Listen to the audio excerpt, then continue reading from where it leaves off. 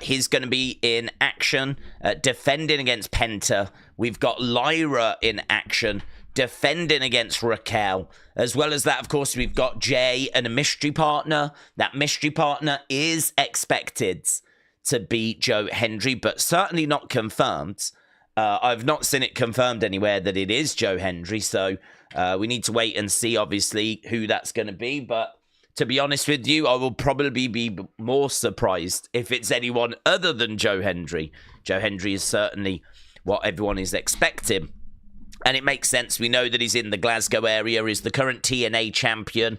They've obviously got a very good relationship with TNA. And he was used at the Rumble, of course. So, yeah, Hendry is, I think, what people are expecting. But lots of stuff that is going on. Lots for us to talk about. It's obviously earlier than usual. So I hope everyone's doing well. Hope everyone's coping well. The big news today is that we have got confirmation that the natural disasters are going into the Hall of Fame. So we've had word coming through about that. Obviously, Raw is going to be in Glasgow. So lots of excitement around that as well, because a lot of our community are going to be represented there, because a lot of people that join us on the channel are from the UK and are from Scotland, and obviously people traveling to that Glasgow Raw. So I'm really hoping that Glasgow is going to represent, is going to make some noise, is going to do themselves proud. I think they will. I mean, Scotland and Scottish fans, you know, very passionate about football, always very vocal. So I'm thinking it's going to be another red-hot crowd. But I hope they do themselves proud, because I know that they're a good, passionate crowd. And I can't see any reason why that's not going to show itself on TV. So we should have another good crowd. Should be a really interesting show. And of course, as well as all of that, John Cena, Cody Rhodes, under the same roof. Let's go. Yeah, it's time for the next chapter in that story. So it's going to be very interesting to see kind of what comes next. I still don't think we get any new merch or anything. I mean, I think they've pre-planned these collections, so I'm not expecting any new merch. I'm not expecting Cena to come out with new music or anything. To be honest with you, my feeling, and I could be wrong, but my feeling is that they're not going to do anything this side of the tour, and they may genuinely not do anything at all. I do think it would be a missed opportunity, because if you're going to turn Cena heel, the reason why that's exciting is you want to see kind of what he's going to wear, what the music's going to be like. And I think it's a bit disappointing if it's just not going to change. You're kind of taking that away from the fans, you know? And I get the argument of, like, you get what you deserve nothing. But I don't know. I mean, like, this is, like, wrestling's meant to be fun. It's meant to be entertainment. And you're taking away something the fans have always wondered. Like, what would it be like, you know? What would his music be like if he was a heel? To find out what it would just be the same is, I think, missing the point, to be honest. But the reason I think they're doing it is because I think they had these collections all ready to go. They've made, like, a lot of belts, and they've made a lot of stuff in these collections for this tour. They obviously couldn't tell these people in advance because they didn't want any spoilers getting out. So it means that these collections have been made. This is not a ship that's easy to turn around. Let's put it that way. John Cena turning heel, you don't just click your fingers and everything falls into place, you know? There's a few things like graphics, and there's a few things like merchandise that has to be done in advance. And so I feel like once we get off the European tour, we probably stand a better chance of getting some new moody merch and getting maybe a change in music, and getting, like, you know, everything kind of in line. Because we're still having, like, happy John Cena graphics pop up from time to time as everyone scrambles to, like, get onto the same page. So, yeah, you know, let's get off this European tour first, and then let's see where we are. But I'm not expecting anything different tonight. I'm not expecting anything different.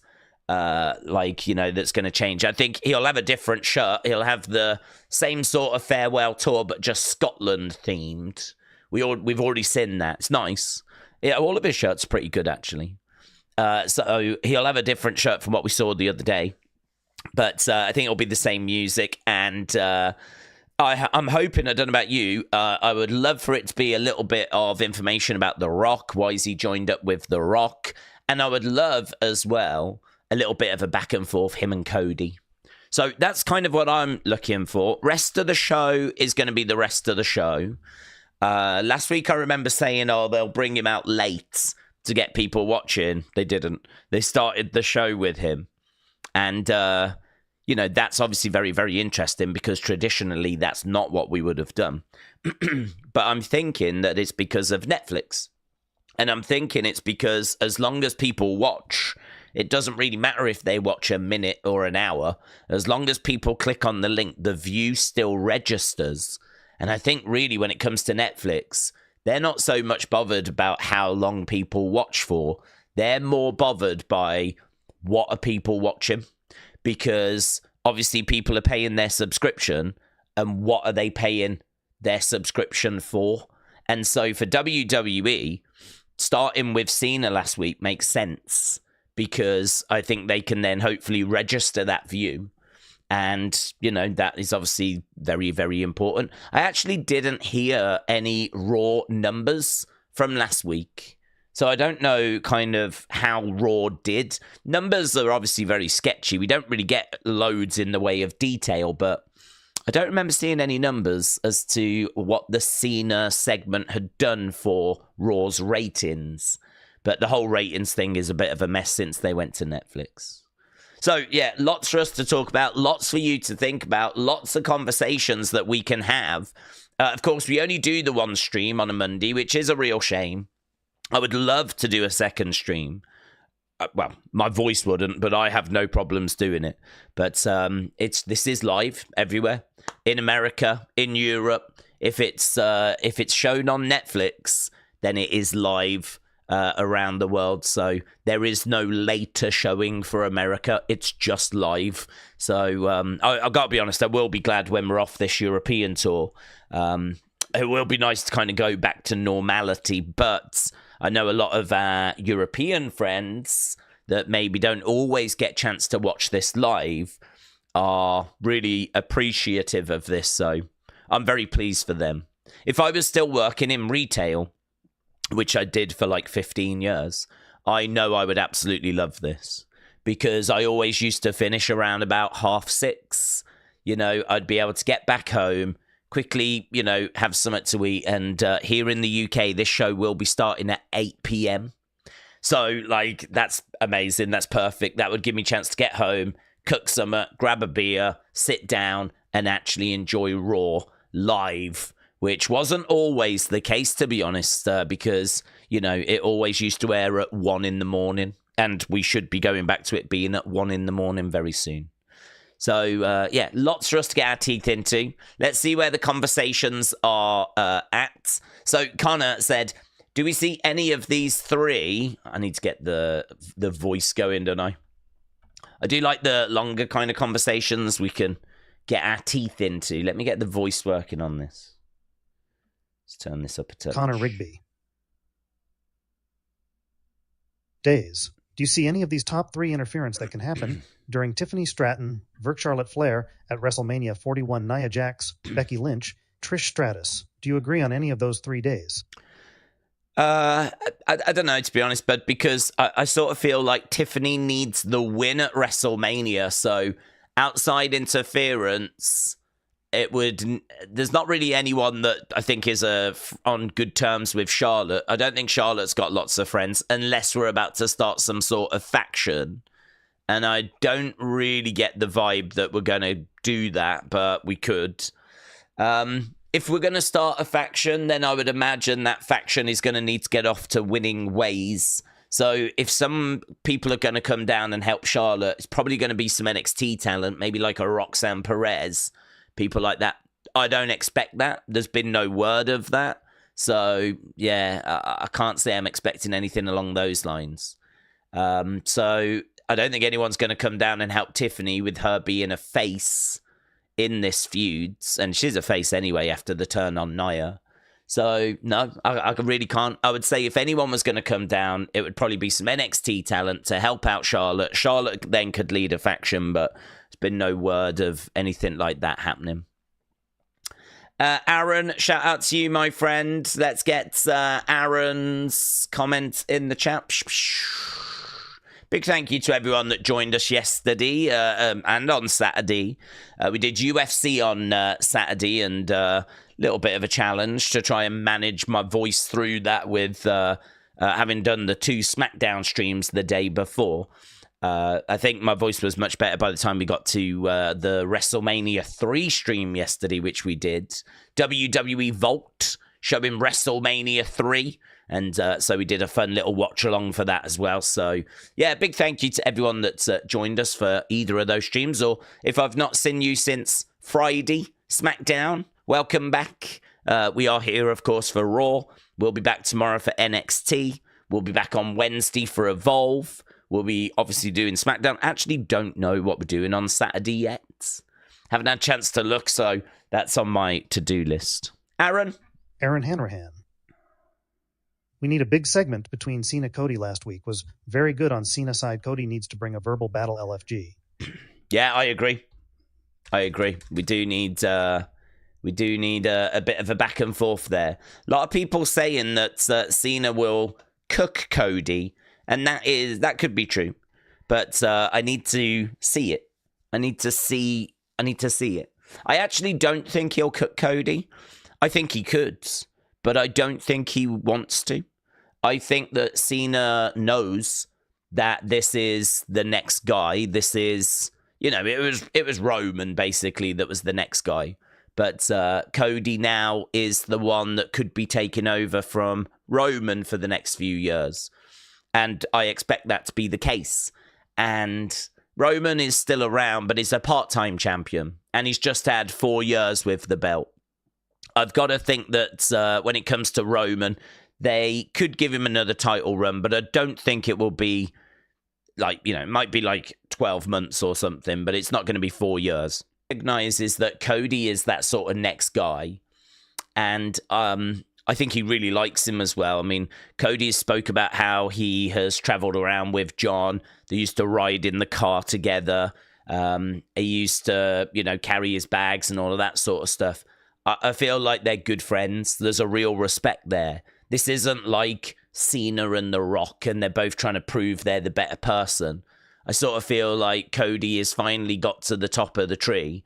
Cena is absolutely thrilled for him. In reality, is thrilled for him.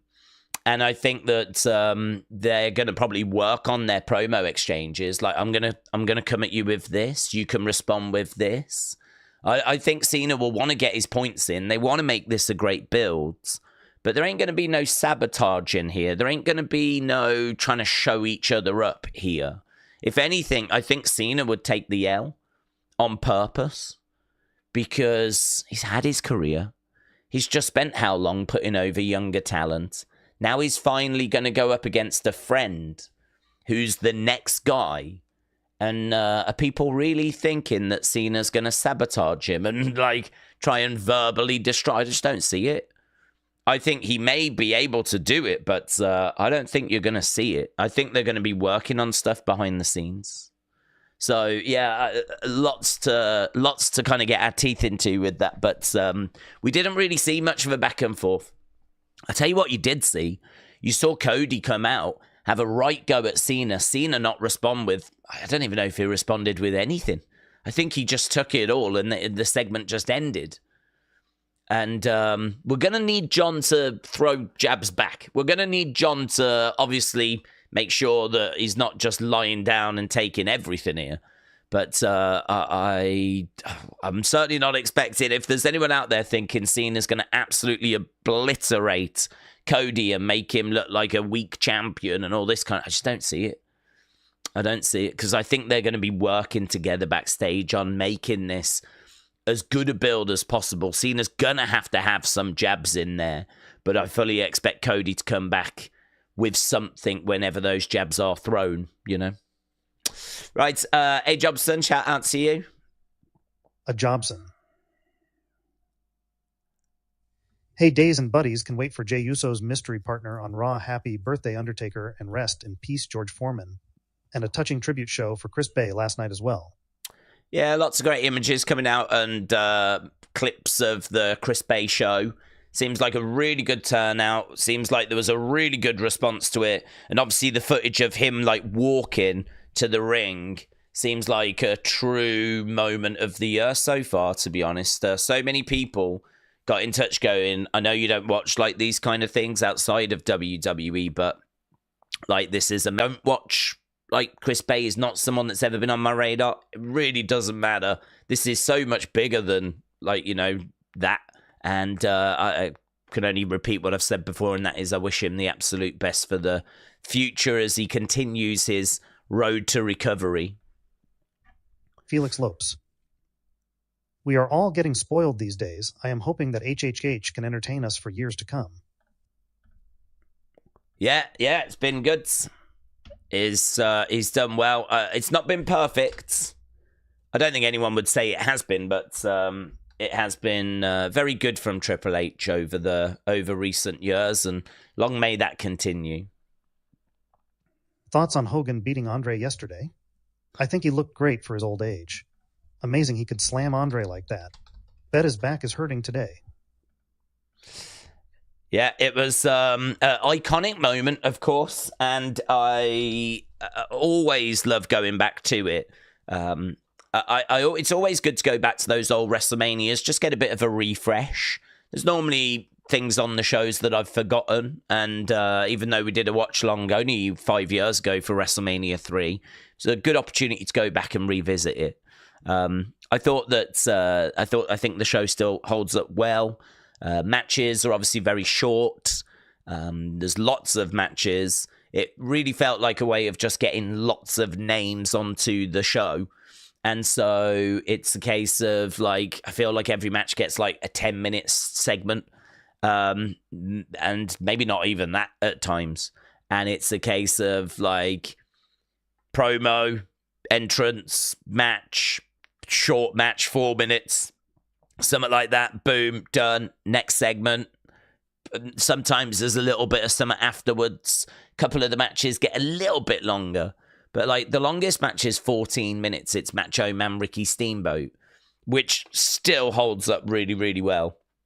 And actually, the community voting that 2 of the matches, the main event and that Macho Man match, getting all-time ratings. And the Roddy Piper Adrian Adonis match getting a great rating as well. Everything else just coming out as goods. But it's just WrestleMania 3 really is built on those 2 matches and a lot of star power, a lot of stuff that doesn't really hang around long enough to be bad, but equally doesn't really hang around long enough to do anything more than just be there. So a lot of the show is just an easy watch, this match, then that match, and I enjoyed it. I hope they put up more WrestleManias in the future, and we'll look to do watch-alongs. I do get asked, like, oh, can we do this? Can we do that? And to be honest with you, we've done watch-alongs in the past, and they're always fine, but I like it when it's WWE Vault that's putting it up. It just has a different feeling, really, that I suppose not only are we watching it, but people outside of our community are watching it. Like, there's more of a buzz. Like, it's being promoted by WWE Vault on their social media accounts, and like there's just more, I don't know, noise around, more energy around, more excitement around, rather than it just being in our community. Like, it's out there in the world, anyone can watch it, it's going to be airing live on the Vault channel. So I always look to kind of, if I can fit it in, put in like those, and they've been pretty consistent with doing those as well. Like, we've done a few of those now. So if ever WWE Vault say they're going to be airing like a PLE, I'm not even too fussed what it is, to be honest. I'd be down for pretty much anything, but a WrestleMania is like, you know, that's a real gift. But so yeah, really enjoyed that. Always down for doing more, but I'm not really looking to do ad hoc ones. I'm not really looking to do ones just ourselves. I'd want it to come through like WWE Vault. Right, I saw someone, I didn't see who though, asking, can we get a poll for Penta and Bron Breakker? And I was like, that's a good idea. So I have put that up. Right, King Gamer, hello my friends. Hope you're well. I'll get your comment read out. Here we go. King Gamer. Daze, there have been many We Champions throughout the years, but very few have been the complete face of the company. Why is this? Like, why is Cody the face of the company and not Big E when he was? Well, to be honest with you, I think that Big E had real potential, but I think that a lot is to do with timing. So, like, Big E had the Money in the Bank. He cashed in Money in the Bank. He had a little taste of what it was like to be champion, but he was obviously champion at the same time as Roman. So we had the two champs at that time. I mean, I believe at day one, Roman was going to be defending against Brock and Big E was defending in a multi-person match, right? So at that point, like, we've got a lot of kind of moving parts. Big E is not the only champion. And I think that it was really to give him a taste of having a run with the title. I think it was to kind of condition the fans to know he's at that level, right? We are willing to put a world title on Big E because he is at that level. I mean, I think, am I right in saying it was the WWE Championship as well? Because at first Roman had the Universal. So, like, we pulled the trigger with Big E, but we gave him a little bit of a run. I don't think his title reign was really landing because, to be honest with you, the stars really do have to align. It's not just a case of, like, getting someone there. They've, obviously Big E was over because he was with the New Day and everything, but that was part of the problem, really, was he'd been in the New Day. And so I think that he still had a little bit of that, I'm a faction guy, I'm a tag team guy. He still had a little bit of that on him. I don't think he'd really found his groove being a solo star. I sort of feel like with Jey, you could have the criticism that he was a tag team guy at first. I think he's really found his groove. I think the only thing you can criticize Jey for now is his in-ring stuff, right? Jey Uso, his in-ring work. I think his promo skills are fine. He's quite passionate with his promo skills. He's got plenty of experience of cutting them live. His connection with the fans is, I mean, what makes him. That's where his aura comes from, his presentation, the yeeting, the coming through the crowd, the hand gesture. All of that stuff is amazing. But it's just his in-ring, really, which we know that he's capable of putting on great matches, but just more in a tag team than a singles guy. And so, you know, I'm sure it'll click and I'm sure we'll get there. But as of right now, that would be the area, I think. A lot of people would say that's the area that needs development, right? With Big E, did he have the presentation?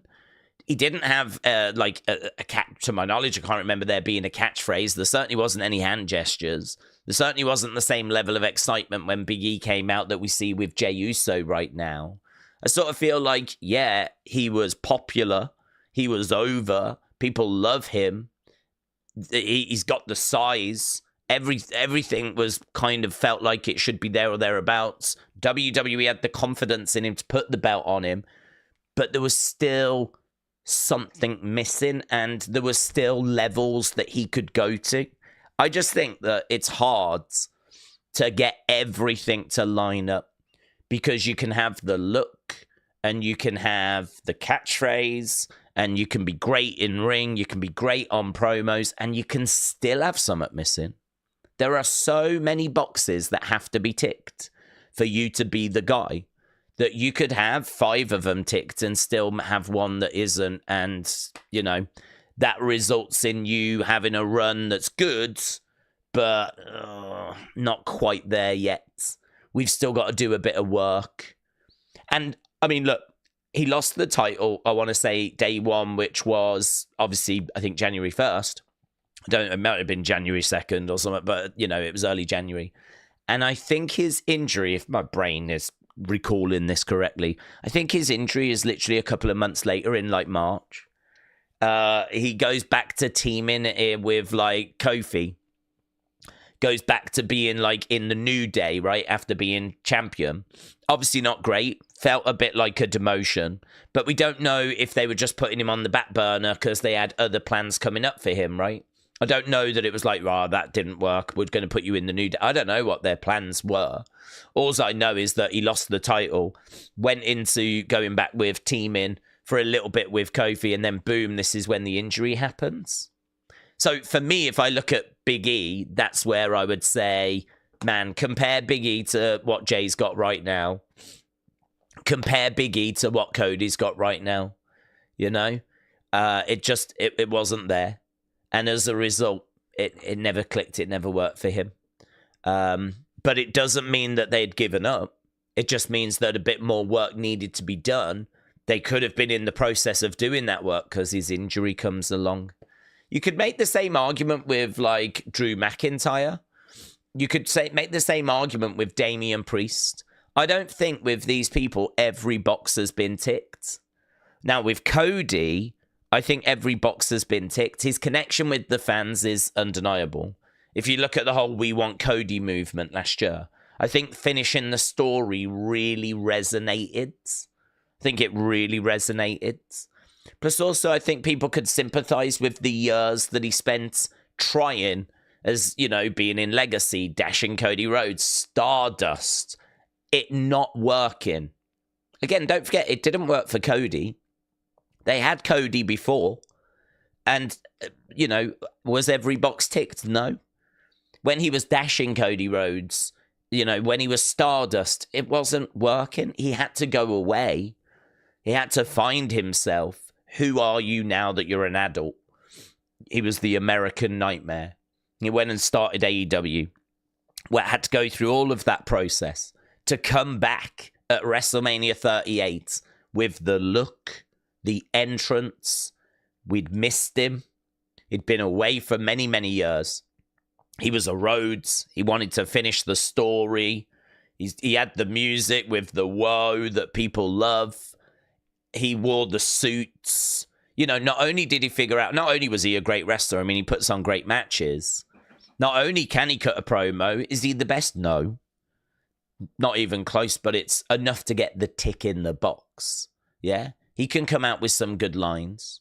He's fine, comfortable. What do you want to talk about? Right?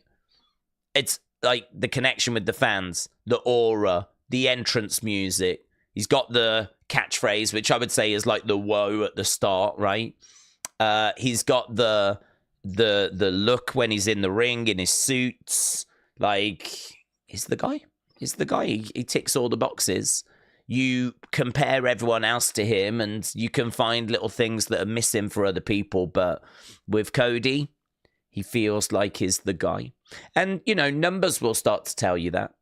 How much merch did he sell when he came back?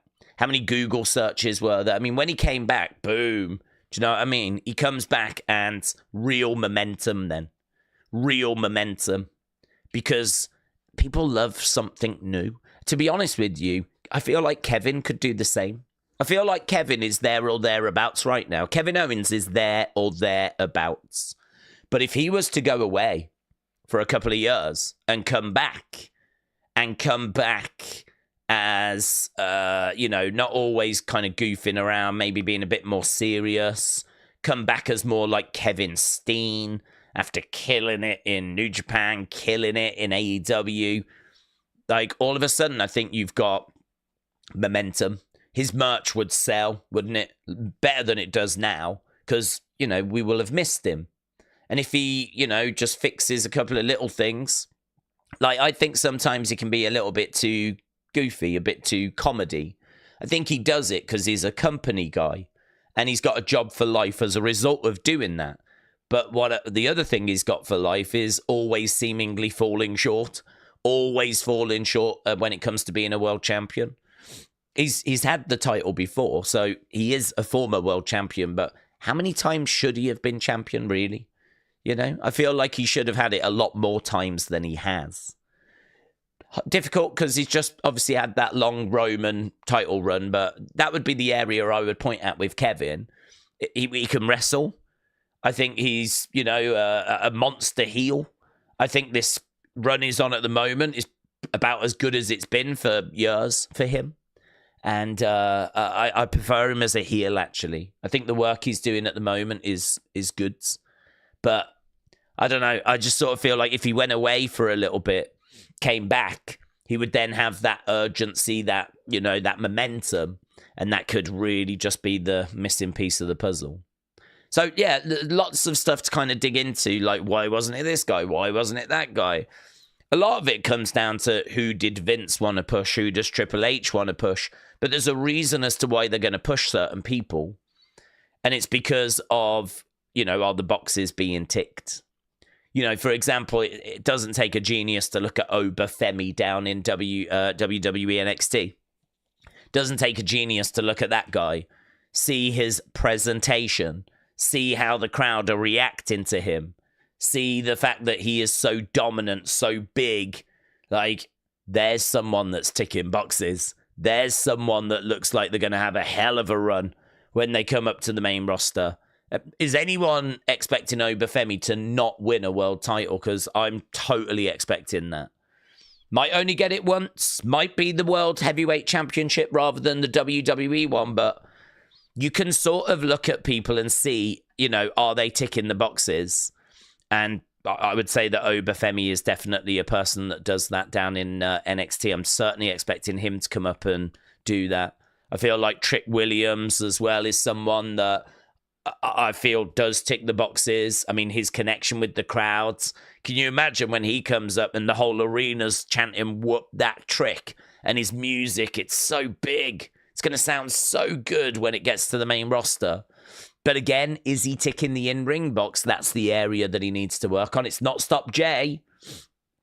It's not stop Jey. Jey's won the Rumble. He's going to go to WrestleMania, which is why I'm feeling pretty confident that Trick can find himself in that situation. So, yeah, lots to kind of dig into. I feel we could talk hours and hours and hours and hours and hours on this subject. But for me, it's about how many boxes are you ticking? Are you ticking enough? Of course, have you got the eye of the person that's doing the lead booking as well? But that's how you get the eye, is by making sure that you tick as many of those boxes as possible. Good question. Ethan Zarate. Felix, I'm just so glad people are seeing how bad Jey is in the ring. It's disgusting to even let him win Royal Rumble. Yeah, I mean, the thing I would say, though, is that in-ring isn't everything in WWE. I know that people watch WWE for the wrestling, but it's not, you know, they've been very clear they're not pro wrestling. They're sports entertainment. And sports entertainment is about creating larger-than-life characters that really resonate with people. You know, it's about having your Jey Usos that the kids really love and buy tickets because they want to see. To be honest with you, a lot of kids are buying tickets not because they want to see five-star bangers. They want to see their heroes. They want to see Bianca Belair. They want to see Jey Uso. They want to see CM Punk and Cody Rhodes. You know, they're not buying tickets because they want to see five-star classics. They're buying tickets and they're buying merch and they're buying figures because they want to see their heroes. And that's what I think WWE do an excellent job of doing. And to be honest, that's what it was when I was young as well. I mean, when I was young, people weren't watching Hulk Hogan for banging matches. You wasn't watching Ultimate Warrior for banging matches. To be honest, you wasn't even watching The Undertaker for banging matches because early Undertaker is killing a load of jobbers on TV and is then having feuds with Kamala, who I love, but ain't giving you a five-star match, and having a match with Giant Gonzalez, who ain't giving you a five-star match, and having a feud with Yokozuna, who was great and could move for a big man, but you ain't getting five-star matches. So I sort of look at people from that time, that kind of cartoony, larger-than-life era, and, you know, we just watched WrestleMania 3. One match got all-time. Well, two matches got all-time. But I don't think anyone would say that Hogan-Andre is a classic, 5-star classic. But do you know what it is? It's two larger-than-life personas colliding. It's Hulkamania at its prime, going up against the eighth wonder of the world, Andre the Giant.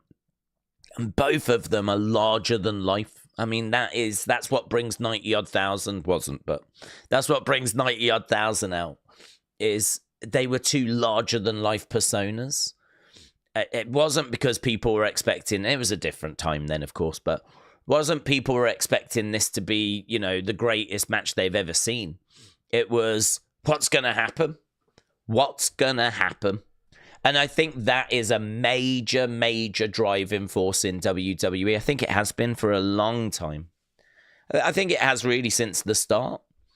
What's going to happen here? What is going to happen when Jey Uso faces Gunther? Will they pull the trigger on Jey? Will they make him a champion? If they do, kids around the world, WWE fans will rejoice. But it's a bit disrespectful to say it's only kids. It isn't. There's adults that are into Jey as well. Jey's obviously been a brilliant competitor for WWE. One half of the Usos. Arguably the greatest tag team WWE has ever seen. Key cog in the Bloodline story. I mean, his reluctance to allow Sammy in really was a driving force for what I would say was peak Bloodline, where Sammy was always like trying to prove himself and Jey was always off with him. I mean, it's kind of funny to think like Jey was the moody one.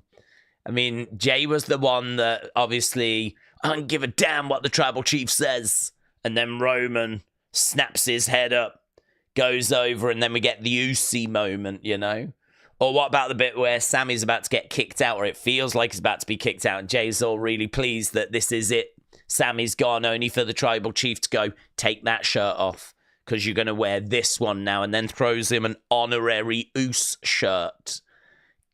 That's peak Bloodline. And it's all what's built up, all the goodwill towards Jey. And I think it's a shame, to be honest with you, that a lot of that goodwill has kind of gone away because the in-ring isn't matching up to the hype, you know? I mean, WWE are building him, they're hyping him, they're making him larger than life, they're making him a hero to the kids. And this is a tag team guy that can't quite match it and can't quite follow it up at the moment with, like, banging singles matches. And so I get the argument that he shouldn't be the guy, because there's others that should be the guy. You know, Finn Balor should be in that spot. Sami Zayn should be in that spot. I get it. I'm a Sami stan. I'd love Sami to be winning Rumbles and going for world titles. I get it. But I think if you look at how many people are Google searching Jey Uso, how many people are watching his segments, buying his merch, the numbers must be saying to WWE, this is the guy. This is the guy. This is the guy we have to go with right now. I mean, you've only got to see his entrance and how much everyone's joining in and the excitement and all of that stuff, the aura. So for me, the way I look at it is Jey isn't someone that I have in my top 5 favorite wrestlers right now, right? I would much rather Sami be in that position. I'd much rather Finn Balor be in that position. But I get why they're going with Jey. I can look at it and go, yeah, I get it. It's for the kids. It's for people that, feel a connection with Jey. It's for, anyone that isn't so bothered about, like, the in-ring side of stuff. And they just they found their guy that speaks to them, you know? And there's lots of people like that. There's lots of kids. I saw a young lady that was dressed as Chelsea Green on Unseen. And, I can't imagine she's dressing as Chelsea Green because she loves Chelsea's matches. She's dressing as Chelsea Green because she finds her entertaining. And, that's always been a big part of, WWE. But I get it. I want to make sure that we're being fair. Like, I get it. If there's people that are down on it, and there really are a lot of people online that are down on Jey being in this position, I do understand. I do get where those people are coming from. It's just that my counterpoint would be WWE has largely always been about, you know, let's make sure we get our entrances in, yeah? Let's make sure that the presentation is right. Let's make sure the wrestlers are posing. You know, Bianca swinging her hair as she's coming down, like her hair is iconic and a big part of her character. And, you know, we always have to make sure those things are right and are in place because they're really important, because that's how people like feel a connection.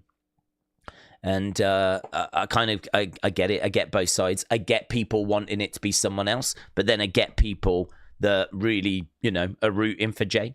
I think he wins the world title at WrestleMania, but I don't know how long his run's going to be. I don't know. I don't know. I don't look at Jey necessarily as being the next face of the company, but I do look at him as someone that's kind of in the conversation for world titles. But I think we're all hoping that his singles match qualities can improve, you know, because I think, you know, that's the missing piece of the puzzle for him for a lot of people. Lisa Brown. Daze, if you were booking and producing the Wyatt 6 storyline, how would you tell their story? Would you keep the rest of the group on the shelf just because Bo is out hurt? To be honest with you, I probably would keep them on the shelf because I wouldn't really be interested in like bit part stuff. I mean, I understand life can throw stuff at you, and I feel like normally when there's a issue like this, you have made a mistake earlier in the process. So what I would say is, if you have an injury to Bo there and you haven't got any kind of contingency plan, you're struggling then. The thing with the Wyatt 6 is that they very much have a leader. They very much have someone that's steering the ship, and it is Bo. I think this group could continue without Nikki or without Dexter or without Joe or any other member. The group can continue because I feel like Uncle Howdy is the character that is the leader. He's the one that's brought this group together. He's the one that's continuing the words of the Red. It's not Rowan that's doing that. You know, Rowan's been absent from WWE for a long time, so it's not Rowan that's continuing Bray's work. It's certainly not Nikki or Dexter or Joe Gacy. They're not continuing Bray's work. So it's Uncle Howdy that's steering this ship. So what I would say is an injury to Bo, or Bo being out for a period of time, was always going to be a disruption. It was always going to be an issue. And I can sort of understand WWE not foreseeing that. I can sort of understand WWE never sitting down going, what happens if Bo gets injured? I mean, if you think about the feud with Final Testament, they weren't interested in Final Testament. They were interested in The Miz because of the fact that he had screwed Bo over in the past. And so they capture The Miz. They finally let him go because he convinces them that, look, I've changed, only to show that he hadn't. Final Testament then help The Miz. They attack as well. That's how we end up getting into the Final Testament feud, right? But it's all started because of Uncle Howdy, Bo Dallas going after The Miz, right? That's how that feud starts. And I think the next feud was rumored to be Judgment Day, and it was rumored to be that this is where Alexa was going to come in. I mean, word on the street was Alexa was going to come in earlier than the Rumble, but there'd been contract disputes. I mean, you might remember that. I mean, it seems like quite a while ago now, but we'd had many conversations about Alexa's contract issues. And so word on the street was there'd been contract disputes, and so Alexa's kind of return was delayed. The belief was that we were going to do a feud throughout like the end of 2024, going into 2025, around the Rumble time with the Judgment Day. And this is going to be how Alexa was going to come in. And I think that Alexa was going to come in and we were going to use Howdy to try and attract her to the Wyatt 6. And again, you take Howdy out the mix, you take Alexa with contract issues, all of a sudden you've got another major disruption there. So if you was going to continue with the rest of the group, you are really going to have to go down roads that I don't think you was expecting, I don't think you've planned for. I think that you are having to explore a group without its leader, and I think that's not impossible, but I think you've got a decision of, right, if we do this, what are we doing? How are we going to present them? Who's going to do the talking? Who's going to be that kind of step-up leader, if you will, was? Because we haven't got Alexa in the group yet. I mean, it would be Alexa. If Alexa was already in, you just run with her as the leader. But we haven't even managed to get Alexa into the group yet. So who do we have as leader? Who does the talking? What's the dynamic of the group? And I think, honestly, I can understand Triple H sitting there going, do you know what? I've got so much going on with everything else. Let's just park this. Let's just put this to one side, because that's not easy. Like, we haven't really dug into the group. We haven't really explored the dynamic of the group. And now we've got to try and do that without Bo around. And we need to now figure out who's going to step in and be that kind of deputy, and who's going to do the talking. And, you know, people might be like, well, just pick one, go with Nikki. Well, what if Nikki's meant to be quite silent? What if Nikki's not meant to talk much? You go, you know, what if that's her character?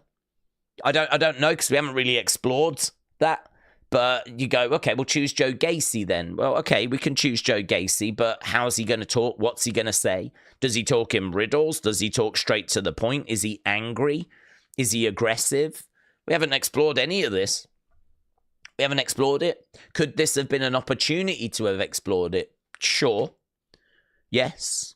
But I think people can also appreciate that we are now going down roads that we were not expecting to go down. We were not planning on going down.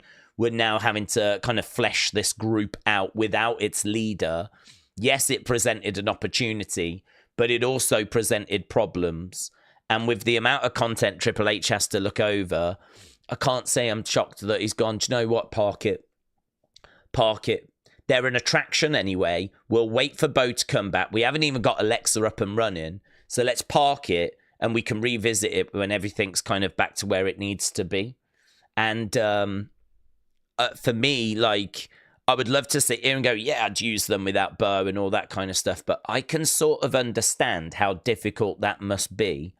I think, you know, they needed to have all these characters fleshed out. I don't know that they have, right?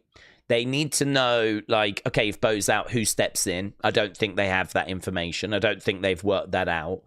To be honest, I don't think they've got the world of the Wyatt Six fleshed out like we would like them to have. I mean, when we saw Bray, he did episodes of Funhouse with The Fiend, right? And we got introduced to the puppets, and there was this whole world that was created before he then debuted and did the matches, right? Now, we did sort of create a bit of a backstory and a bit of a world through Nightbird, so I'm definitely going to give them that. But we didn't get to the point, like, Nightbird was them introducing us to the characters. So I sort of feel like with Bray, we had this whole world fleshed out and promos and episodes of Firefly Funhouse, and that was introducing us to the characters. This was kind of us being introduced to the characters, but we never got to see them until they debuted. Then when they debuted, what you got them? Yeah? How are we going to keep the ball rolling? Well, we're going to do some interviews. Brilliant. Let's go. So we did the interviews. Wasn't really much to them, to be honest.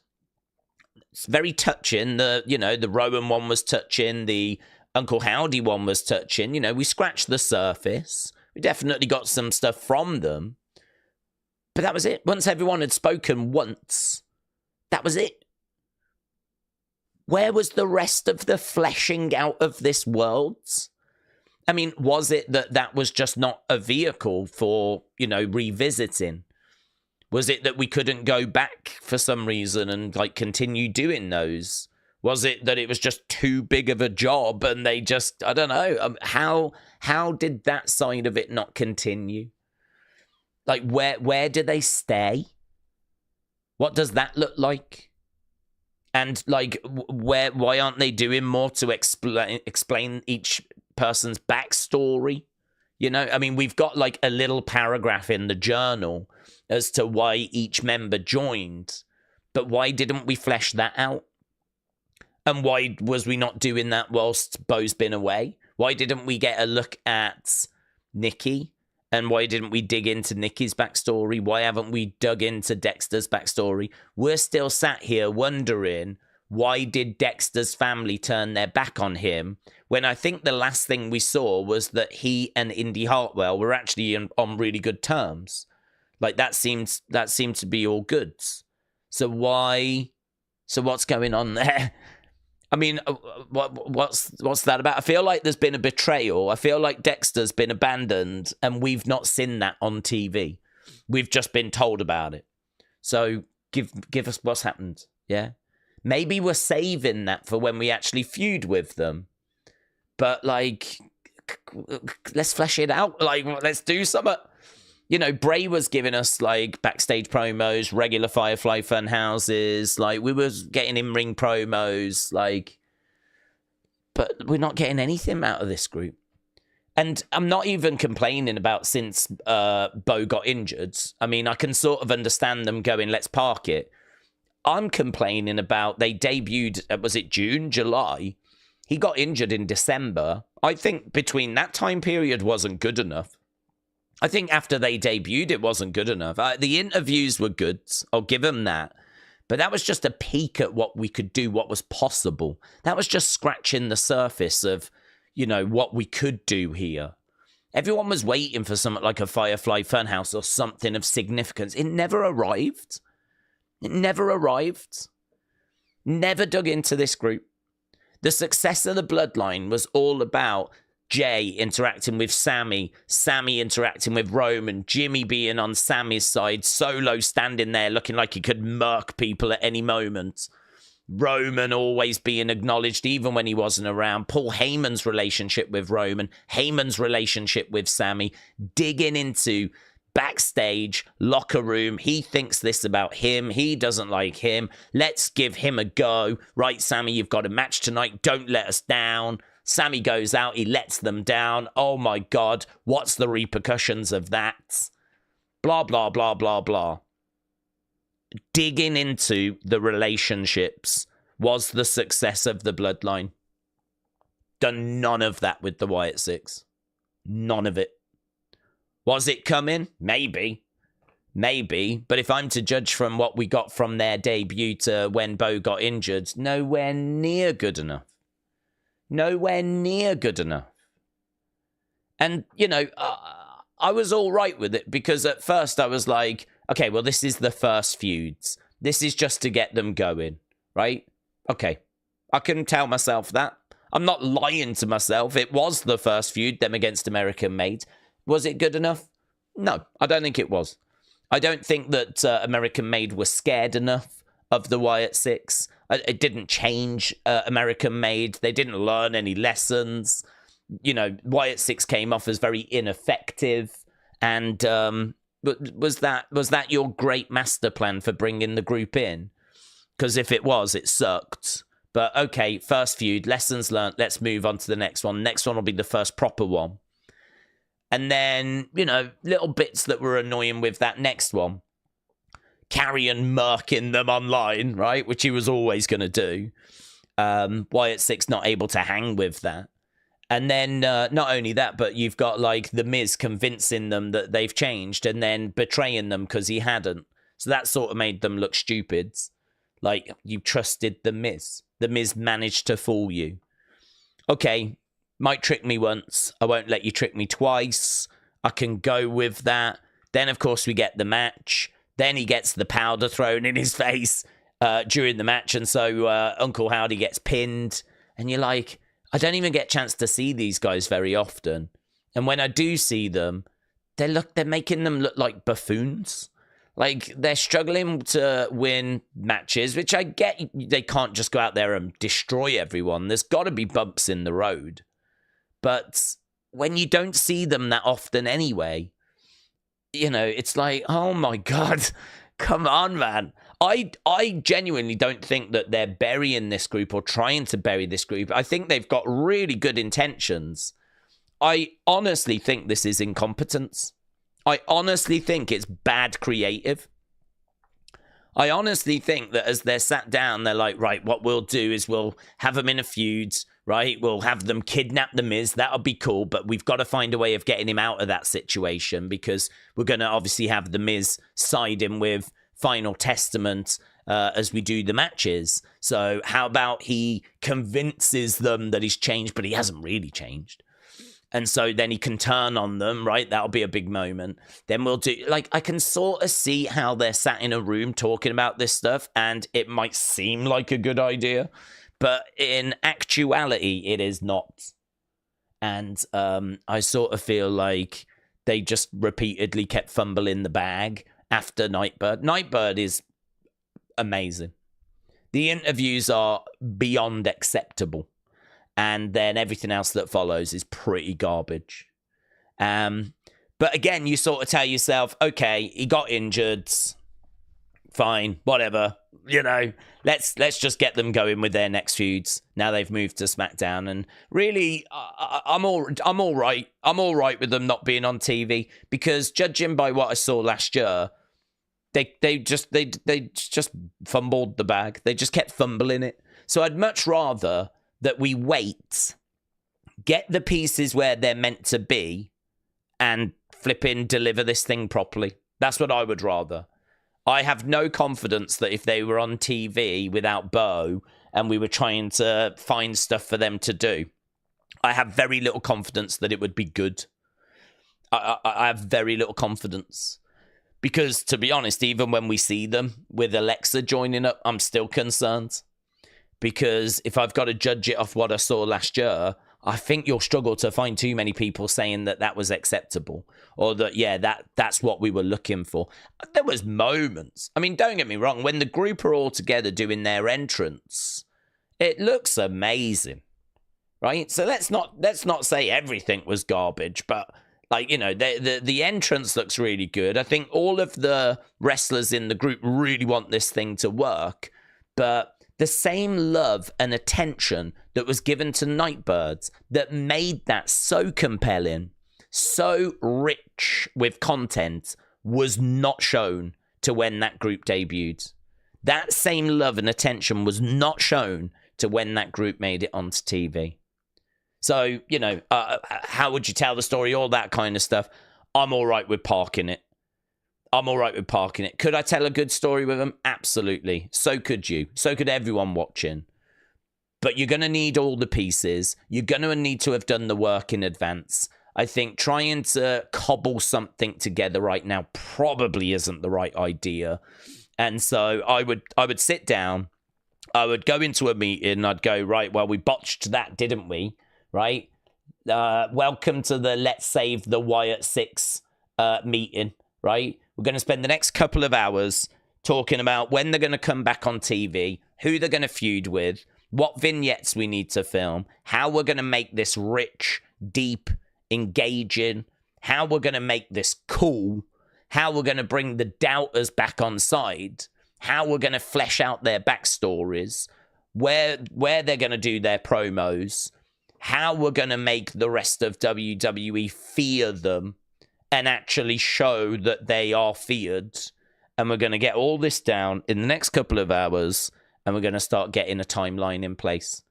So that would be my starting point. And honestly, if that meeting has not happened, don't flipping do anything, because you might fumble it even worse. You know, I don't think anyone wants mid-Wyatt 6 content, do they? They don't want mid-Wyatt 6 content. That's what people want. They want this group to flip in bang. They want this group to deliver. They want this group to be feared and be cool. And we all know what they want. And I've got to think WWE know what people want as well. So it's very frustrating. Don't think I don't feel the frustration. But I think one thing I've been really good at is I've been really good at just not even thinking about them whilst they've been away. I don't watch a show and in my mind go, oh, no Wyatt 6. Like, I don't even think about them. I don't even think about them. I just think when it's time to bring them back and when it's time to get going with that story again, we will. We will. And when the pieces are in place and everyone's healthy and it's time to tell whatever story they want to tell, we will. And then we'll judge it. And then we'll see, was it worth the wait? Did they sit down and do the work that needed to be done? And I hope this delivers. The pressure is on, to be honest with you. The pressure is really, really on. Because they've got to deliver. They've got to deliver. The patience is very much wore thin for a lot of people, even Wyatt 6 fans. I mean, I'm seeing like content creators that do stuff on Wyatt 6, that Wrestling Wizard, is it? Come out going, I can't defend this anymore. Like, and just like going off on a rant on X. I don't feel like I can't defend it anymore. I don't think I've ever necessarily tried to defend it. The only thing I have said is, well, look, this is their first feuds. Let's let them get through this first, you know. And then we went to the Final Testament one. We never even got to finish that because of injury. So outside of that first one, we haven't really got a great deal to judge them by. So I can't say I'm giving up on something that I don't even feel I've seen massively get started. So, yeah, this next one, though, whatever they come back and do now, it needs to hit. It's got to deliver. Pressure is on. But listen, pressure makes diamonds, and I'm still very hopeful that this group have got a bright future. Right, Dre.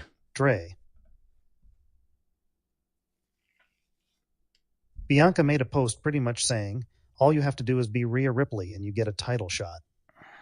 Do you think we will get something soon that justifies her being in the triple threat at Mania? No. To be honest, I think what we'll get is maybe they'll get the girls to say they want her in it. I mean, Bianca is going with the line of, oh, you just have to be Rhea Ripley and then you get to be in the match, right? I don't know if Bianca doesn't get the script for this week's show, right? The rundown for this week's show. And on it, it says that Bianca and Io both demand that Rhea be added to the match, right? Now, that's going to be a little tricky for her to do because she's made her point online of like, I can't believe this, Rhea just gets to be in the match. And now if she's got to try and pivot because the rundown says this is what her character's going to do, she might have to pivot, right? Because if I was booking it, I wouldn't book this match personally, but I would have Bianca and Io demand Rhea be added. And I made the point, I think, last week that why would you do that? Well, you would do that because you know, and I know, and they know that Rhea is going to get involved in that match. We don't know when she's going to strike, but she's going to get involved in that match. She's very upset with what went down. She feels like her WrestleMania has been stolen away from her. She feels like Bianca was a distraction at ringside that was not needed. She feels like she should still be champion. And so as a result of that, she feels that she, has been robbed. So she wants to be in this match. Now, if I'm Bianca and I'm Io, I'm going to try and keep her away because it doesn't make my odds greater her being involved, okay?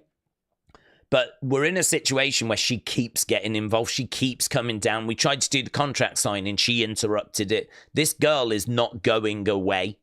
So if you're Io and you're Bianca, do you just try and plow forward with this being a singles match, knowing that Rhea is going to get involved at WrestleMania? And how is that unpredictability going to help? Is that going to work in your favor? Is that going to work against you? Like, I don't know. I don't know. If I'm Io and I'm Bianca, do I go into WrestleMania knowing that she's going to get involved, but I really don't know if it's going to work in my favor or not? I mean, on the grandest stage of them all, it could absolutely cost me. Or do I go to Adam Pearce and say, put her in the match? Because if she's in the match, I know where she is at all times. It makes it a harder task, but it takes the unpredictability away. There is a real argument for Io and Bianca both wanting her in so that they can deal with her. Even if they join up together, even if they find a way of working together and flipping handcuffing her to the ring post or something, handcuffing her to the ropes, right? We know where she is. We've got her under control. And this way we can have our match, right? If I'm one of those characters, and I'm talking about the characters, yeah? If I'm one of those characters, that's my proposal. If I'm Bianca, that's what I'm doing to Io. I'm going up to Io going, listen, neither of us know when she's going to get involved. We just know she will. Very unpredictable. Why don't we have her in the match? We'll work together at the start. We'll put her through the table. The table that's never broke. Let's break it.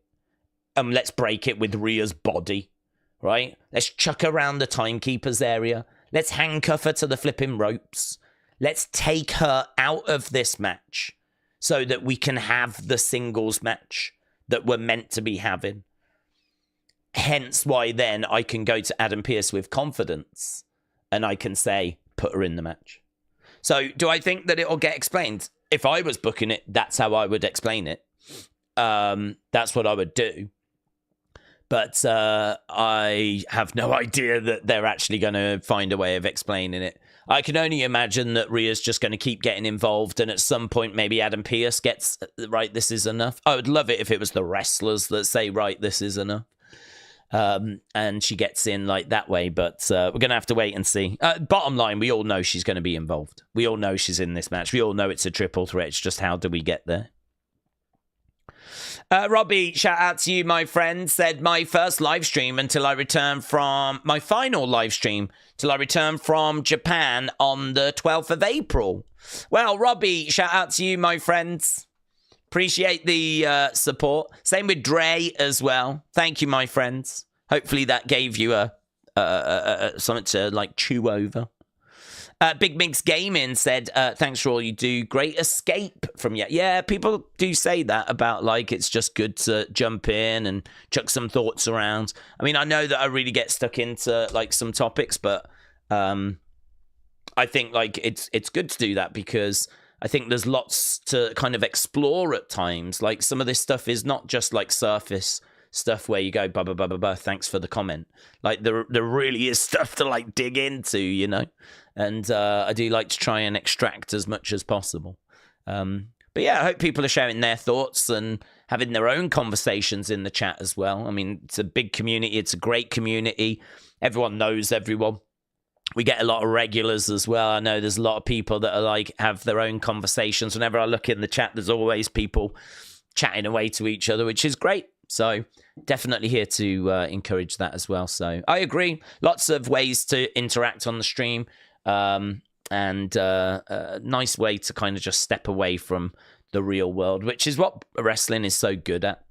That kind of escapism.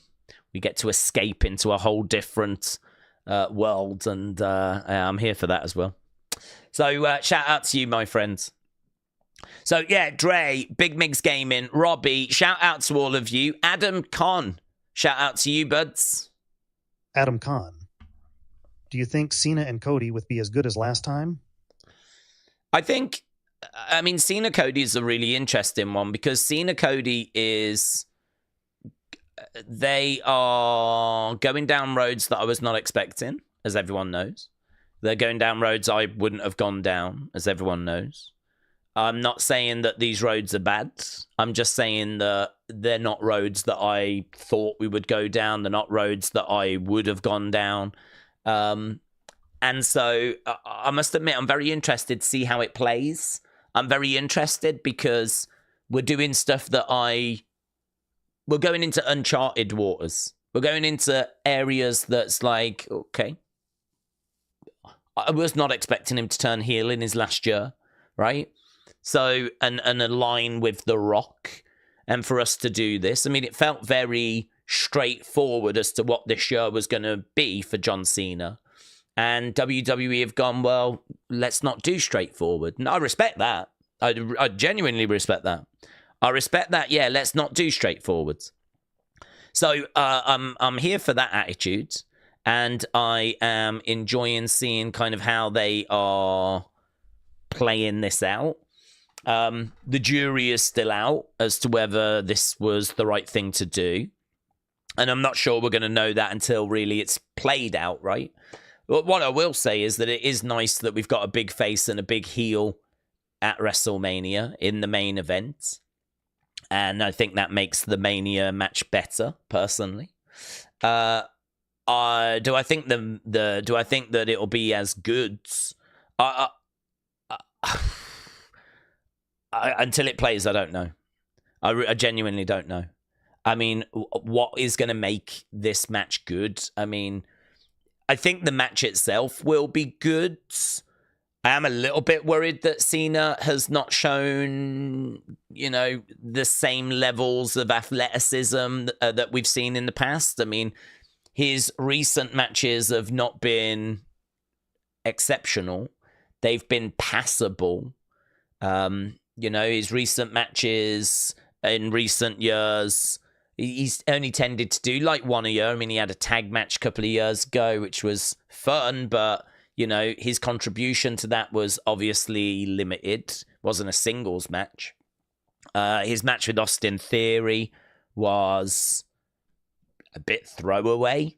I don't think anyone really looks back on that as being anything that amazing. Even his match with Roman was fine. It wasn't one of Roman's better title defenses, but it was okay. It was fun in places, but again, not one of Roman's most memorable title defenses in my mind. So I sort of look at like some of the stuff Cena's done in recent times, and it's been, yeah, okay. It's a big ask, you know. I mean, so far he's done Rumble, he's done Elimination Chamber. Both of those are multi-person matches where he doesn't have to carry much of the weight. Now he's got to do a WrestleMania main event. I mean, Cody's got his work cut out. I know that much. Cody's going to have to work so hard in this to make this work. Cena can carry his weight. Of course he can. And he's capable of amazing stuff. I mean, him and AJ had amazing matches. Like Cena's had, and Cena and CM Punk. But I think the thing is, I'm sure he's putting the work in behind the scenes. I'm sure there's a lot going on that we don't know and we haven't seen. I think it's going to deliver as a result. I mean, Cena knows that this is the last WrestleMania match he's going to have. So I've got to think that he's got a ring, he's got training partners, he's got spots that they're working on. I think there's going to be lots of bells and whistles in this thing. I am not expecting a 25-minute match between Cody and Cena without outside interference. You're expecting it. I'm expecting it. Rock's going to get involved. Stone Cold, I think, will get involved. I think there'll be lots of moving parts, lots of bells and whistles, shocks, surprises. It's going to be like last year, where there's going to be a lot of moving parts. But I've got a bit of concern going into it that John Cena, because a lot of people hear Cena and they're like, oh, he's a GOAT, he's a legend, he's amazing. Yeah, he's also old and inactive, right? This ain't the Cena of 10 years ago. So there are a few concerns going in there. I think the match is going to be good / great. I don't think it will be Cena AJ, right?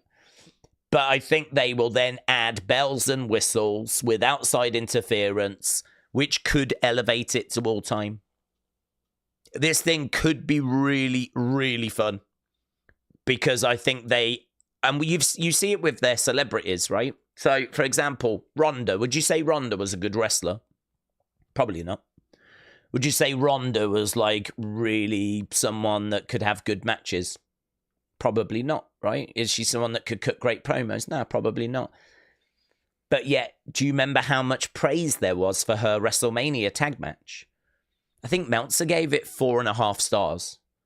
Like that, and her performance was really highly praised, because WWE are excellent at taking someone with limitations and just showing what they can do. Just highlighting what they can do. Highlighting what they're good at. Having the other wrestler fill in the gaps. Putting a match that makes sense together with spots where this person can do stuff that they can do. And, making them look like $1 billion. Ronda looked amazing in that tag match. The bit where she's like picking up Triple H and everything, and she looked great. Loads of praise for her. Loads of praise for that match. And then, her career followed, and you could see how limited she actually was. John Cena, I think, is in a similar boat where he's going to have limitations at this stage in his career. And actually, I'll say he's already impressed me, because I thought they'd have him win the Rumble so that they wouldn't have to put him in the Elimination Chamber. But he ended up going in Elimination Chamber. I think he was the last to join the match. But he did a fair bit in there. He wasn't blowing up or anything. He's putting the work in behind the scenes. No doubt about that. And listen, he knows he's going to have to deliver a WrestleMania main event one more time. He knows what that entails. He's done it many times. So he knows what kind of physical condition he's going to need to be in. It's harder now, but I'm sure he's putting that work in. And yeah, I think with all the bells and whistles, I think the match will deliver. But it is a really good question, because it is worth just saying, like, are there concerns? Yeah, there's concerns. So, but the concerns would be the inactivity. So it's a good one to kind of just chuck around for a little bit. So, Adam, shout out to you, buds. Really appreciate the support as well. 9 Ducks Holiday 4. If the IC match doesn't main event, Finn intervenes.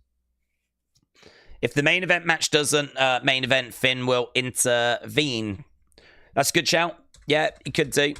I don't know if it's going to main event, actually. I mean, I would think it would, but they could go with the women's IC title, of course, because, I don't know, I think Raquel's got a chance. I don't think she will win, because Lyra was already having a conversation with Bayley last week, saying, if I can get past Raquel, I would love to face you. So I feel like they're already kind of starting up her next challenger, but that could be a bit of misdirection. It could be that they want you to see that so that you think, oh, well, she's going to win that, for her to then lose. But I don't know. The fact she was talking to Bayley definitely kind of felt like they were starting to plant seeds for Lyra's next challenge after Raquel. Ashton 67. High days at Raw tonight. Can't wait. Oh, are you there, are you, buds? Yeah, Wrestle with Andy is there as well. He's already sent me a picture of my head. He took my head to Philadelphia, and he showed a picture earlier of my flipping head, which is taken to the show tonight as well. So I will keep an eye out for that and see what he's doing with it. But yeah, you're there as well. There's a few from our community that have gone. It's probably going to be next to no one around on this stream. Everyone's flipping gone to the show. But no, it is good. It is exciting whenever they come over to the UK and do a Raw or a SmackDown. There's always people in our community that always go along. So yeah, it's great. You'll have to send some pictures over. What the dark matches were like, and kind of what the vibe was like, and we might end up with some really fun stuff in Unseen, actually. So, Ashton, have a great time. Make sure you make some noise. Yeah, we want Glasgow representing, and I'm sure they will. I can't see any way they won't. Glasgow normally makes some good noise anyway whenever we're there, so certainly don't need encouragement. But, yeah, have a great time, dudes. Be looking forward to hearing the stories from it. 9 Doc, shout out to you. 9 Doc's Holiday 4. I was a little mad that the last week's Raw Cody and Cena didn't fight. The way Cody was talking leading up to that moment looked like it was go time. Yeah, this is what we say by, like, well, the jury's out on this Cena turn, because was it a big moment? Yeah, of course it was. It was always going to be a big moment. Cena actually turning heel is one of those stories that's sort of bigger than wrestling, really, because Cena's bigger than wrestling at the moment. And, you know, people around the world know of him from his films. They see him on late night talk shows. He can reach people that aren't even wrestling fans. There's people that are John Cena fans, right? So news coming out that he's had this moment in wrestling, it reaches people that don't even watch wrestling. And it obviously massively affects those that do. And so that undeniable, that was a big moment, and it was very, very well received. But now we have to deal with the aftermath of it. Now we have to deal with what does a heel John Cena look like? What does a heel John Cena sound like? Does it work? You know, what's the music like? What's the merch like? And obviously we're getting answers to these things, but this is, you know, now what we're starting to find out. So the promo, him blaming the crowd, was fine. It was 101, you know, welcome to wrestling, basics, kind of like it's your fault, blaming the crowd. It's like blaming the local sports team or saying they're garbage. I turned heel because you've never been there for me. You've always, you know, you've never had my back. And obviously a lot of people have pointed to the past and gone, look, no lies detected. Crowd were always split on Cena. But I think, like, it kind of was missing the point a bit because when it comes to John, the reason for him to turn heel has always been that. And that's kind of a bit of a no-brainer. Like, I don't think there's too many people that look at that and go, that's clever. Oh, I never noticed that the crowd were booing John. Do you know, I never noticed that the crowd was saying Cena sucks all those years. Never noticed. How clever is that? If you listen carefully, really carefully, you can hear them actually. If you go back and listen, really turn the sound right up, you can actually hear a few people booing John Cena. Like, that's not clever. Like, everyone knows that reason has always been there. The real question is why now? Why now? Not why. Why now? And that wasn't answered. Wasn't answered. But the why was fine. I did it because you lot have, you know, turned on me. You never had my back. I don't really get even those that support me, you know, this is a toxic relationship. Didn't really understand that.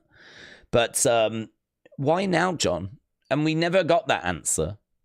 You know, I actually think when Cody came out and went, I want the real John Cena, not this whiny, you kind of go, yeah, I'm with you, Cody. I agree. So, you know, it served a purpose. It was well received. I was not in love with it as much as other people seemingly were in love with it, that were saying it was one of the best things they've ever seen. But, you know, I agree with what a lot of people said last week, which was, it's only week one. That was his first promo. He's just getting the crowd upset. He's just making it clear that he doesn't like any of them. Yeah? And now we can move on to why The Rock. So I don't disagree with that. That could be the next thing we move on to now. So now it's a case of, okay, why did you turn now? Why did you have enough now after all these years? Why have you joined up with The Rock? And I think that's what people want from the promo today. And they would also like a bit of a verbal back and forth. And, you know, I agree with you as well. Like, Cody kind of came down and had a few words with John. But I didn't feel the pain of the betrayal from Cody. I didn't feel how much this had hurt him. Not physically, but emotionally. This is a really good friend that's just stabbed him in the back. A really good friend that's just betrayed him, that beat him down so publicly and turned his back on everything that he had stood for. I didn't really get that coming through from Cody. So I wasn't crazy about it, to be honest. There's lots of little bits that you can sort of pick apart. So for me, I'm really looking at this with lots of anticipation. I'm looking at it with like fresh eyes. I'm really like, let's go. I mean, what you got? But yeah, that promo last week, it delivered what it kind of needed to try and start getting the fans to turn on him. Like, he blamed them all. There was none of them, not even those that bought his merch, was he like praising. You know, he was even pointing out kids and having a go at kids. I mean, no one was safe from Cena. Make no mistake about it, he doesn't like anyone, right? So we got that point across. But why has he done it now? Why has he joined up with The Rock? And I need from Cody, I need him to give me a little bit more than he did. I do agree with him. I don't want this whiny. I thought that was a good line because that's kind of how I was feeling as well. Like, because he went on for quite a while berating the crowds. We actually found out his segment overran, which is fine. Have as long as you need, right? This is such a big moment. But yeah, we're still left with stuff that we need. And so if you kind of came out with it going, oh, I needed a brawl, I wouldn't have minded a brawl, but I think there was other things I needed more than a brawl. I needed why now? I needed why did you join up with The Rock? And I needed Cody to come out and be really emotionally hurt. Like even if I know like him being teary-eyed maybe wouldn't be the right way forward because he cries a lot. But this is like one of his best friends in wrestling. This is someone that's got so much respect. He's got, I mean, like so much love and respect for John. Like, of all the people to betray him, I've got to think that this would be like the last person. I mean, maybe you could make an argument for Randy, but come on, we all know what Randy's like. I can't even say Randy is like lower on the list. I feel like Randy's higher. I feel like the last person that you would expect to turn on Cody is John Cena. Because he's not been a heel for like 20 odd years. So this is the ultimate betrayal. And I don't know, did it feel that way from Cody's promo last week, that this was the ultimate betrayal? Did it seem like he just couldn't get his head around it? Did it seem like he was still confused and the pain? And I don't think that came across. I didn't quite get it. So I'm actually looking for something from both of them today. And let's see what it is that we get. Eddie, shout out to you, said, how long do we think we get heel Cena lasting for? Well, again, I don't know. I'm really the wrong person for these conversations because I wouldn't have done this. I wouldn't have gone down this road. So, like, now trying to book it is like, ugh, I don't know. I mean, I certainly wouldn't give up at WrestleMania. I certainly wouldn't drop the act there because I would want to keep going now with him being a heel because you've turned him heel. You've turned him heel. Unless it's going to turn out to be like a big kind of plan against The Rock. But we explored that, and it's like, I don't see how that works. There's a few things I'm struggling with. Like, I could understand Cena wanting to try and bring The Rock down. I could understand, like, let's pretend he's not really heel.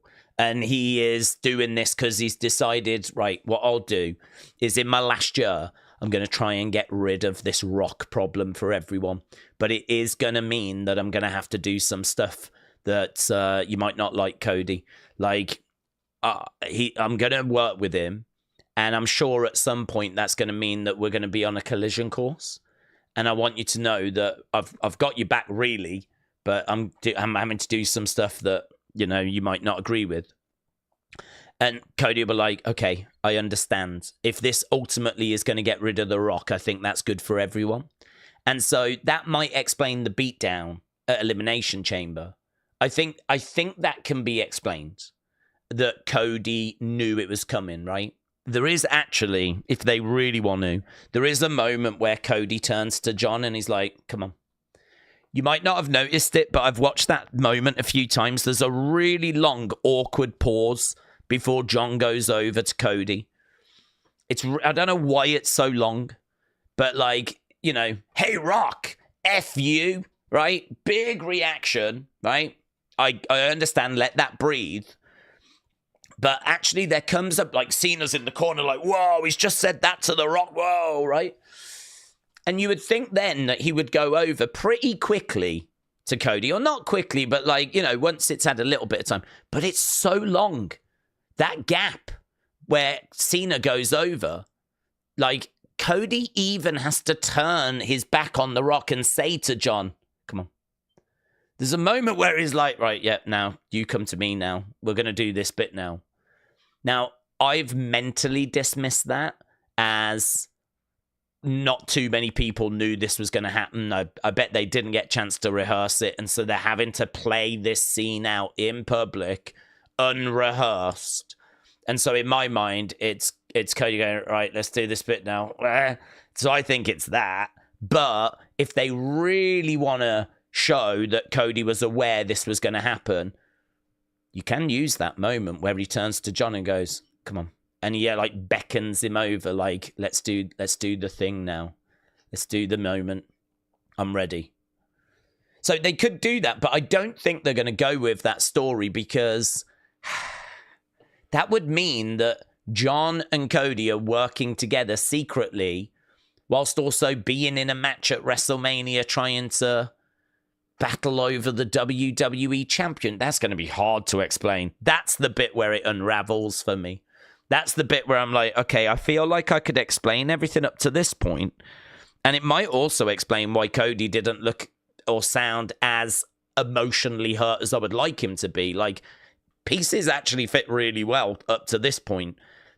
But if they're going to face at WrestleMania and battle for the title, where they're really going at each other and Cena's really trying to win, I can't make that fit.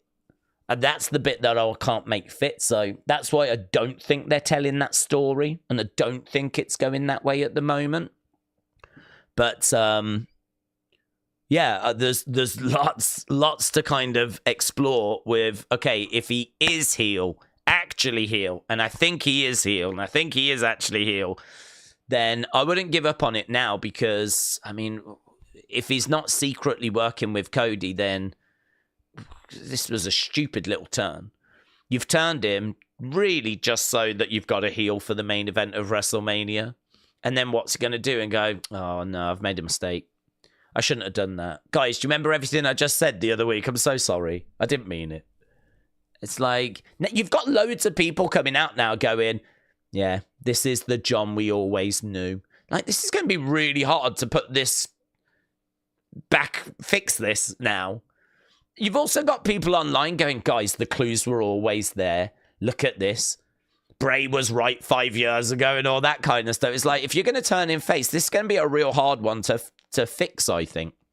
You can do it. I mean, people will buy back into him being face with the right situation, but I think you've done this now. You've made your beds. I think you got to sleep in it for a while. So I would not change him back at WrestleMania. I would keep going. And most of this year, I think you run with him being heel. And what I would do is I would probably do the old, the classic where there's dissension between him and The Rock, and The Rock's mistreating Cena, and the crowd are sort of like, Cena, come on, stand up to him. And it's that classic, you know, Daniel Bryan, Bray Wyatt, where the crowd are right behind Daniel Bryan. They want him to turn on Bray, or like Otis and Chad, and they're desperate for him to like finally come around. Like, come on, don't take this. You're better than this, you know. And so I sort of feel that that's kind of what I would do. And then eventually he does stand up to The Rock, and there'll be a big like, yes, thank God we've got John back. And you know, that might wipe away everything. I mean, he'll apologize. I'm so sorry. I lost myself. I was trying to get 17 and I abandoned everything that's, you know, made me, which was you guys and blah, blah, blah. All that stuff. And, you know, done. So I think the bed's been made. I'd sleep in it for a while. And I don't know. I'd want to get to SummerSlam at least, which is early August. But a moment like that you could maybe do at SummerSlam. But I would do the match at SummerSlam with John being a heel. And I don't know, you might even go beyond that. But I would probably use the summer as a way of having The Rock mistreat John. But if I had it now, that's what I would do. Something along those lines. So, Eddie, shout out to you, my friends. Martin said, big love to the community. Hashtag Cena sucks. Cena sucks. There's a lot of... I wonder if that kid's still a Cena fan. The one that was called out last week. Feel for Big him. Migs Gaming. Here is for 200 VCs. Virgin cherries, Amo. Virgin cherries. Let's go. Yeah, Big Mig, shout out to you, my friends. Hope you're doing well. Hope you're excited for the show. We are really close to it, you know. We're only 20 minutes away now. This is why we always start a few hours before, because having these conversations are just... It's just not enough time. We could do flipping 5 hours before. Hello, good brother. Hope y'all have a great Monday.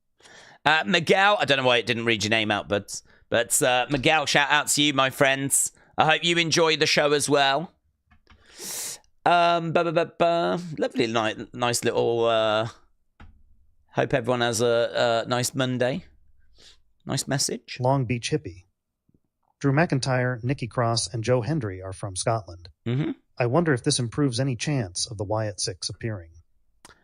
I don't think so. I mean, there may be a chance of Nikki, like, maybe a chance of Nikki having like a little moment, but I don't think so. I mean, when Liv's on screen, it feels like Alexa's going to go after Liv at some point. But I don't even know that Alexa is in Glasgow or is going to be featured on this show. I mean, technically, she's a SmackDown superstar. But, you know, Liv is someone that I think it feels like her future is going to be Alexa, right? I wouldn't be shocked if it was Liv Raquel against Alexa Nikki, yeah? And so when do we start that? When does that start? There is a chance that something starts today. I mean, I'm not expecting, you know me. I'm just going to wait for them to appear. I'm not going to sit here and get my hopes up that we're going to get Alexa and we're going to get Nikki and we're going to get Wyatt Six and all of that, because we just haven't been. And the fact we're in Scotland is probably, you know, raises the odds for Nikki a touch. But I don't know. I sort of feel like when it comes to that story, they're probably waiting for the European tour to be over. But it's a good point. We are in Scotland. Nikki is Scottish. Definitely feel like there's a chance that we could get something there, you know. But tiny percentage. Because I think it's more likely they're just waiting for this tour to be over. And then we'll get back to America and then we'll, you know, get the pieces in place there. But I don't know. It'll be interesting. We'll keep our eyes out, see if anything goes down. Hannah WE. Daze. Another Raw for you to stream. With that being said, how hype would you be when your favorite Scottish wrestler Hendry arrives, as he wants to finish the story of getting you to believe in him? Oh, lol. I think that it will be Joe Hendry, yeah. And to be honest with you, I mean, it won't bother me if it is Joe Hendry. I'm not a fan personally because I don't watch TNA. So I've said before, I feel like this is a boat or a train that has left without me. The whole I believe stuff, right? It was already underway by the time I became aware of it. And I just feel like it's something that's passed me by. People enjoy it, though. There's a lot of support for him and for this whole we believe and turning around and, you know, what the stuff he does. And, yeah, I won't be down on if he's on the show. I won't be, like, moody or anything. I mean, I won't pop either because I don't care about Joe Hendry. Like, it doesn't do anything for me. I don't feel like I'm in on the joke. But equally, had this have started in NXT, and I've said this before, right? Had this have started in NXT and had I have been there when he was, I don't know what he was doing before this, right? So in my mind, he's a normal wrestler, right? Who is just trying to get a connection with the crowds. And then maybe at some point he turned around and people are like, oh my God, that's so funny when he does that. And then it became part of his character. Or I don't really know how all this came together for him. But had I have been on that journey and had this have happened in NXT, I might be on board with it. Like, I might have really enjoyed it. Like, seeing the transformation of what he was doing to now this kind of what he's doing now. But I've only ever known Joe Hendry doing this. And I sort of feel like I heard how funny all of this was before I saw him. And then I saw him and I was like, that doesn't do anything for me. Like, I feel like people are really into it and like, oh my God, this is so amazing. And then I watch it, it's just a man turning around. And a song which doesn't do anything for me. Like, it's just not for me. It's just passed me by. It's just, the train left the station and I was still on the platform. So, but just because it's not for me, and we had this conversation the other day, just because it's not for me doesn't mean that I can't recognize that it is for other people, you know? There's lots of stuff that happens in wrestling that's, you know, not for me. Like, I don't know, flipping a lot of the Total Divas stuff, you know, I wasn't watching that show, and there was a lot of stuff that was happening that was related to Total Divas that you go, I don't think this is aimed at me. And so, yeah, I mean, look, that place is going to go bananas if he is the partner, because of course it's Scotland and they're going to be really hyped, and I'll be really pleased for them. But it's if when it turns out to be him, I mean, I'm probably not going to be the right channel to be watching, to be honest, because I'd imagine there's going to be some big, oh my God, this is amazing. But who's going to be surprised? Genuinely, he's the front runner, isn't he? He's the one that I think everyone is expecting. I'll be more surprised if it's literally anyone else. I'll pop more if it's anyone else, because I'll be so surprised. Literally since last week, it's the only name I've seen mentioned. Although, actually, earlier today, I did see someone say maybe it's Grado. But I think they'd go Joe Hendry more than they would Grado, wouldn't they? I don't think they would go Grado. I think it would be Joe Hendry. I'll be shocked if it's anyone else. Corey Crawford. I picture days when he's not streaming. Under the bridge down the street from his home yelling at women saying, hey lady, gotta pay the sex toll troll. That is true. I don't do it under the bridge though. I just tend to go into the local pubs and yell that. So very accurate. Very accurate. So Corey, shout out to you. Right, where are we? 15 minutes. Nico Argenti. Daze, what did you think of the Roman, Seth, and Punk promo? I thought it was slight disappointing, but still excited for it. Yeah, it was disappointing. I don't mind a brawl. I think those three being in a ring at the same time was going to result in that. That's fine. But anyone else feel like there was about 10 minutes missing? I mean, nice little line by CM Punk about thank you for bringing your tribal chief to me on a silver platter, and Roman going, what? And like, you know, I think Roman being like, hang on, am I being set up, you know? And Heyman going, forget him. No, my tribal chief. Yeah. So that was good. Punk with the grimace line. That was good. Seth coming out saying there'd be no you without me. I sort of get it, I suppose. But then equally, if I'm Roman, I'm like, yeah, you tell yourself that. You tell yourself that. Like, in Roman's mind, I think he was always making it, right? So, okay, we might have come through together in the Shield, but even if there was no Shield, I would still be in this position. I just would have got to it a different way. That's kind of how I think Roman would have been thinking in that moment. And I kind of felt like, really, what lines can you pull out of it? What really can you take away from that, apart from... I think Punk delivered the best content. Unsurprising. But his grimace line, brilliant. His thank you for delivering the tribal chief on a silver platter, brilliant. Didn't really get much out of Roman. What we got out of Seth was, you know, I didn't even think really made sense, but I got where he was coming from, but I didn't really agree with it. And then we just went into a brawl. I mean, I saw a lot of people that were like, that is not what I was looking for from that segment. And again, you know, you come out with a criticism like that, right? Which I think that's a fair criticism for a segment we'd been waiting all show for. I think that's a fair criticism to say, well, could have been longer, could have had more back and forth. This could have been a real key moment on the road. And the response you always get is, oh, there's always next week. Do you know what I mean? There's still 4 weeks to go. Well, I tell you what then, if that's going to be your attitudes, no longer are we going to say the road to WrestleMania starts after the Rumble, right? I don't want to hear that anymore because the same people seem to be turning around and going, there's still 4 weeks to go. There's still plenty of time. Well, then don't start the road to WrestleMania at the Royal Rumble. Don't tell me that it starts there because do you know what? It doesn't. It doesn't because February wasn't the road to WrestleMania. And when people moaned about that, Triple H came out and went, does it feel like the road to WrestleMania now? When Cena turns. Yeah, we had to put up with that in the press conference. Does it feel like the road to WrestleMania now? Like, yeah, but it should have felt that way a month ago.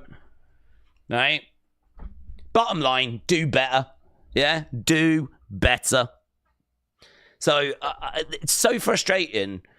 I look at people online that are like, guys, you don't understand the road to WrestleMania. It's longer this year, right? Once we get past Elimination Chamber. Yeah, but they told us it started at the Royal Rumble. Stop moving the goalposts. I was excited this year because WrestleMania was later. So in my mind, longer WrestleMania season, yeah? You know the good stuff that we enjoy? More of it. That's what I was excited for. More of it. Now all you've got are these MFers running around going, it's still 4 weeks to go. Still 4 weeks to go. Well, bully for you. Some of us want a longer WrestleMania season with more impressive segments, yeah, than what we've been getting served up. It's just, let's wait until after Elimination Chamber. Let's wait until after the European Tour. All this kind of stuff. Just wait. Honestly, guys, we'll be on the pre-show. We'll be on the flipping pre-show.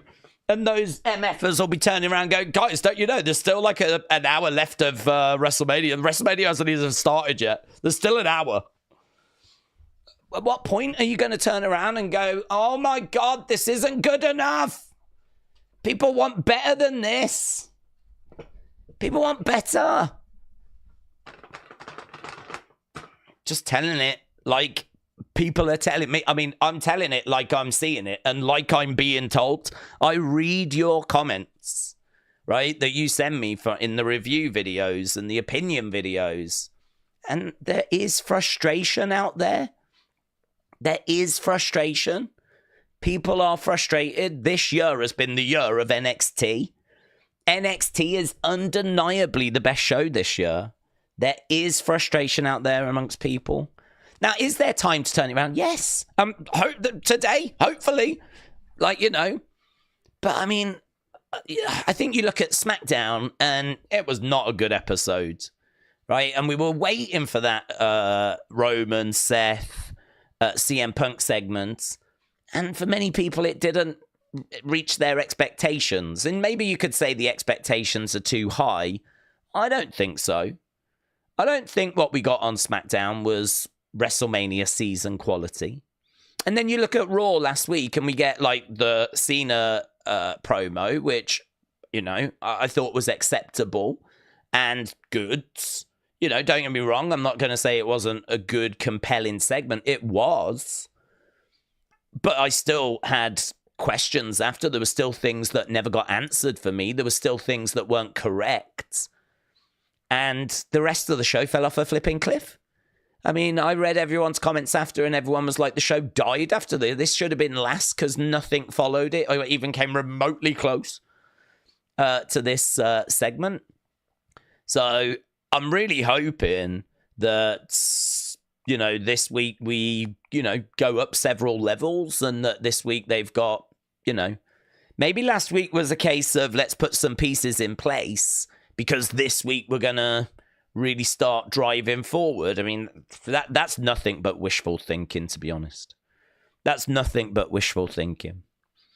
It's so frustrating because there's a lot of good talent there and, you know, there's a lot of stuff that we can do that I think would be compelling and would be interesting, and there's a lot of stories we could dig into. But I do feel like we've handicapped ourselves with this European tour. People saying, oh my God, I hope they do this every year. I don't. I flipping don't. I don't want them to do this every year. The crowds might be energetic, but the shows seem to suffer because, the talent's on the road. They're away from home. They're living in hotels. They're meeting fans. They're not really getting, good time off. And, they're doing, live events. And it's just really busy, obviously. And it always is. But I sort of look at the shows and, there's talent that haven't traveled over to Europe. So we're using, good roster, top talent, but I sort of feel like we're a bit handcuffed. I feel we're a bit limited. I feel like there's a freedom that's missing. If we don't get the Wyatt 6, it's because we're waiting for the European tour to end. If we don't get Alexa, it's because we're waiting for the European tour to end. And, I sort of look at that and go, well, why? Why have we put this obstacle in our way? Why have we put this European tour in our way at the most critical time of year? The build to WrestleMania is the most critical time. Fans wouldn't mind if you did this European tour after WrestleMania, like you always used to. Go to Italy after WrestleMania. Go to France after WrestleMania. Go to the UK after WrestleMania. I mean, it's a joke, actually, that people in America, which is the largest audience, they're flipping, what time is it there right now? It's going to be 4 o'clock. It's going to be people at work. People are at work till 5, half 5. They can't watch this live. They've got to try and avoid spoilers and get back home. No, I know. People are going to be like, look, America, they get it good all the time. My heart doesn't bleed for them, blah, blah, blah, blah, blah. Mine does a little bit because it's this is meant to be a really important time. This is meant to be a really critical time where storylines really are being driven forwards.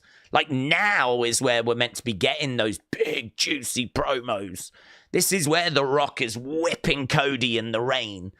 These are the segments we're looking for. And it's I ain't seen them yet. I ain't seen them. So hopefully they're on the way. So, Nico, to answer your question, what did I think of the Rock Seth Punk promo? I thought it could have been better. I thought it could have been a little bit better. I just want what everyone else wants. That's it. I look at the show and I know that it can be better than this. It can be worse as well. Let's not make the mistake of thinking we ain't been lower. We've been way lower. But, I'm not even comparing to last year because I think that is a mistake. We've spoke about that before. Last year was special. It was the 40th anniversary of WrestleMania. It was Cody trying to finish his story. The Rock was involved for the first time in God knows how long. I mean, when was the last time The Rock was so heavily featured in a WrestleMania builds? Lots of special stuff last year. You can't expect that every year. But you are told all the time about how hot this period is. You are told all the time this is a new era. You are told all the time of how good things are right now. Well, you have to back that up with the product then, don't you? You have to put on a product that represents that. And I think for a lot of people, this has been frustrating so far. But, again, there's plenty of time. Wrestling Proud, shout out to you. We'll just get a couple more thoughts. We are in the final moments before the show. Wrestling Proud 87. We get stuck with having to buy Netflix for one show and Peacock for all of our pay-per-view, and then we have to buy cable just to watch SmackDown and NXT. It's a trouble you got it easy. It is true. I am very grateful for that. I do feel sorry for people over in America that have to have all these different platforms in order to just enjoy the shows. I completely agree. I mean, you lot really bear the cost, actually, the brunt of it. I mean, for over here, we just largely have to pay for Netflix. In America, where WWE gets its big TV deals, it's over in America, they're getting big money for Peacock. They're getting big money for Netflix as well. But they're getting big money from CW Network. I think they paid 20 odd million or so for NXT. Which, all right, it's not like, the hundreds of millions, but, that's still you'd still take that, right? And they did, right? They're not getting those offers in the UK. They're not getting anyone coming forward, TNT Sports, saying, we'll take NXT. They're not getting that. And they're not getting anyone that can match, or give them, a load of money for SmackDown. I don't know why. It's probably because it's normally on at 1 a.m. Honestly, it's the time that probably does it for us. The fact it's on so late at night means that the channels just aren't willing to spend loads of money on a program that airs in the early hours, which you can understand. So as a result of that, they don't get the same kind of offers coming their way from the UK. And so everything just went on to Netflix, where, it's great for them because you can just watch it anytime, can't you, the next day? If you're a WWE fan in the UK, you can just go to sleep, wake up and flip it and watch it whenever. You've just got to try and avoid spoilers. So, yeah, I do feel sorry for America. You guys bear the brunt. And then you get repaid with a flipping European tour this side of WrestleMania where you're probably at school or at work. I mean, it's starting at 8 because we're in Glasgow, but they've been starting an hour earlier, the past couple of weeks, which American time would be 3 p.m., which, kids are still at school at that. I don't know when kids are at school till in America. It used to be 3:30 we would finish school. I don't know if that's still the case now. But when I was at school, it would be 9 a.m. till 3:30. So, I'd be just about getting home if I was in America working to that kind of time for this show. But a lot of people will still be at work, of course, or, trying to get back home. So a lot of people really won't be able to watch this live. So I know it's going to disrupt the streams and everything, but it is what it is. It's for another week or two, and then we'll be back to normal. So, and talking about being back to normal, we are about to get underway with the broadcast. It says the show is about to start. So, Miguel, shout out to you. Anthony said, Daze, please just say his name. Well, if you say his name, he appears. And word on the street is that he should be appearing on this show. Right, here we go. It's about to get started. We're about to get underway.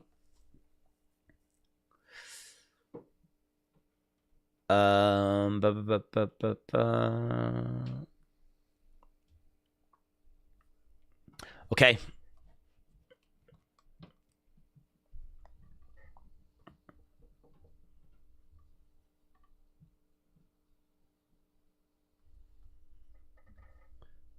Bum, bum, bum. We've got the intro.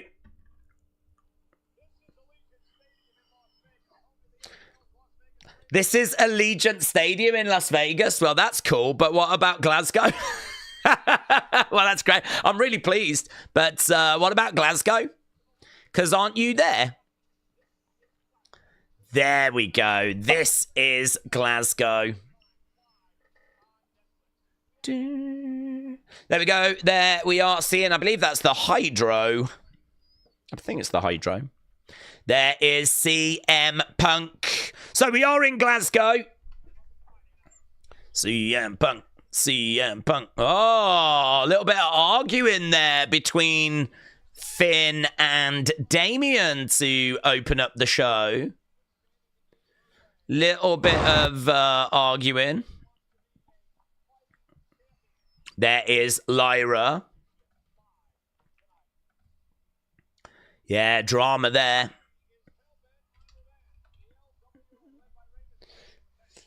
Always got to keep eyes, haven't you, in the background for whatever's going down. There's Ray and Dragon Lee. Dragon Lee's going to be taking on Chad Gable tonight. There's Penta. Penta's going to be taking on Bron Breakker for the Intercontinental Championship. If we have a look at our poll, we've had nearly 1,500 votes. Penta, 40% of you think he's going to win. Bron Breakker, 39%. NXT UK. Look at that. On the top of some of those trunks, it says NXT UK. There's a shot of the crowds.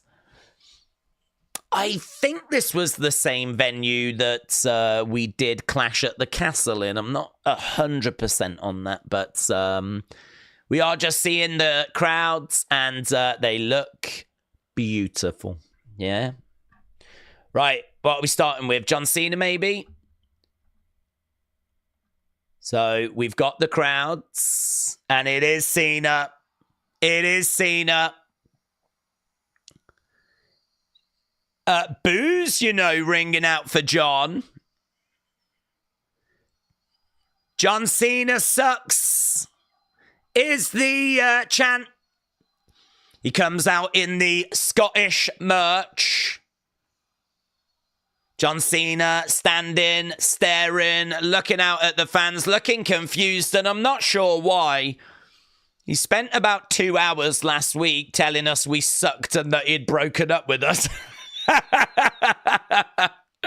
I feel like that message was received. He's currently staring at a CODY RHODES sign. He holds up "The last time is now." Looking moody and grumpy, and once again not running to the ring. Putting that towel up behind his head. So we're in Glasgow. This is actually quite a warm welcome for Glasgow.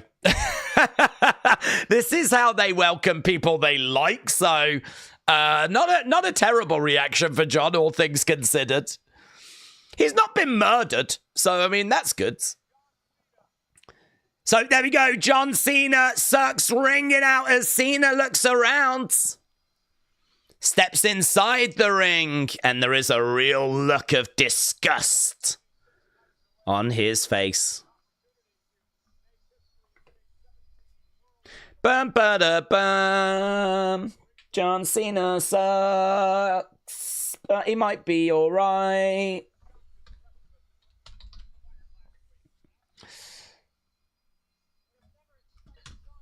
Oh, is Pat back?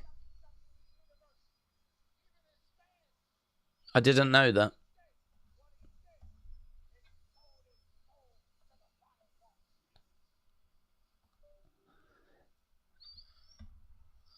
Boos ringing out for John. Big match, John. Is something on your mind?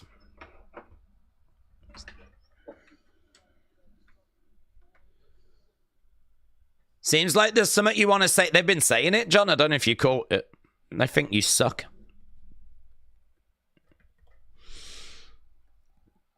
Okay, so what's he going to do here? I mean, he's not going to cut the same promo as last week. I don't know if we get Cody out there a little bit earlier this time.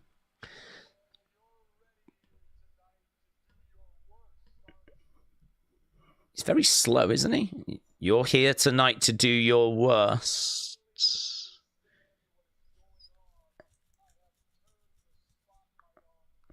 I've turned the spotlight on you.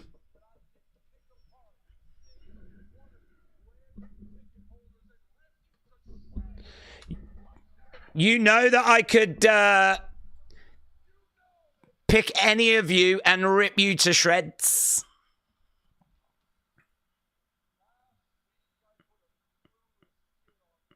Ah! Last week I put a clueless kid on blast. Oh my God.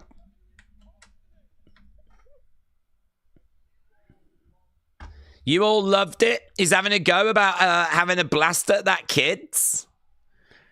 F.U. Cena rings out. This poor kid, let him live his life.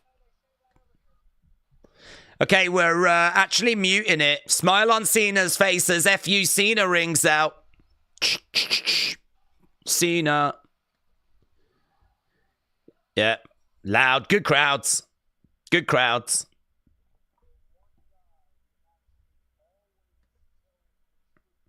I'm the one guy that always tells the truth. Love that for you, John. I've stayed awake for the driest promo, said Jennifer.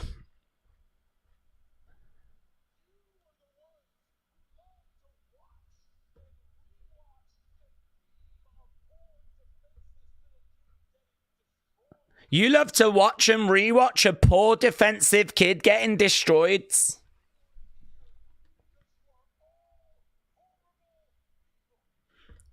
You did it. You did it.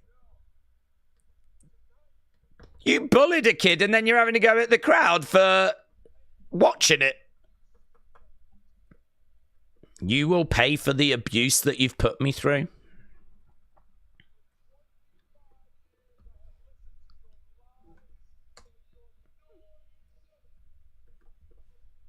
I've listened to your lies and your noise.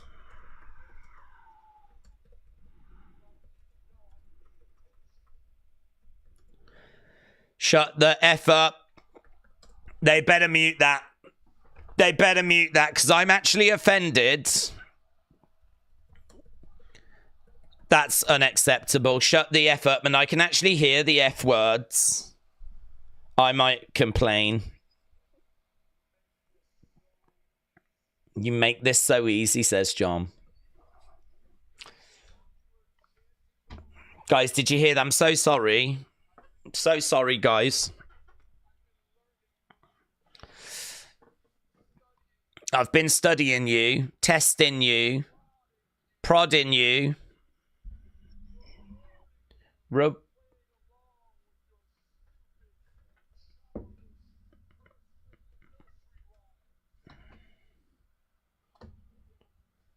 I might turn this off. I can't believe what I just heard. Okay. You've told me everything about this. Is just a continuation of last week's promo. I know more about you than you. Your life is sad. It's true, actually. He does know a lot about me. This is all I have. Oh, God is right. Oh, God. I wasn't expecting to be taken apart like this. God, he's so right. No, I believe you. I believe you.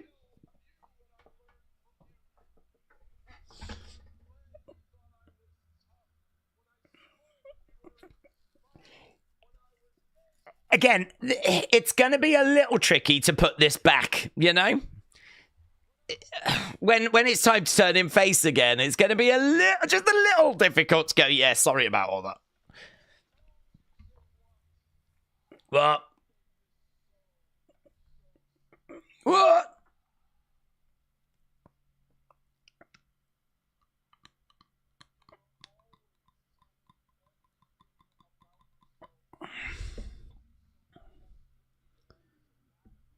You will always tell me about yourselves because you so desperately want to matter. April 2005.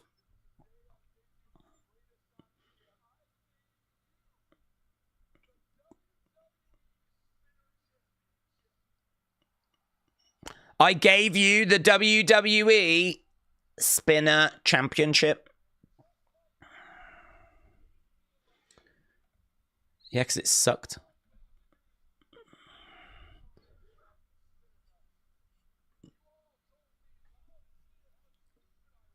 Mm.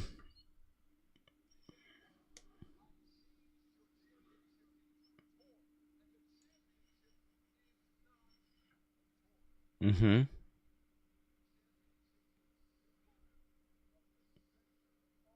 Well, this is interesting. Okay. Where are you going with it? I mean, you did do all those things, yes. You did turn it into a toy. It then sold very well because it was a toy.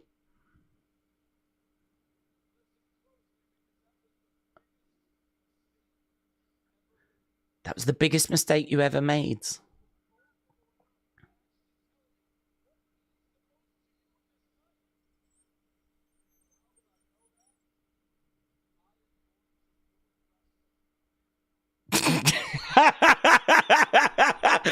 I'm gonna ruin wrestling. I'm gonna ruin wrestling for every fan. Okay. Well, I'm here for this. Let's go. How we doing it, John? How we doing it? He's bringing Vince back. He's bringing Vince back. Oh, my God.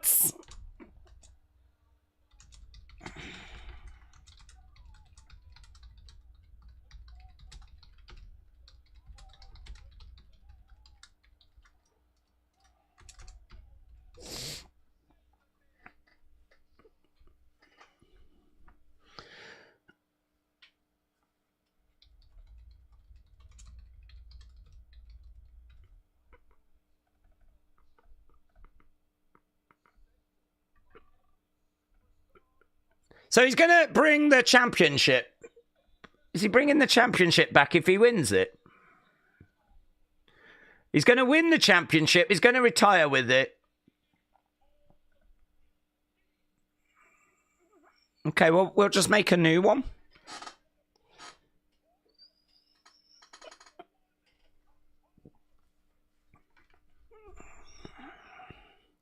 We'll just make a new one. It's fine. We did it with the World Heavyweight title the other year.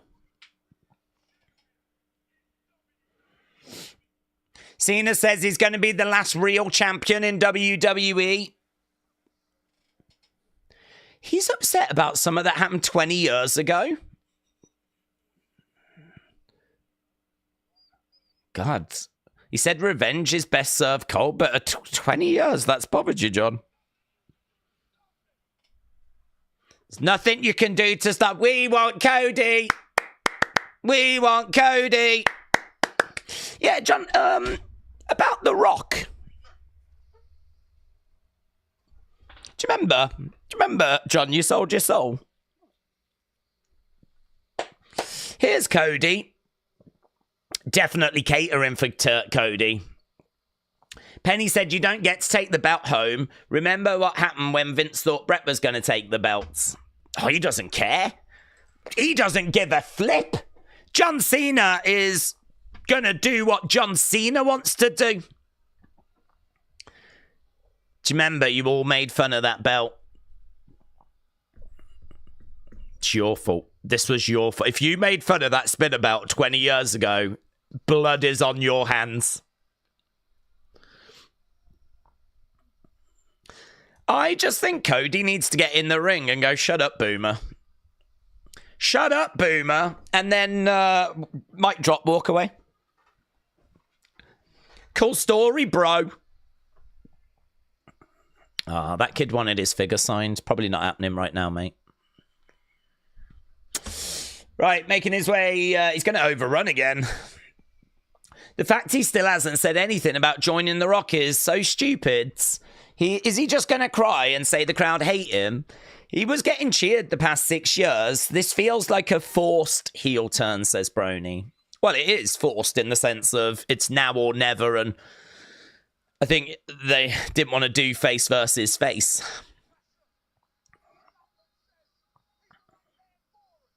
What?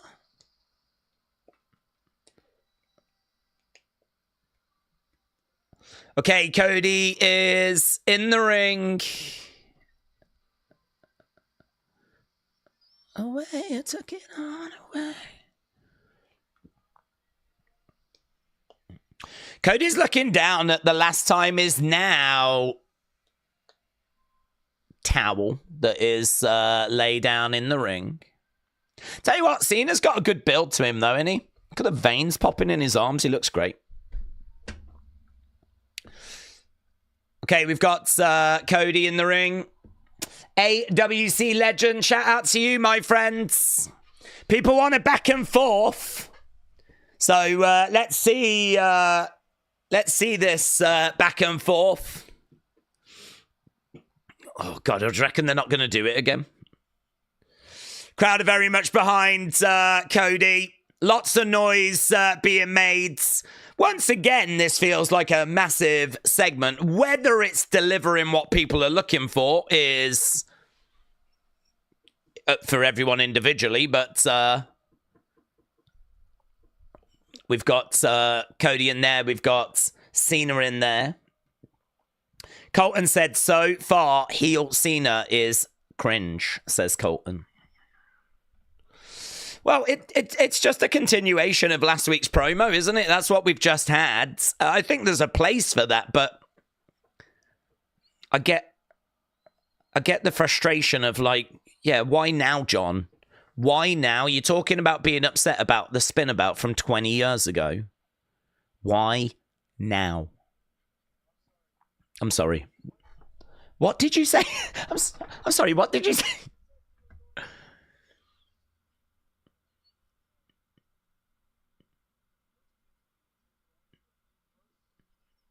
Cody says, you said you're going to take this away from them. Don't you think you got to take it away from me first? It's a nice little line. I looked at you and I spoke about old John.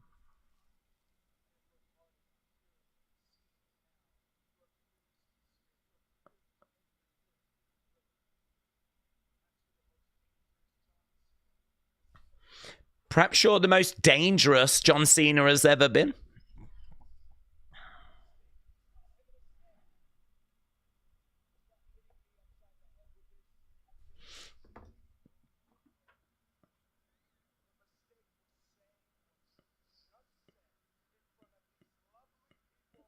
Lovely people. The mistake you made was what you just said to these lovely people whilst I was in the building. Guy behind me can't see sign. Love that. Cody Rhodes. Get in the crowd behind him. I think Cena knows he's got to work really hard to get the crowd united behind Cody. He doesn't want any doubt. That won't actually bother him. That'll be music to Cena's ears.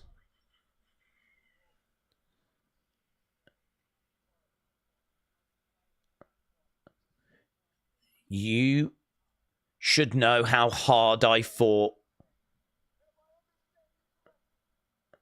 just to hold this one time.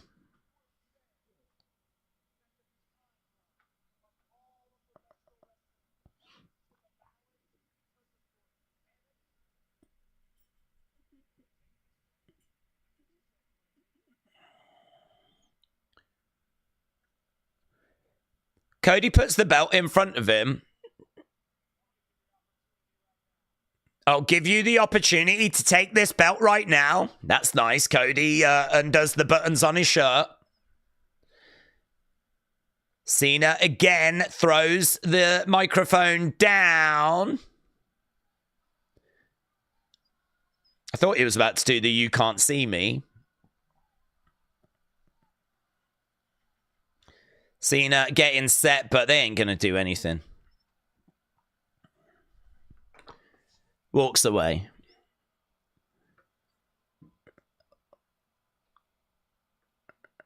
I just feel like it's an extension of last week. Still nothing on the Rock. It's a shorter segment. I'll give it that. Cena is walking away.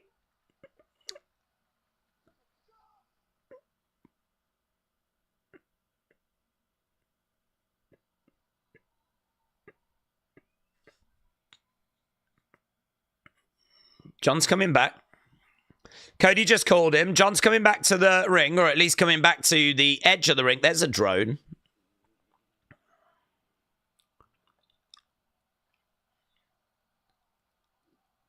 Nah. Shakes his head and he walks off again. Crowd are booing. One thing, John.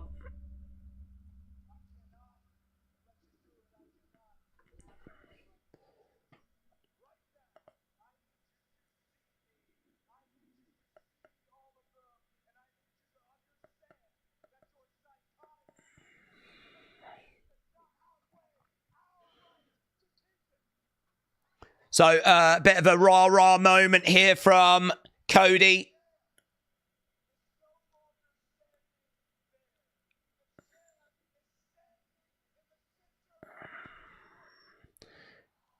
Yeah. The champ isn't standing there.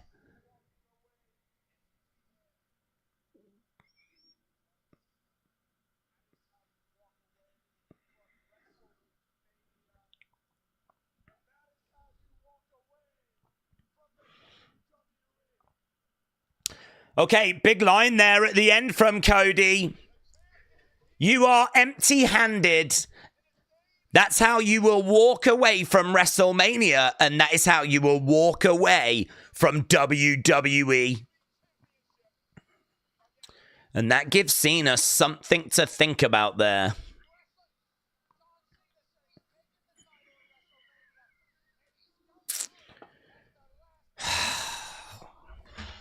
What do we think? What do we think? Let's end the poll on that. Big segment, obviously.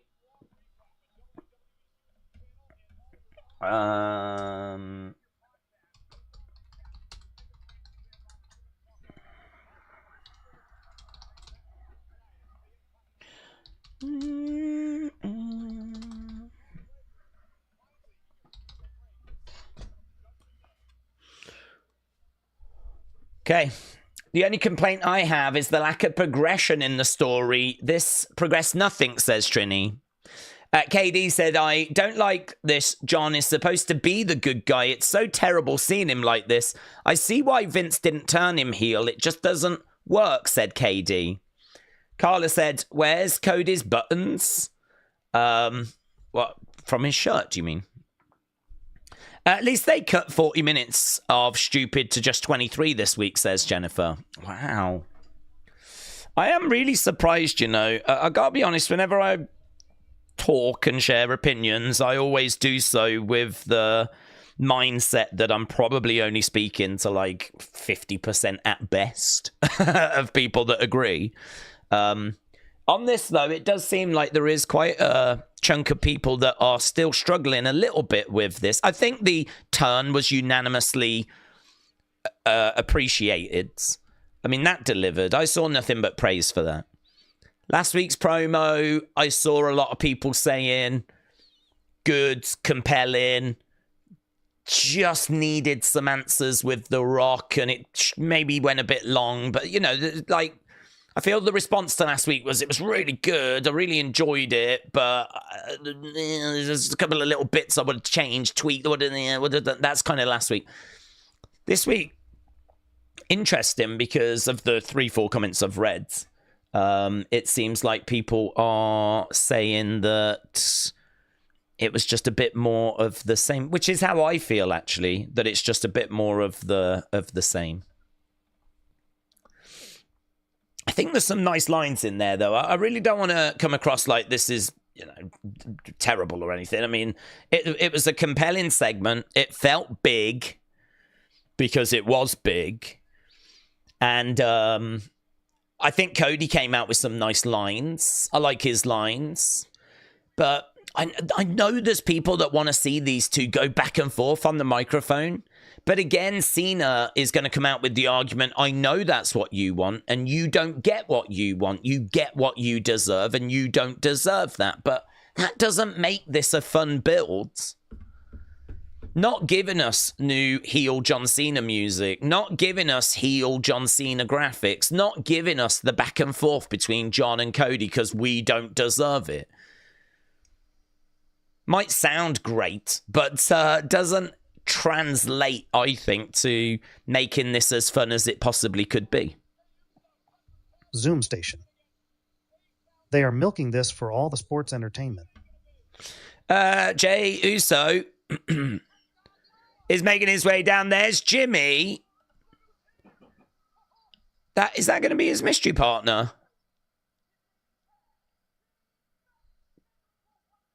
I reckon they've still got Joe Hendry. You know? Penny for your thoughts, XOXOXO. The things he has said about the audience. I mean, how can he walk any of that bat back in order to turn babyface again without it feeling ridiculous? The only thing I can think is that they will try and build up some sympathy for him. I think they'll try and build up some sympathy.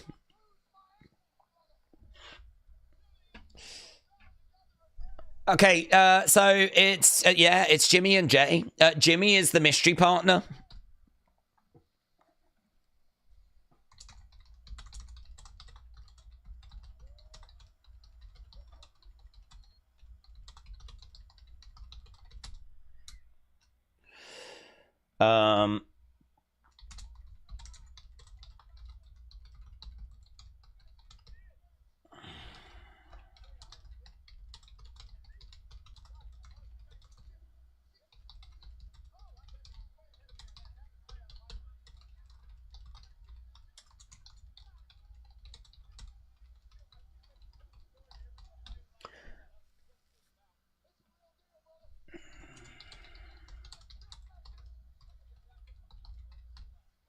Okay.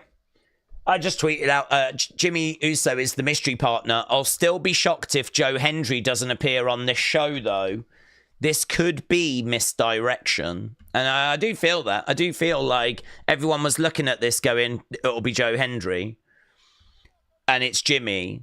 I think Jimmy's all right, but I don't know. I could probably sense there being some disappointments. It's nice to see Jimmy and Jey back together, but we've seen plenty of Jimmy and Jey over the years, you know? But there we go. It's going to be Jimmy and Jey versus A-Town Down Under. Right.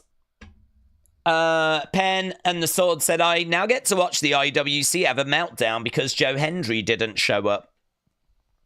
I really think there's a chance of misdirection here. I sort of feel like you could have had Hendry be in this spot, but who's to say they haven't got him lined up for another part in the show, making a save or, you know, doing a little something. Maybe not. Maybe he won't be, but I don't think the door is completely closed on him still appearing. But I am surprised at that. I said I would be surprised if it was anyone other than Hendry. I am genuinely surprised.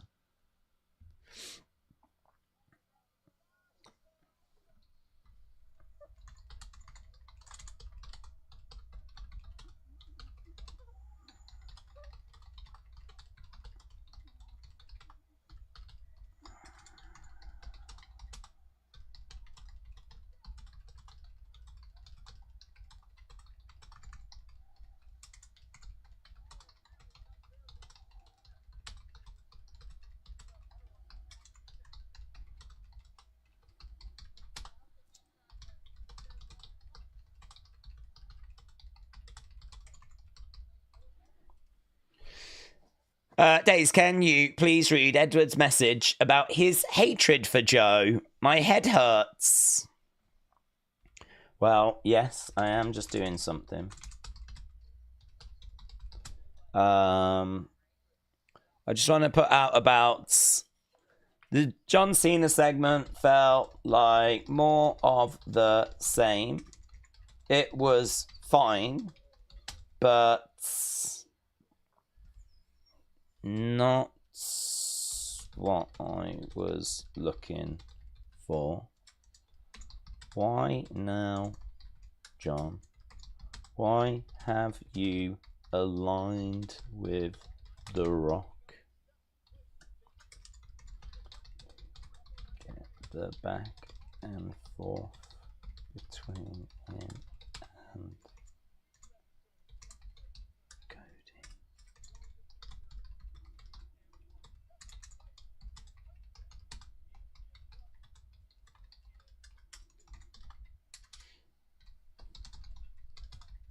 Okay, we are back from commercial break.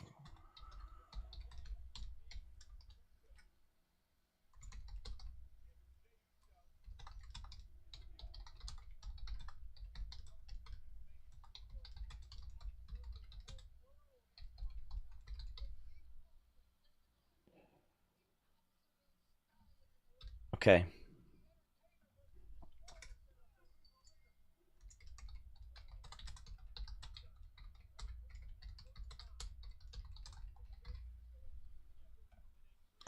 Yeah, we are underway with the Usos. So I always have to think, like, I don't want to come across as too moany. I'm sure I do on these streams as well. But, I mean, it was compelling. So I just put the John Cena segment, felt like more of the same. It was fine, but not what I was looking for. Why now, John? Why have you aligned with The Rock? When do we get the back and forth between him and Cody? Plus, why isn't Cody more upset by this? Isn't this the ultimate betrayal? Cody is acting like this is just another opponent. Like, I'm going to leave with the belt at WrestleMania, you know? Oh, you think you're going to get this from me? Well, good luck with that. I mean, he could cut that promo on Sammy, on Kevin, on flipping Finn Balor, or... Where's the reminiscing? Where's the reasoning? Where's the why, John? Why have you done this? Where's the trying to bring him back? Where's the, I know you, John. This isn't like you. What's happened? Like, the way Cody is reacting, it's like, this could be anyone. This could be flipping him feuding with Bron Breakker. So I don't really get Cody's responses. And I understand why we're not getting the back and forth. They want us to wait for that, you know? And maybe the whole Rock stuff is going to come next week. So I think there's a chance The Rock will be on the show next week. There was rumors that The Rock was going to be on one of these episodes of Raw. It wasn't last week. It's not this week. So does that mean it's next week? We could get The Rock next week. I can't guarantee it, but we could get it. But, yeah, I just ended. It was still a very compelling segment, though, because it was. I mean, I was hanging on every word. I didn't want to miss a moment of it. You never know what's going to get said. So it's still a very, very compelling segment. Still a hot way to start the show. But to say that, you know, there's not some questions or there's not some stuff that we're like, you know, thinking about or like feels like is missing, you know, everyone knows. We've said it. Everyone knows. And in fact, let's get the result of the poll. So what did you think of that segment?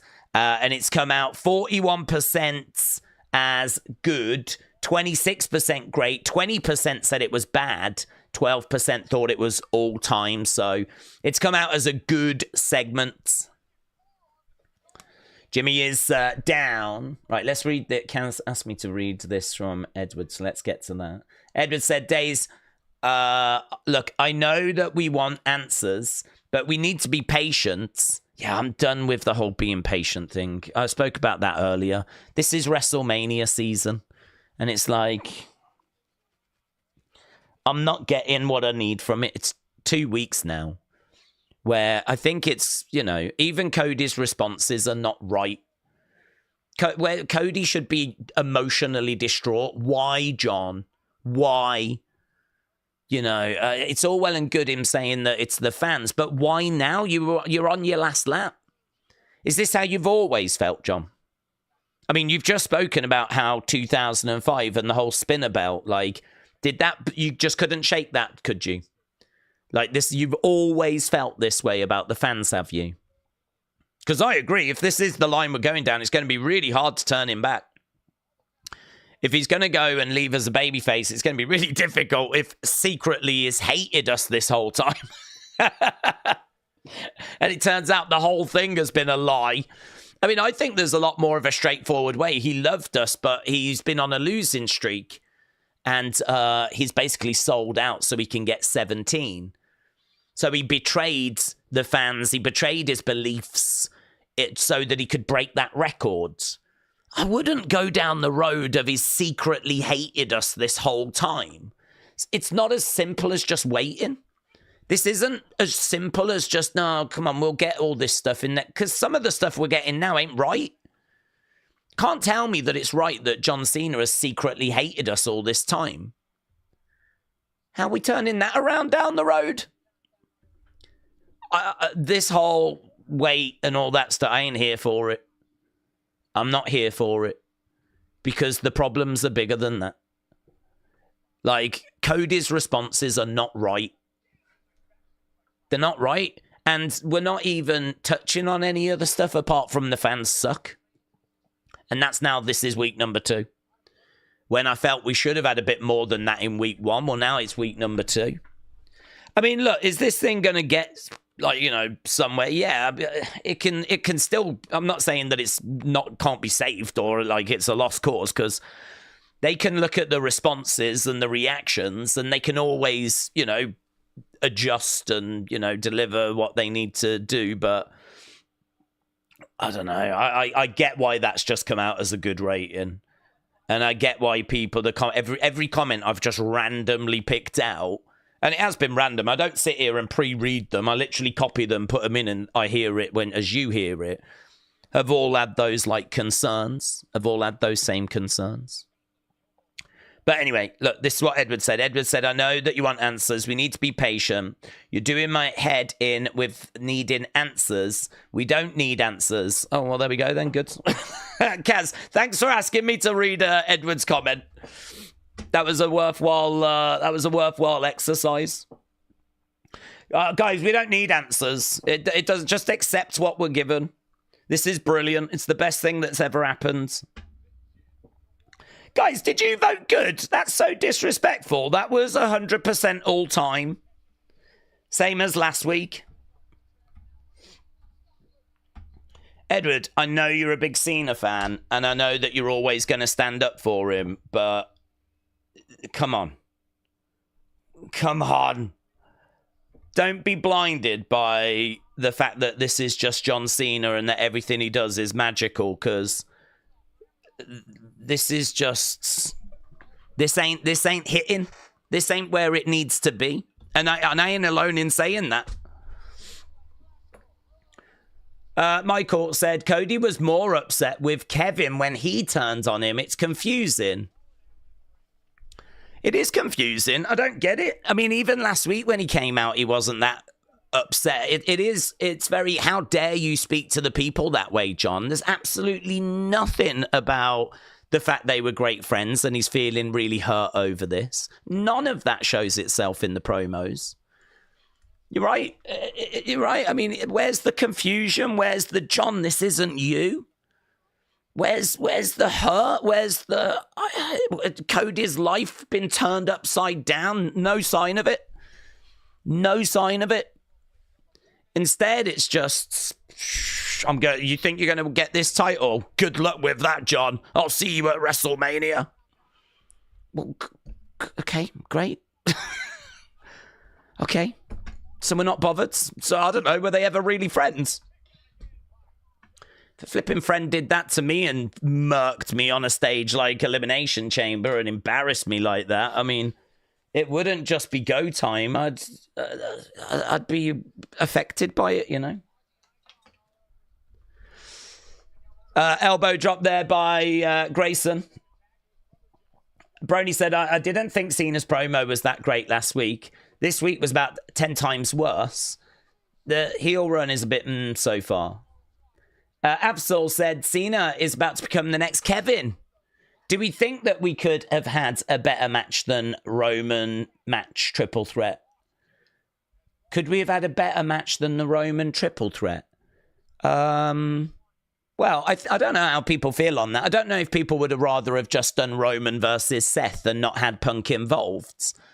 I think, like, there's a lot to dig into with Roman and Seth. I know they faced a few years ago. Oh, spear there by Jey. I know they faced a few years ago in at the Rumble. 1D connects. Going for the cover. 2. And there we go. Jey gets the win. And not a pretty quick little thing, that. Yeah, I don't know. The triple threat's fine. I think I agree with what people have been saying. It kind of feels like it needs a little something. It needs something.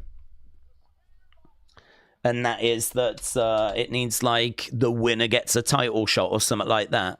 I know that they all hate each other, and I know that there's, like, a real grudge thing there, but it needs something a little bit more.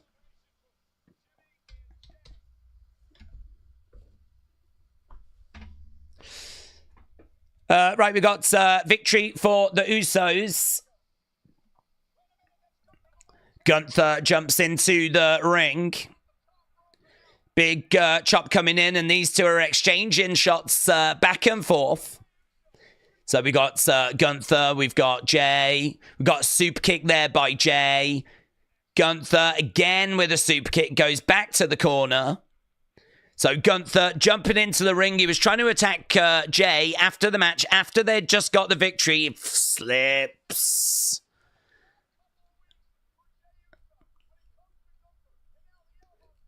Did he mean to slip there? I don't even know if he meant to slip in that moment, but he did just slip, and then Gunther was able to get some ground and pound going.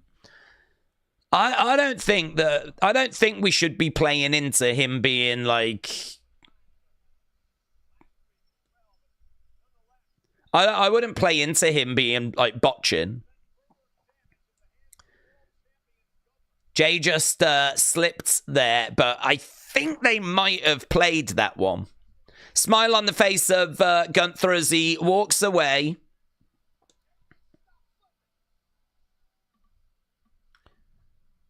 There we go. We're backstage with Raquel and Liv.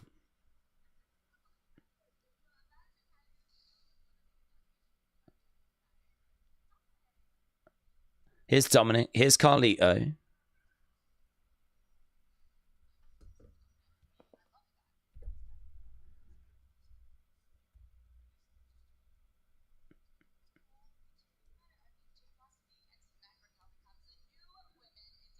Okay.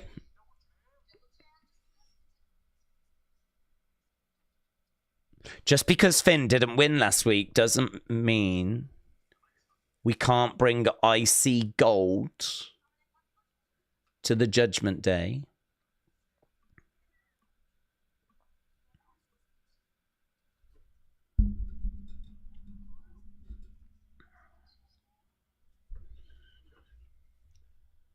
Eskimo kiss.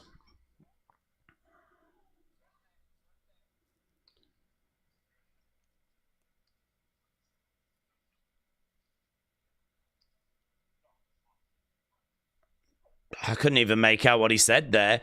He just bit into the apple and he was like, have you got an apple for me?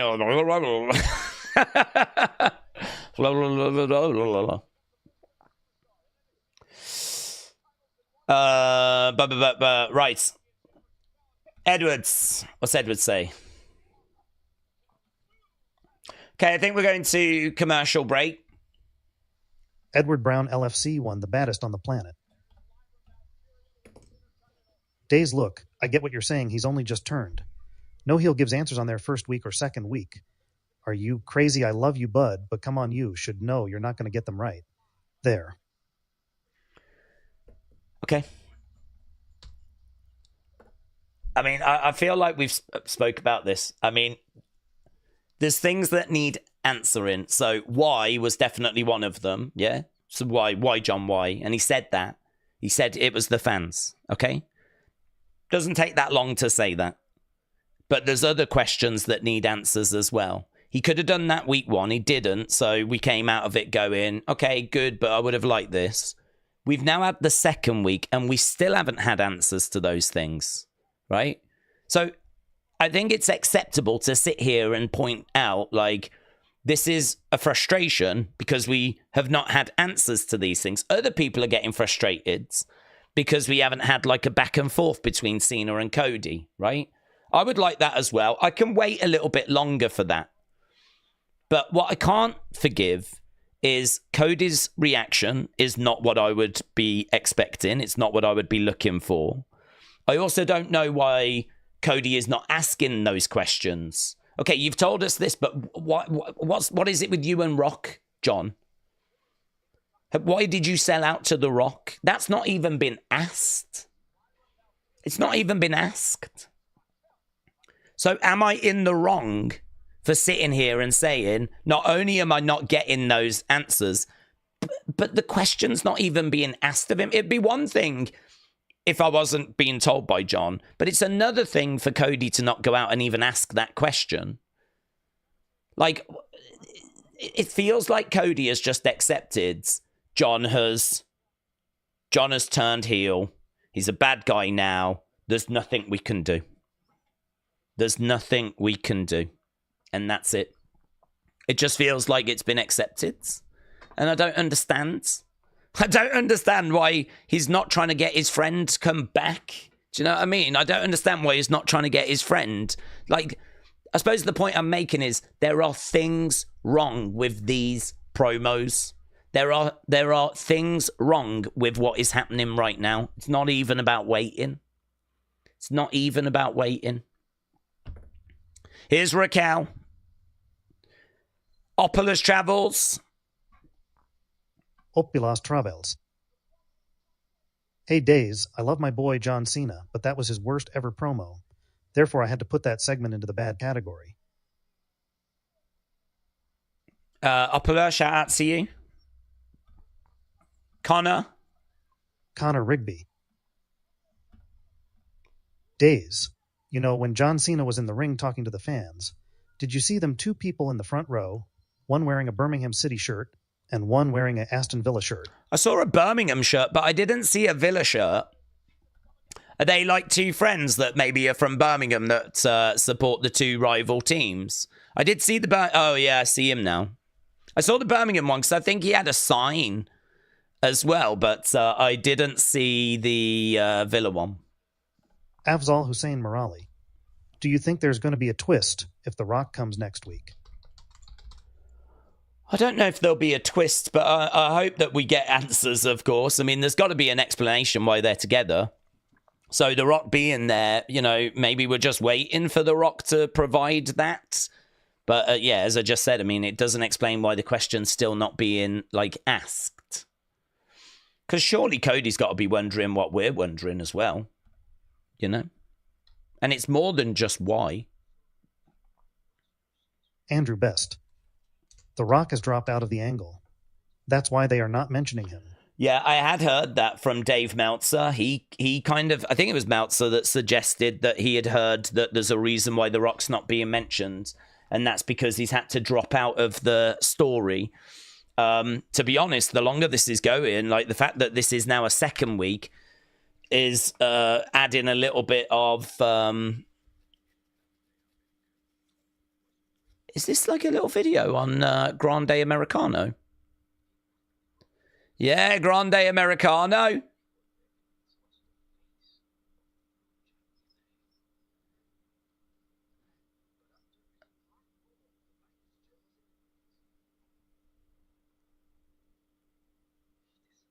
He disappeared without a trace. Grande Americano. But now...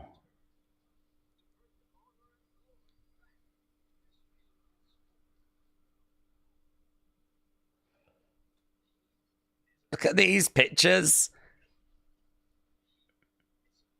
This is really good, really clever. They've got these old sepia-like pictures of Grande Americano. El Grande Americano returns.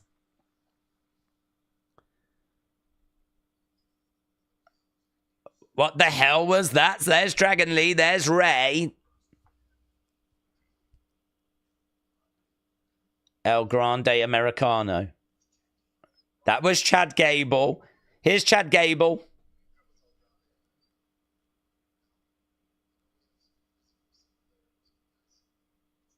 That's not me. That's very good.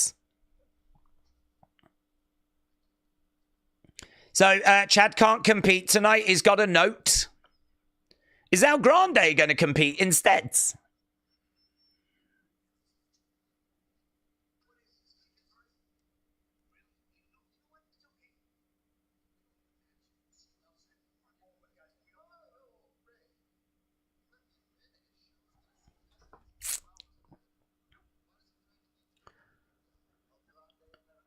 Why doesn't Dragon Lee take on El Grande Americano? So we're going to get that match. That's good.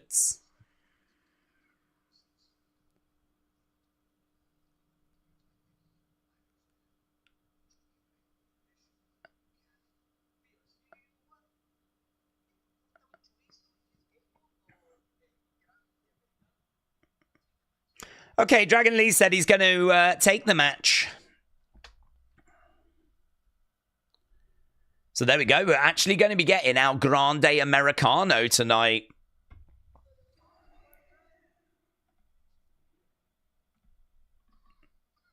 Yeah, Chad Gable's not very well, unfortunately. That is unfortunate. Okay, Richard Gadd, the actor from Baby Reindeer, is in the crowds on Netflix.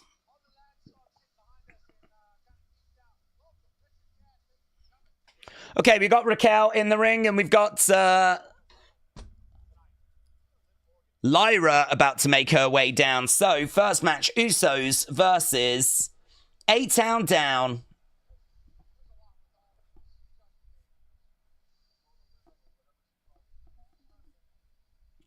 Okay, where are we? We've got 56% good, 25% great, 9% all-time, 8% bad. That's good 92. Okay, let's see if Lyra and Raquel can kind of pick that up a little bit, because both of these are excellent talents. I'm a fan of both. I really do like Lyra. I think Raquel's underrated. Haven't seen her in a little while. Obviously, she was out for ages with that kind of skin issue that she had, and since she's come back, she's done a lot of tag work. So we haven't seen loads of her in singles matches. So this will be interesting.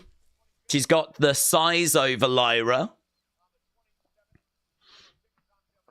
Lyra in the ring. Smile on her face, Lyra, as she looks out at the Glasgow crowds. Glasgow have been good. It is worth just praising Glasgow. They have been a good crowd so far. They've made noise. Definitely added to the presentation. 54 minutes gone so far. Right, let's get a few comments in. There's a few bits that we need to read. Joe, shout out to you, buds. What's up, you stud? You might be a boomer, but I acknowledge you. Joe, shout out to you, my friend. I hope you're enjoying the show. And, yeah, appreciate the support as always, man.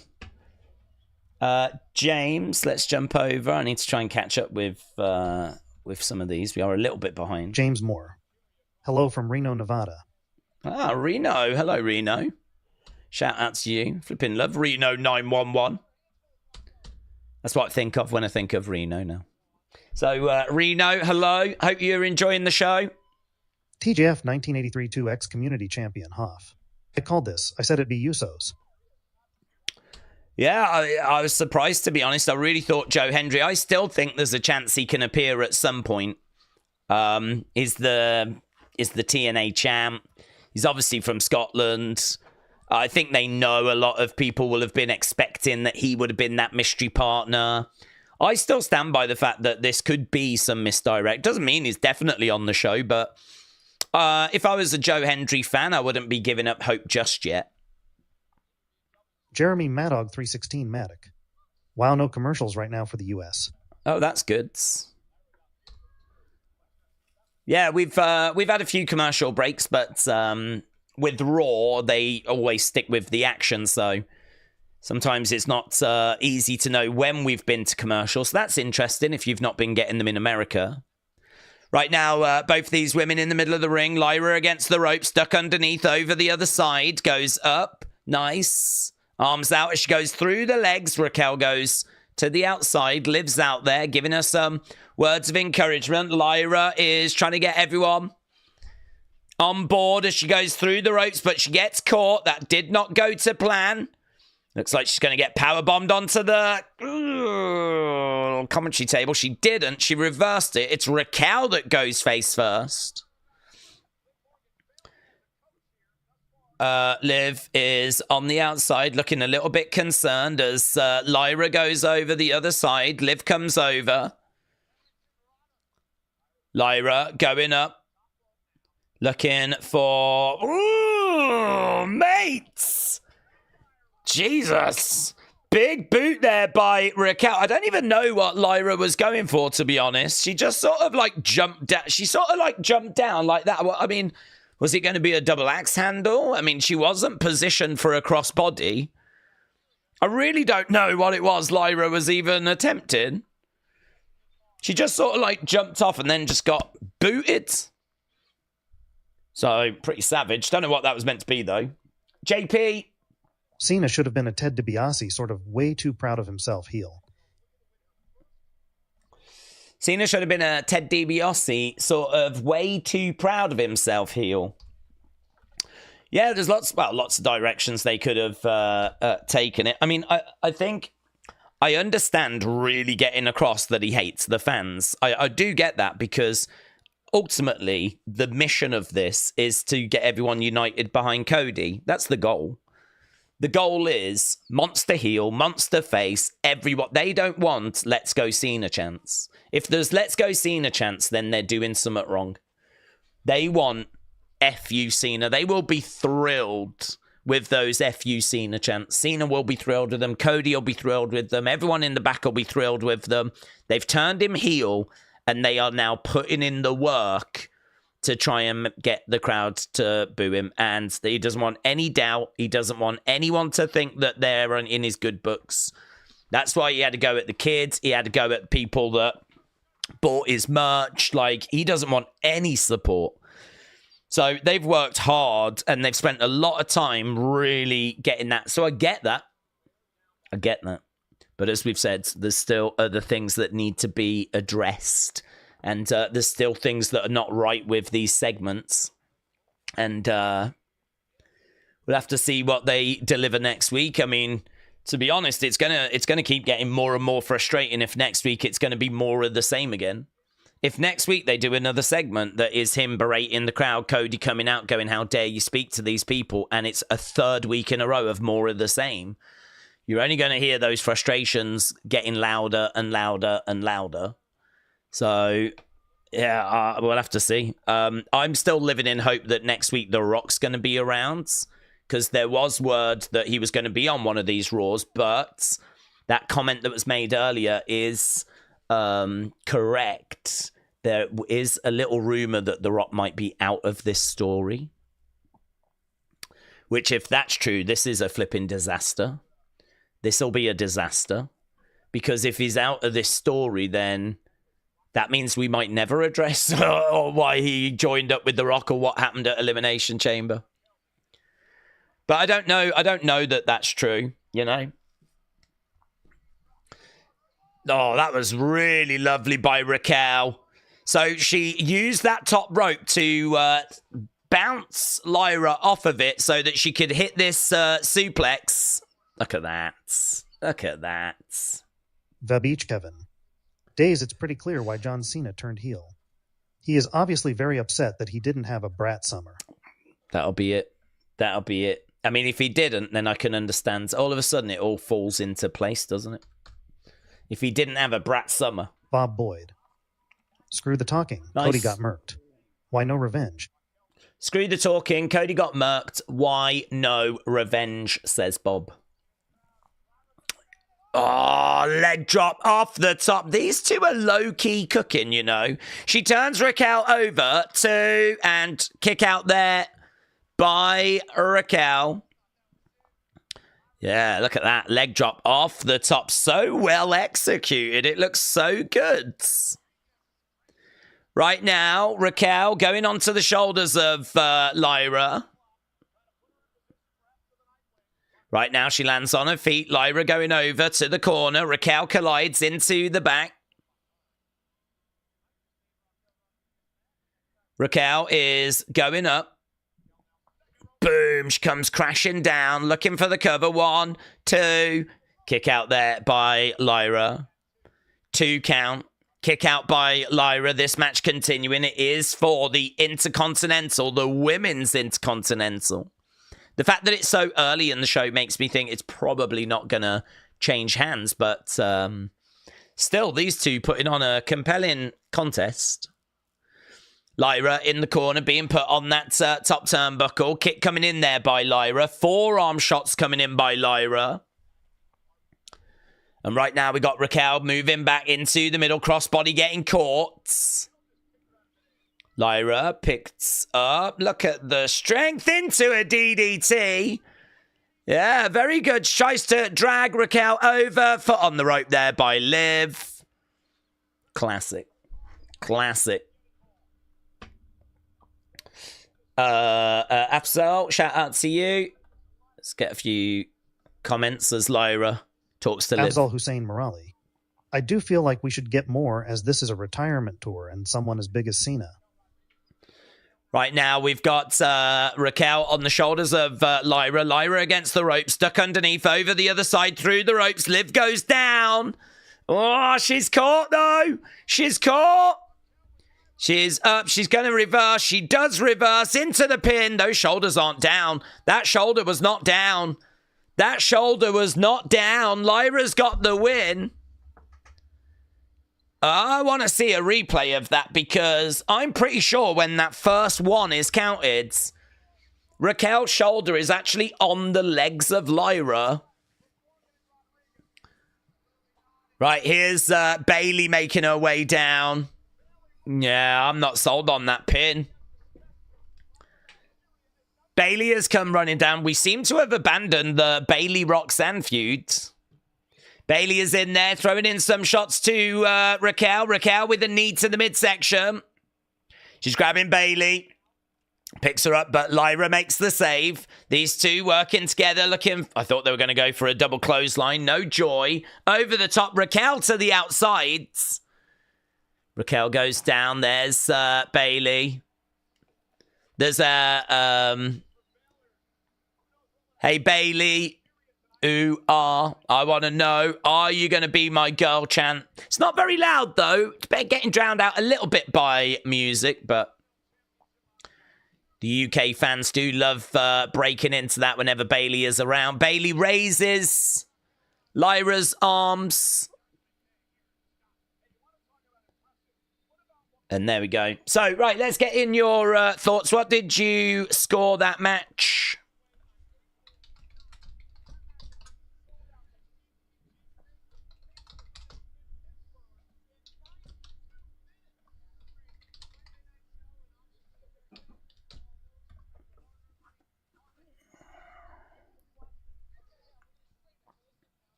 Daze, I never thought I would get so much hate because I didn't feel the face should win every match.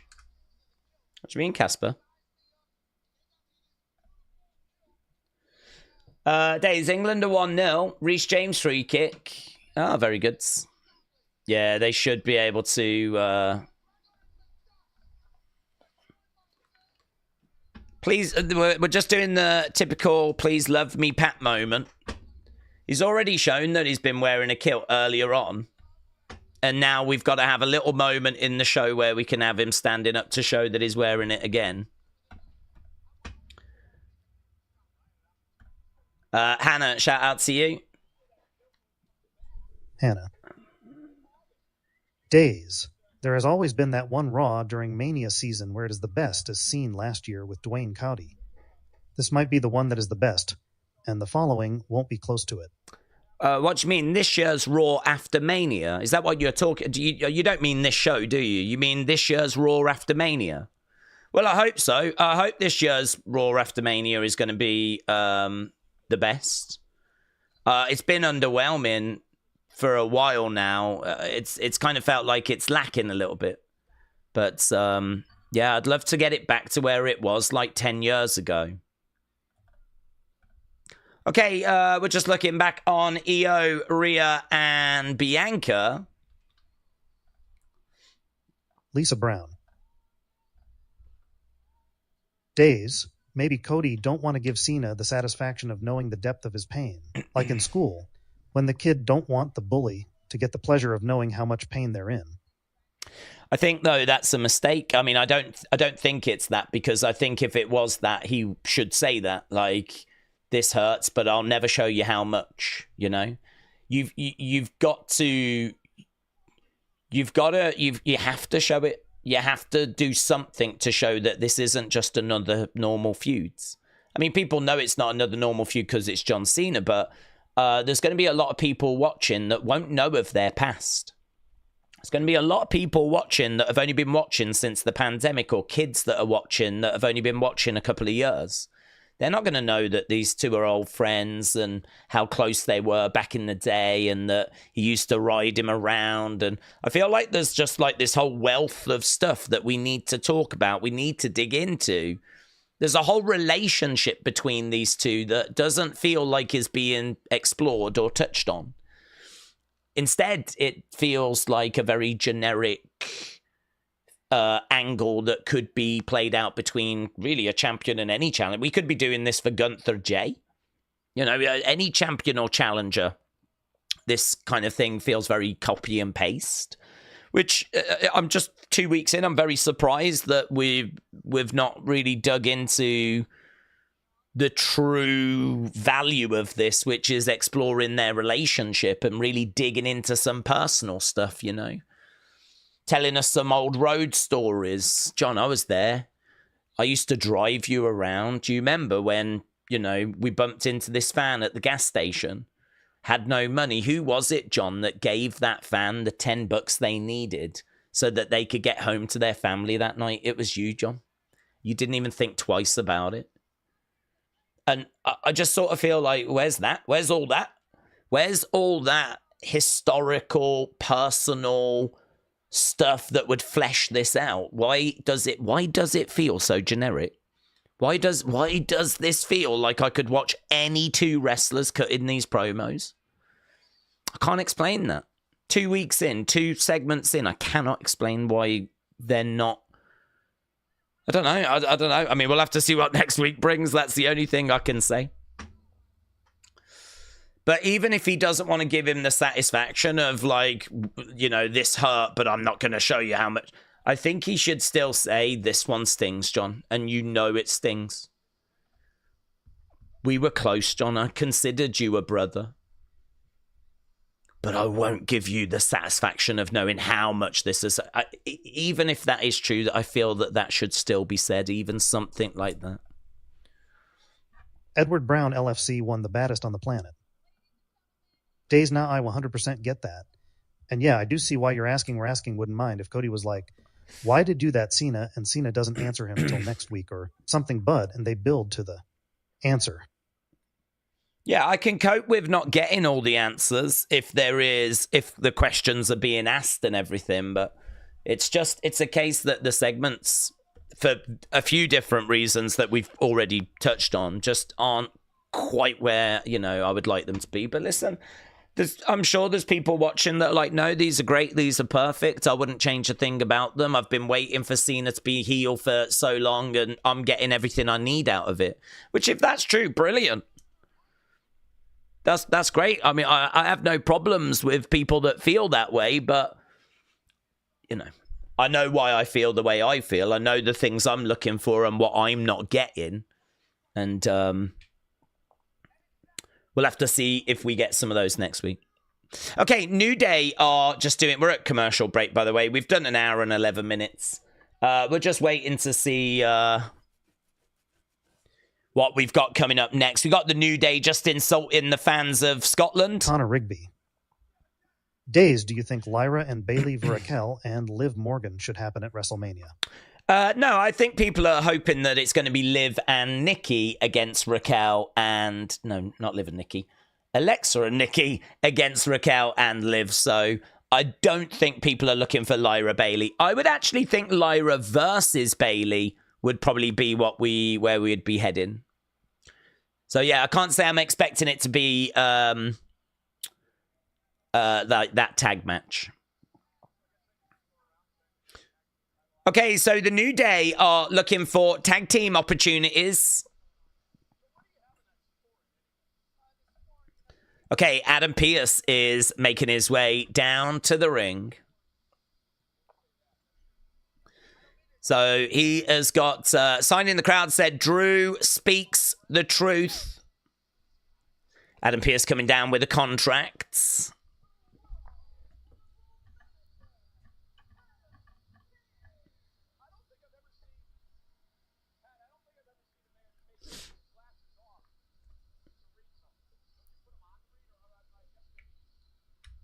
Okay, so Adam Pearce is getting into the ring, and we're going to go over to this next segment, which is contract signing, or you're certainly going to hope it's a contract signing.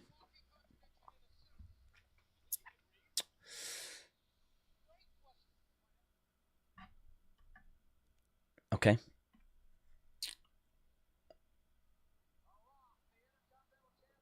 What's this? Hall of Fame. Is this a Triple H Hall of Fame thing?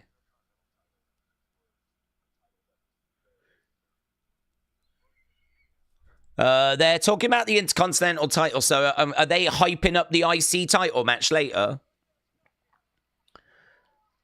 Showing their match from SummerSlam with Triple H and The Rock.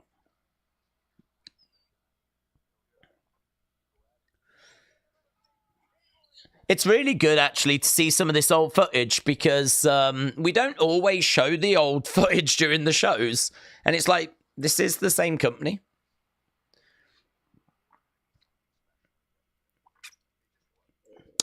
I don't even know what this is. I don't know if we're advertising the IC title or is it a new rival show?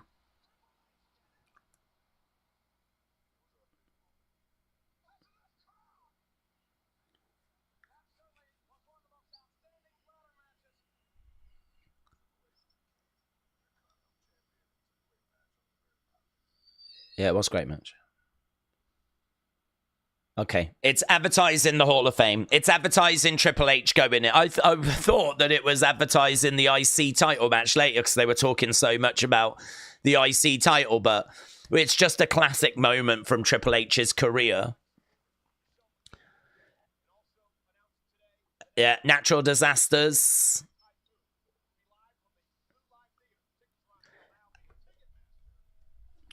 Little bit of a shame that the natural disasters have been announced and what, they don't get a video package. What's that about?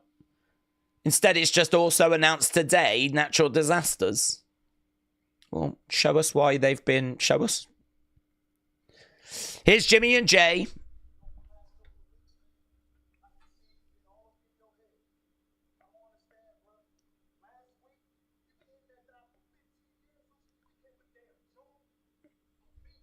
You became a meme. Yeah, I think they had him slip on purpose earlier, but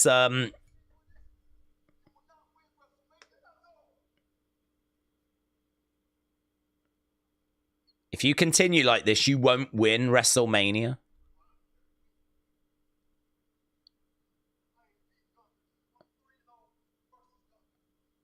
So Jay's got doubts.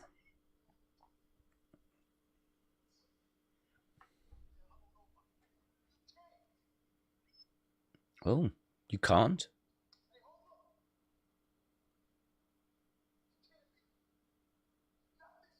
Not this Jey.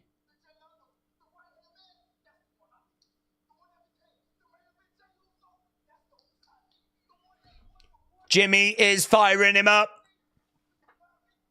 This Jey can't beat him.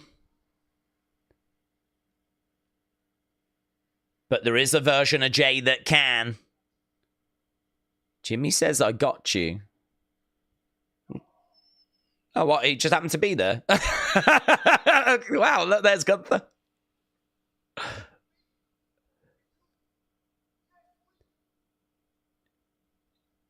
Me and you next week? Sure.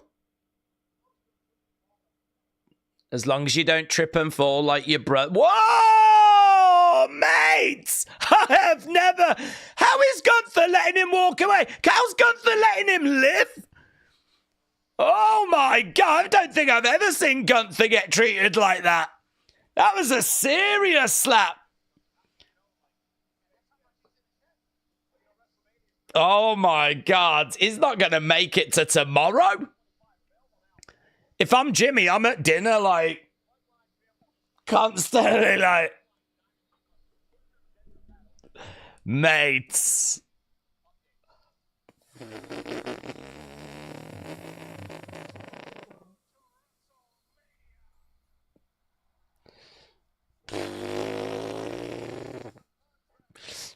Okay, we've got the contracts. Bianca, Io. Okay.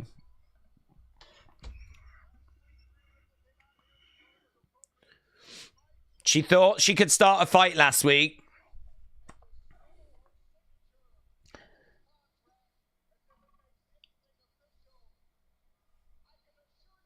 I can assure you, and I want to make this crystal clear, Rhea Ripley is not in the match. Forget it.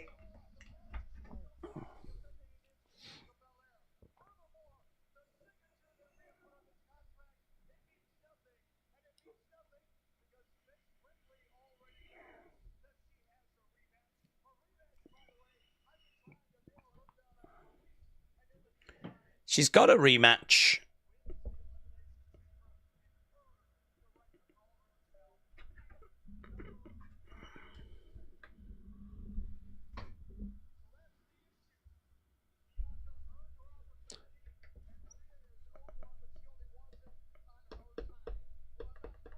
I'm not doing it that way.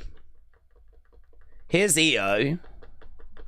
So he says that she's going to get a match. So why don't she just... I suppose she wants it to be at WrestleMania, doesn't she?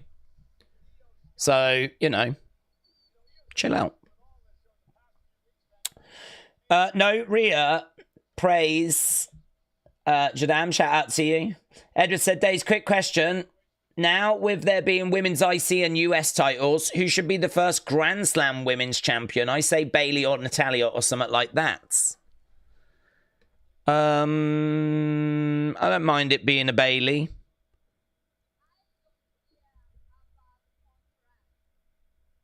Here's Io. She says, I don't care about contracts. It doesn't matter who it is.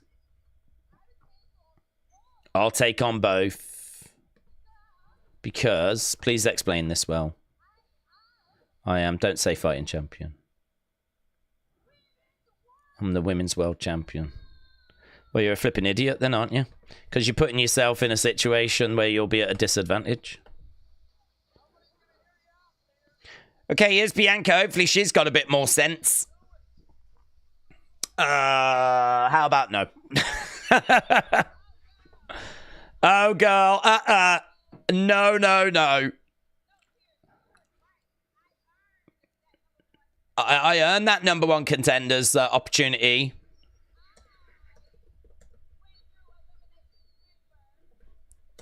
This is true. She went through Elimination Chamber.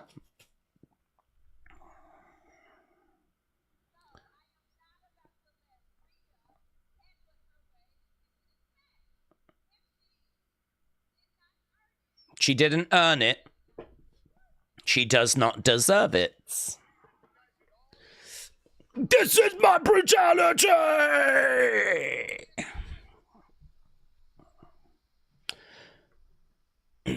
Here's Rhea then. She's going to make her way down. Rhea or Bianca would make great Grand Slam champ, said that's what she said. Bianca has grills. She did. I couldn't quite make it out, to be honest, but she did seem to have something on her teeth, yes. Here's Mummy. I don't give a damn about WrestleMania.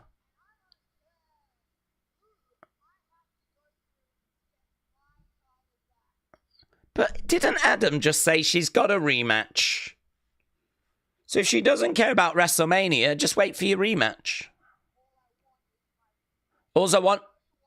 Now you want your rematch.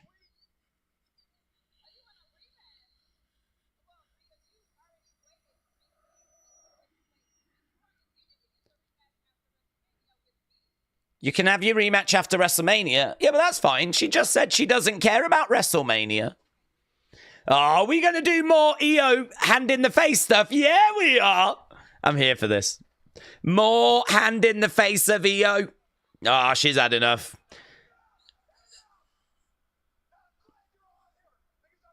Don't love Adam Pearce holding her back.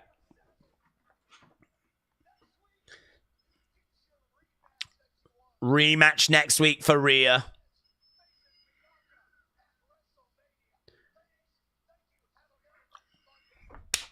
Job done. Rhea versus EO next week. Winner will face Bianca. Yeah, they're going to fight, aren't they? I don't know what's happening here. DDT. Yeah, of course, it breaks into a brawl. Shot coming in there by Bianca. She's now got EO up for a KOD. Bianca goes down. Big boot there by Rhea. Rhea picks EO up. She lands on her feet. Round the back. Nice open palm. Rhea against the ropes. Bianca round the back. She picks up EO. Roll through. Clothesline to the outside. Swing and a miss there by Bianca. Crowd are like, way! Nice. Lovely. Lovely. EO again on the edge of the ring.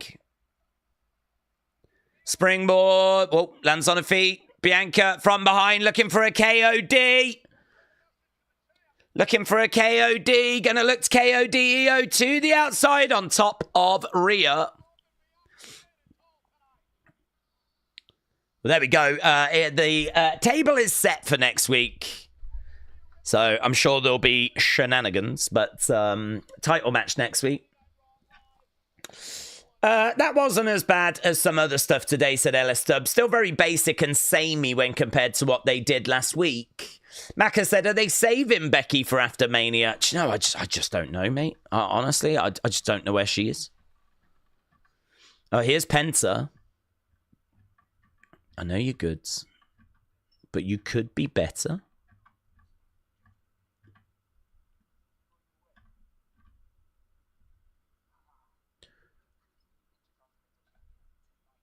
You could be Intercontinental Champion tonight. Have a think about it. So Dominic says, you're good, but you could be better.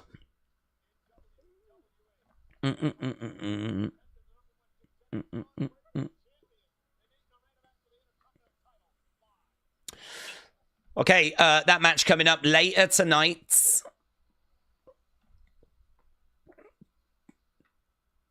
Netflix. Right. I want WrestleMania 39 Dominic back. Yeah, that was great, wasn't it? That was great.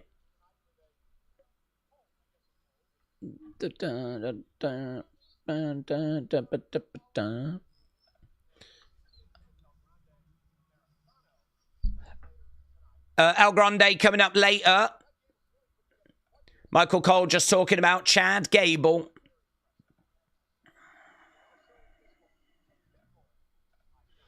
Okay, talking about Ivy Nile. So I think we're just having a look at a video of Ivy.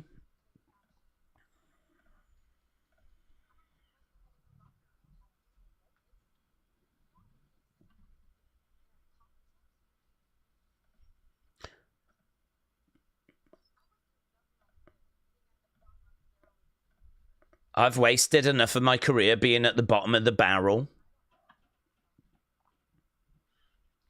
If I don't advocate for myself, who will? So a little video package on, or vignette on Ivy Nile.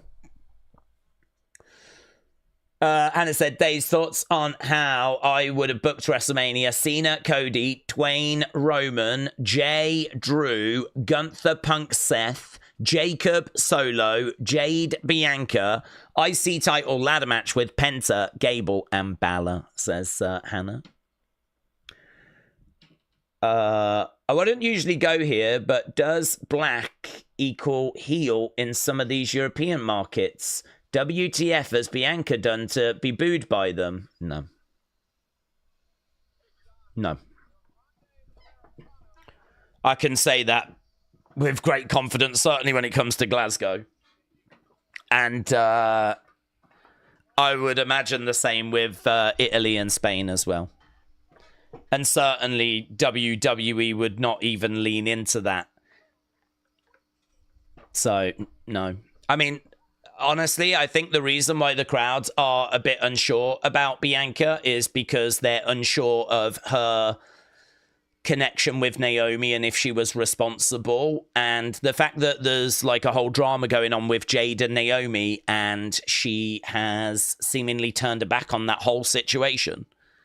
Just so to focus on, you know, granted, she's got to focus on her own career, but, you know, she's not really doing much with Jade, is she? You know, she was a tag partner of Jade. They were really, really close. And now Naomi has taken her out and, like, I don't know, where is she? What's she doing with Jade?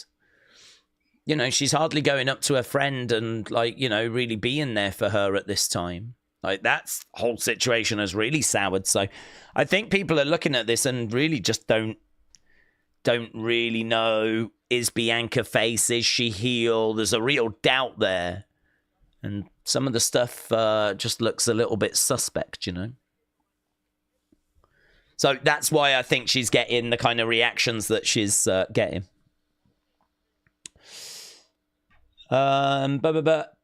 Edwards. Yeah, we answered that, Edwards. I said I think Bailey would be fine. Yeah.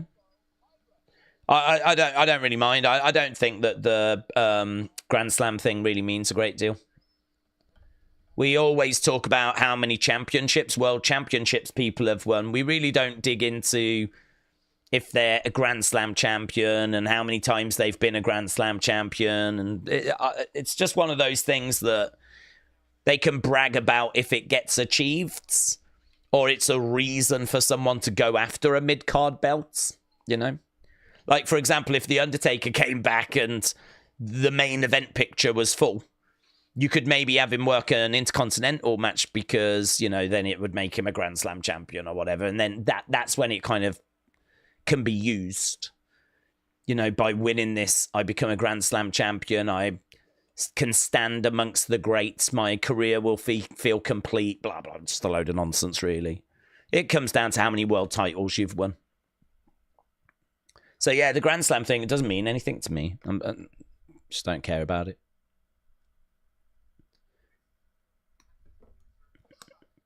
Okay, so New Day are having a word with Adam.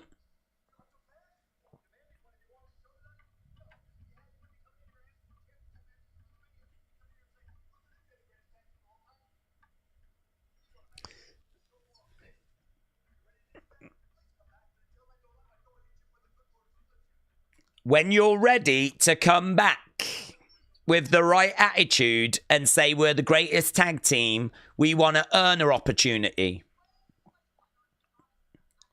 Okay, here's Bianca.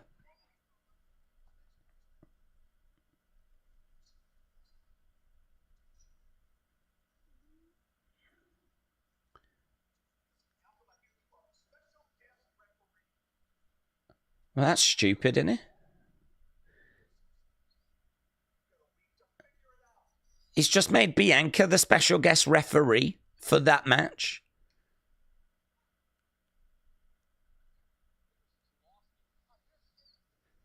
She should just be in the back. Her being at ringside was a massive problem. Whoever wins is going to feel cheated by Bianca now. That resolves nothing. That's a really dumb idea. That is a really stupid idea by Adam Pearce.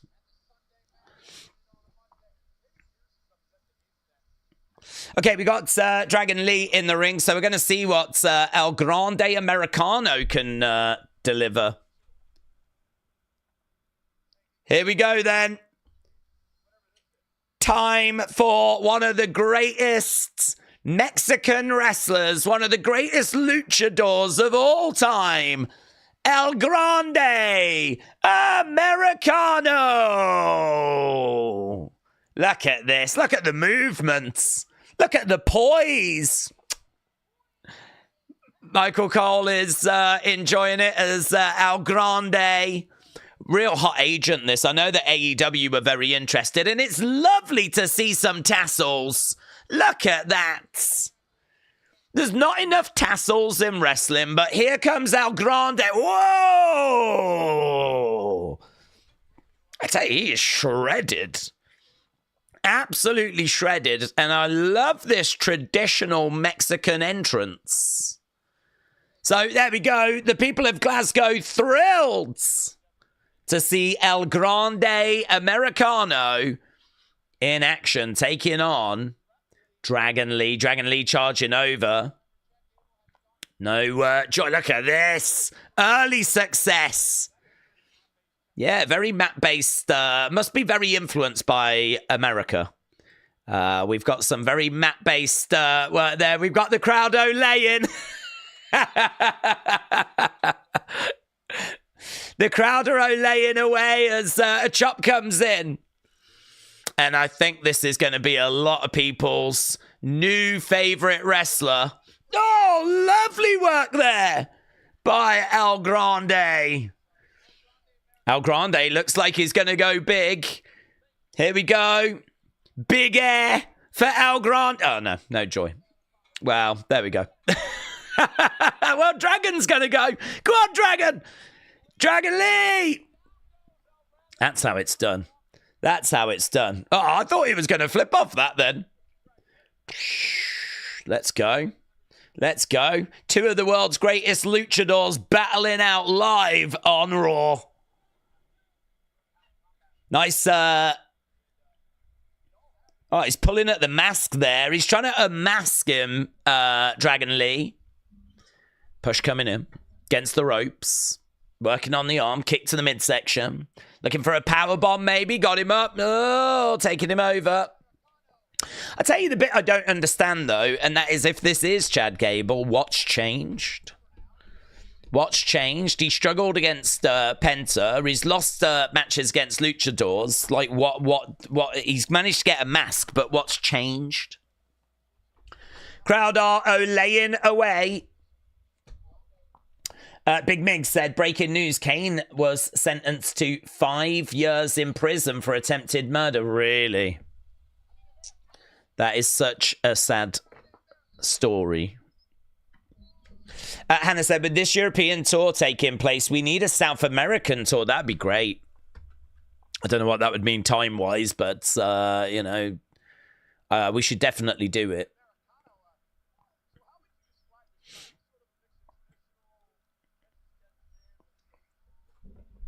Daze, this Mania build is very average, said Nico. Really similar each week, and stories not developing. So much potential, but for me, it's not good enough.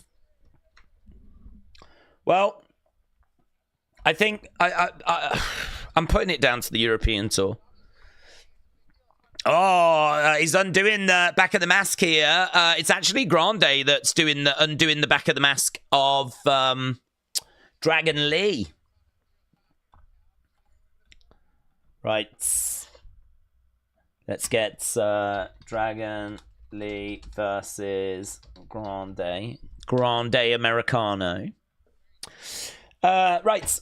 Casper said, last time I'm try, but faces can't win just because they're faces. How can anyone think Penta is good enough or deserves to beat Bron? You people are why WWE is going... Okay, Casper, you know when you said it's crazy I'm getting hate for just thinking, like, why should faces have to win? It might be the last part of your comment that's... you know the bit where you said you people are why WWE is going downhill? I've identified the bit where you might be getting hate. It might be... It's subtle. There's just a little subtle thing in there that has that's probably just grabbed people's attention. It might... I think it's just... Reread it, and I think you'll see what I mean. If you reread it, you might just spot the bit that might be upsetting people. Right, we are still at commercial break. We got 50-odd seconds left to go. Connor said, who do we think's under the mask of Grande Americano? Definitely Joe Hendry. He's going to be unmasked as Joe Hendry, and the crowd's going to go cray-cray. Chop coming in there by Grande. Nico said, I missed having the show. I forgot about the early time. Oh, what? You missed the start of the show, did you? Because you forgot about the earlier start time. Yeah, I bet that has happened quite a bit as well, you know. I think, do you know what? I mean, what I'll say about the show is I feel like I have enjoyed it more than last week's. But it feels quite similar. Big first opening segment with Cena, followed by a lot of stuff that can't really get to that level. But I don't know, I'm sat here and there's like, probably less than an hour to go. There's probably about 50 minutes left.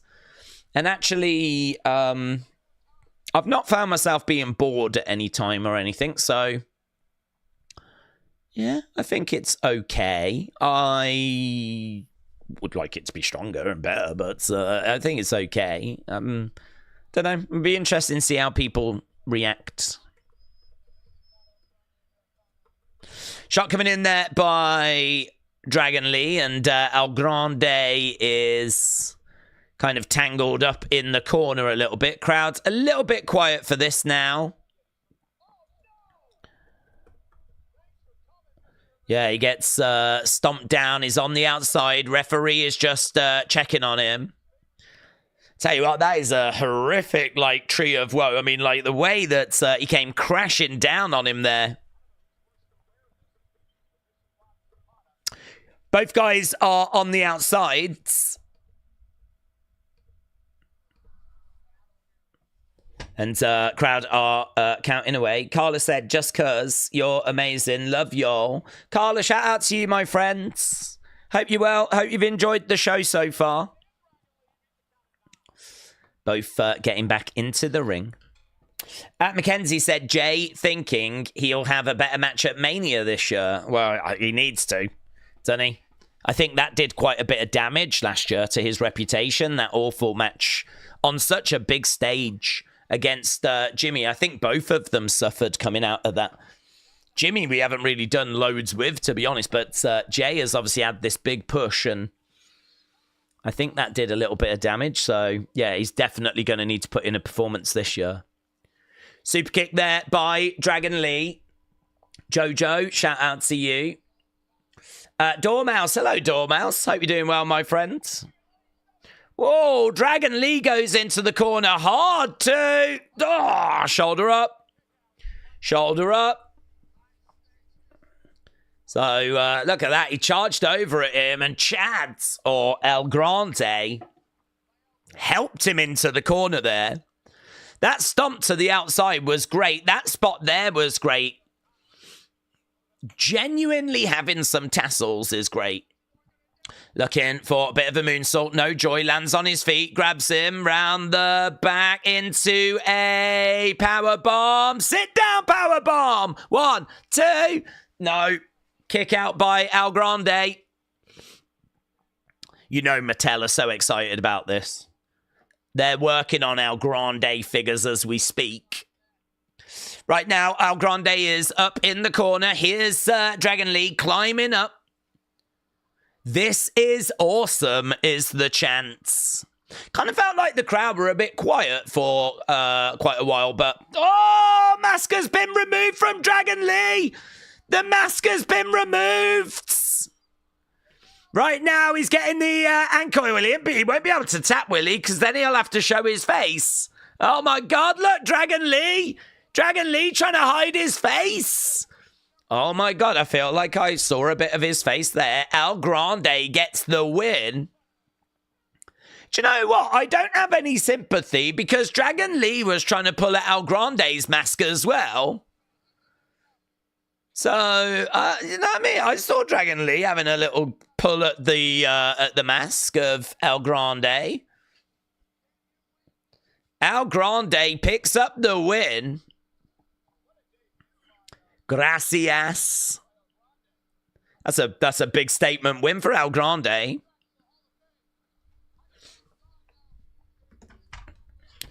Right, let's get a poll up for that match. See what people thought about El Grande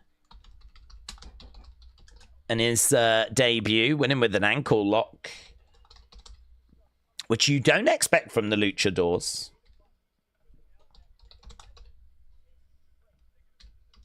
They're advertising LFG. Gracias. Xena Sterling. We've seen this clip before.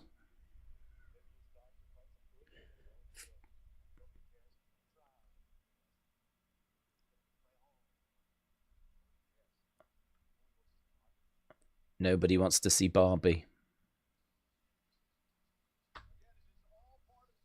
LFG. It can't be Chad. This guy has got a beard and Chad doesn't, says William. Daze, I apologize. I ran downstairs when you read it. No worries. CM Punk, Roman Reigns, Seth Rollins, they're talking about what went down on Friday. Okay, Intercontinental Championship match still to come, of course. We're probably still a little bit away from that. Casper said, fair. After an hour of no response, I added a bit of spice. I mean, anyone who thinks he deserves the shot or is good enough to beat Bron, I feel are delusional. Must be he's a face. Well, I mean, when it comes to wrestling, everyone's going to have their favorites. So people have really enjoyed Penta. And so people wanting Penta to win because they've enjoyed him, I think, is understandable. I mean, I don't think Penta wins here because we're very close to WrestleMania, and I don't know that you would do that moment here rather than at WrestleMania. So I personally don't think Penta wins, but is it impossible to think that Penta wins, which provides a shock moment to the end of the show, provides like a big moment at the end of Raw? You could do it in a way that Bron feels cheated. You could maybe having someone getting involved, someone costing Bron. Maybe how about Dominic gets involved as a way of showing Penta, we can do this for you. You've got that Intercontinental Championship as a way of, you know, because of the Judgment Day. We know they're trying to recruit Penta.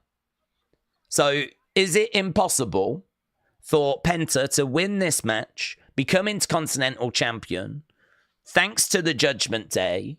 Penta turns down the Judgment Day next week. That then upsets Dominic. Dominic then wants to get his hands on Penta. Bron Breakker feels cheated. Add in Ludwig. Do we then start building towards a ladder match at WrestleMania? I mean, I don't think that's impossible, personally. I don't expect Penta to get this. If Penta wins this, big moment, great way to end the show, big talking point. But, you know, could it be done in a way where we start putting the pieces in place for the ladder match? I don't think that's impossible. So if they're going to do a change, I think they would probably wait for WrestleMania to do that change. We've got the little drone that's flying around. Braun could get it back at Mania. Yeah, well, he could get it back at Mania, or it could end up going on flipping Dominic, couldn't it? Dominic might get it and actually get a mid-card title.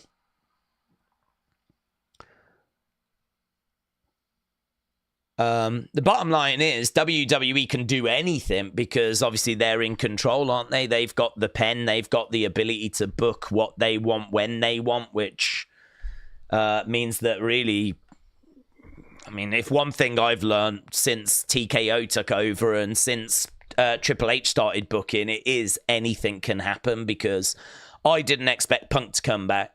I didn't think that they would turn John Cena heel. And I'm quite happy to hold my hands up to those. I'm quite happy to go, I didn't predict these. I did not, you know me, I didn't think they were going to do the Cena heel turn. And I didn't think they were going to do, like, bring CM Punk back. I thought there was too much water under the bridge. And they did both. So, kind of lesson learnt my end with, like, honestly, just never say never. Okay, CM Punk's making his way down. See what he's going to say for himself. CM Punk is live next. Same with this. I don't think a part-time Roman or CM Punk deserve a triple threat win. I'm going to go with Seth, says Casper. Lisa said, Daze, help me understand. If Punk cares so much for Paul, why did he throw him under the bus with that line last week? Getting in Roman's head is understandable, but not using a man that you respect. Well, it's a good point, but I think CM Punk doesn't really... I think he respects Paul, and I think, you know, Paul understands this is all part of the game. CM Punk, first and foremost, is out to get what he needs to get. You know, any alliance with Paul Heyman was an alliance to try and benefit CM Punk, right? Everything Punk does is to try and benefit CM Punk. And with wrestling, like, there's obviously lots of those kind of moments where... You know, you might have to screw over a friend or say something. Like, first and foremost, he wants to get into Roman's head. Punk is in that match at WrestleMania. He wants to win that match at WrestleMania. And the mental games have already begun. If he puts Paul in a uncomfortable situation, he won't even, that won't bother him. You know, if Paul's in trouble where Roman was going to beat Paul up or something, CM Punk, I think, would come to his aid. I think he is his friend, and I think, you know, okay, listen, it's like a rib, isn't it, really? I can make you feel uncomfortable. I can cause a bit of dissension. I'm a troublemaker. I'm a disruptor. I can cause some problems. But if Paul ever really needed Punk, Punk would be there for him, and he showed that with Survivor Series. Paul sent out an SOS, didn't he? Like, we need an extra person. CM Punk stepped up. He says, you owe me a favor, though. So, it's that kind of, like, little rib. It's that kind of little cheeky, you know. But yeah, I get your point. Why would you do that? Maybe you wouldn't do that. Perhaps you're too lovely. Okay, are we at commercial break? Because CM Punk just went over to the fan. Yeah, we are. CM Punk came out. He went over to the fans. And he's getting back in the ring now. We're about to get underway with this promo. Opulus Travel said, I think WWE are trying to put Bron Breakker into the history books, holding the IC title a lot of times. It is possible there's a loss there tonight. It's Kaz is singing away to Cult of Personality. Okay, we've just got a little advert for Stephanie's Places. That's going to premiere on Wednesday.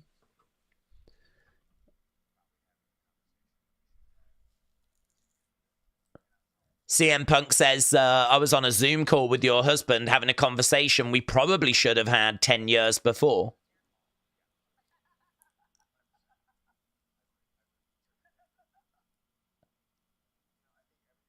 That actually looks really good.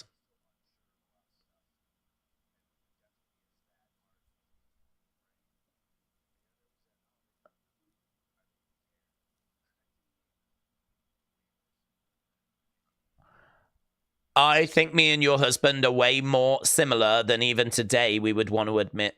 That looks absolutely fascinating, doesn't it? Zoom Station said WrestleMania is a bit overbooked, a little overcooked, and a little underwhelming. Say it in a Vince voice.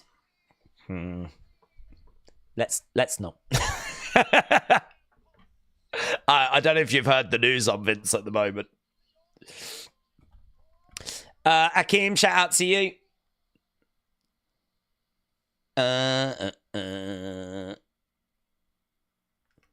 Don said, EO beat Rhea, got a match against Bianca to get a Mania match, and then signed the contract. Match is official. Now it's Rhea EO once again, with the winner facing Bianca. Make it make sense. Here's CM Punk. Akim. Can't we just push the heel we got already? We got good heels. We don't need turns, and we don't need villain turns. It started with Charlotte, and been going downhill with these turns not needed at. Al. Okay. Punk's. He's a little peeved off, but he's like, it's hard to be mad when you come out to an ovation like that.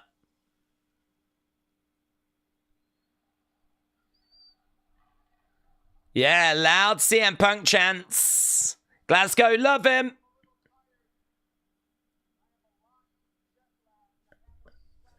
I'm a little tired. I'm a lot jet lagged. There's a lot of uncertainty surrounding myself and my road to WrestleMania.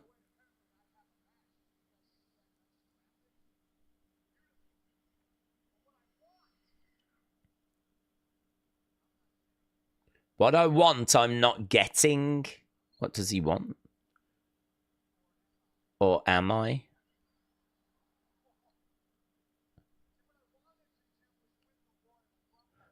I wanted to win the Rumble.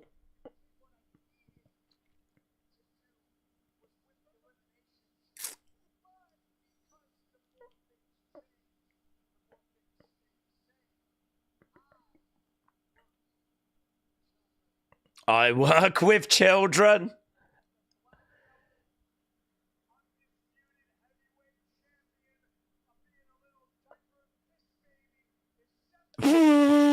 That's a great line.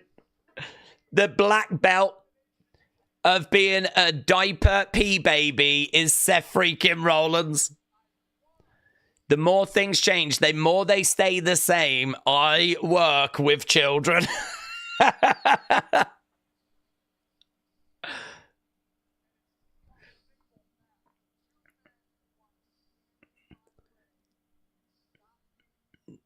The two men that want to stand in my way have got to go.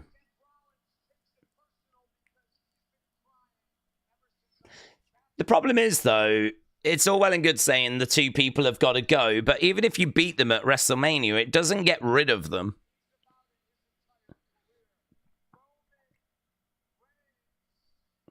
Roman Reigns, and he does a fake acknowledging.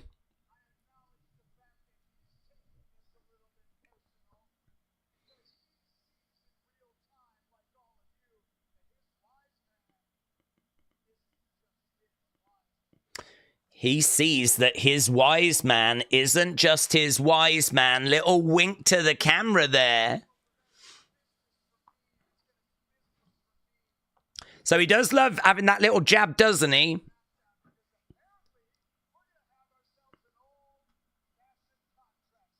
Oh, old-fashioned contract signing. Been ages since I've seen one of them. So what's... Is that going to be next week? Punk said he wanted it this week, but I think they're doing it next week.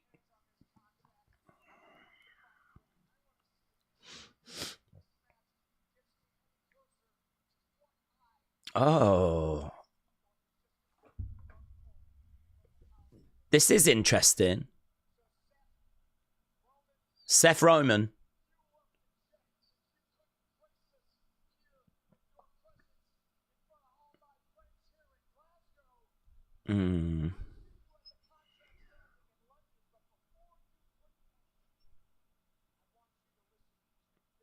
Two things.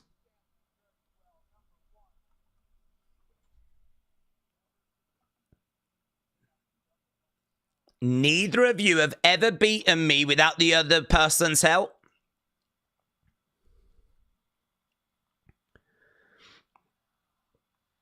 It's really interesting that he said,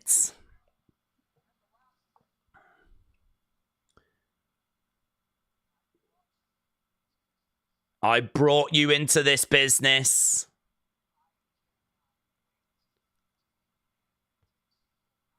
I cannot wait to be the man that takes you out of it. So what grabbed my ear there, a couple of things. That was a really good promo. That was a really good promo because there was a few really interesting little bits in there. Once again, he takes that jab of, you know, Roman knows that his wise man might not only be his wise man. Love that. As well as that, he said, I want to read the fine print. I want to see if this is going to get me closer to what I want. So what does he need in that fine print? In my mind, you know, he wants to get a title because he was trying to win Elimination Chamber. He was trying to win the Royal Rumble so that he could main event WrestleMania. Or maybe it's just main event WrestleMania. Perhaps in that fine print, he wants it to say, this will close the show. Could be that, or it could be that the winner gets a title shot, but there's something he's looking for at the moment. And that's very interesting. Logan Paul is just cutting a promo at the moment. CM Punk's the best promo in WWE right now, said Brony. I'm never disappointed by Punk on my TV, said OG Trini. Logan Paul is going to be on the show next week in London.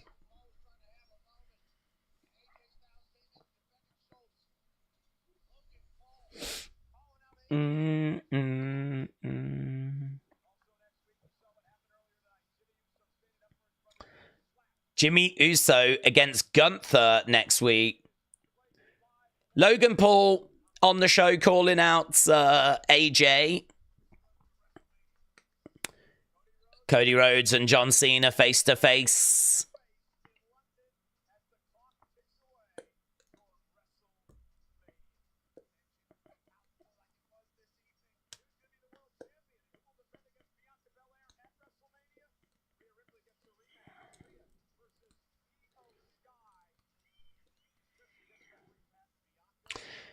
Rhea versus Io Women's World Championship match next week with Bianca as special guest referee.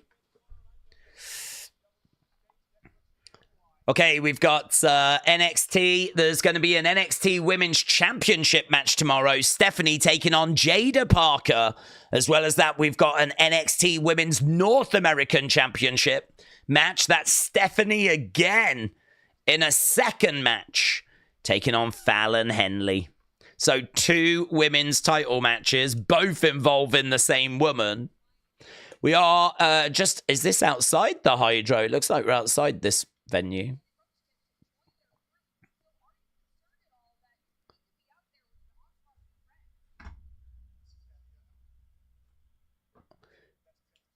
Are you concerned that Penta could be out there with a load of new friends?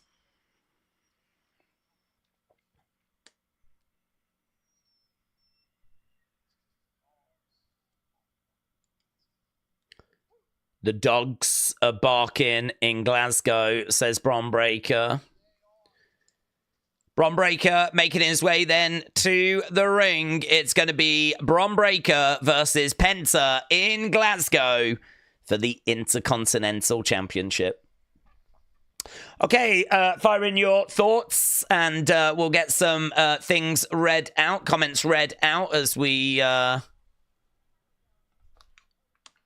just get in. AEP. Member. Daze. What Punk needs is someone else to break his beaded friendship bracelet. LMO. Yeah, I'm not crazy keen on the friendship bracelet thing. He still seems to be wearing it, but at least it's not part of the story anymore. Rich Ball. Daze, how will WA do the Hoff with just 3 inductees? There's not. The natural disasters as well got announced today. And there's rumors of Kamala and Ken Shamrock. So, I mean, we could be at 5, 6 if both of those go in as well. Right, Chad Gable's coming out, look, but he's still not very well. Oh, he's been really ill today. Yeah, look, Ivy's like, guys, please.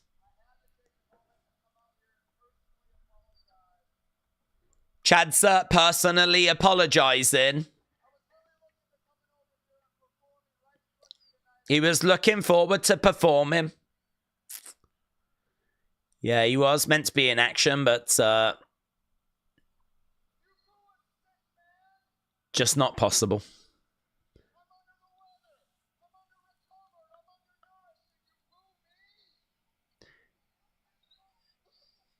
He's undernourished.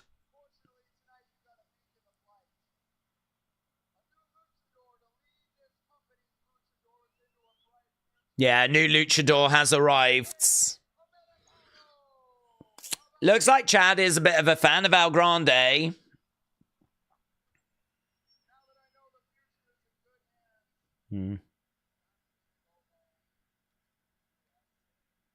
It's time for me to go home to the USA.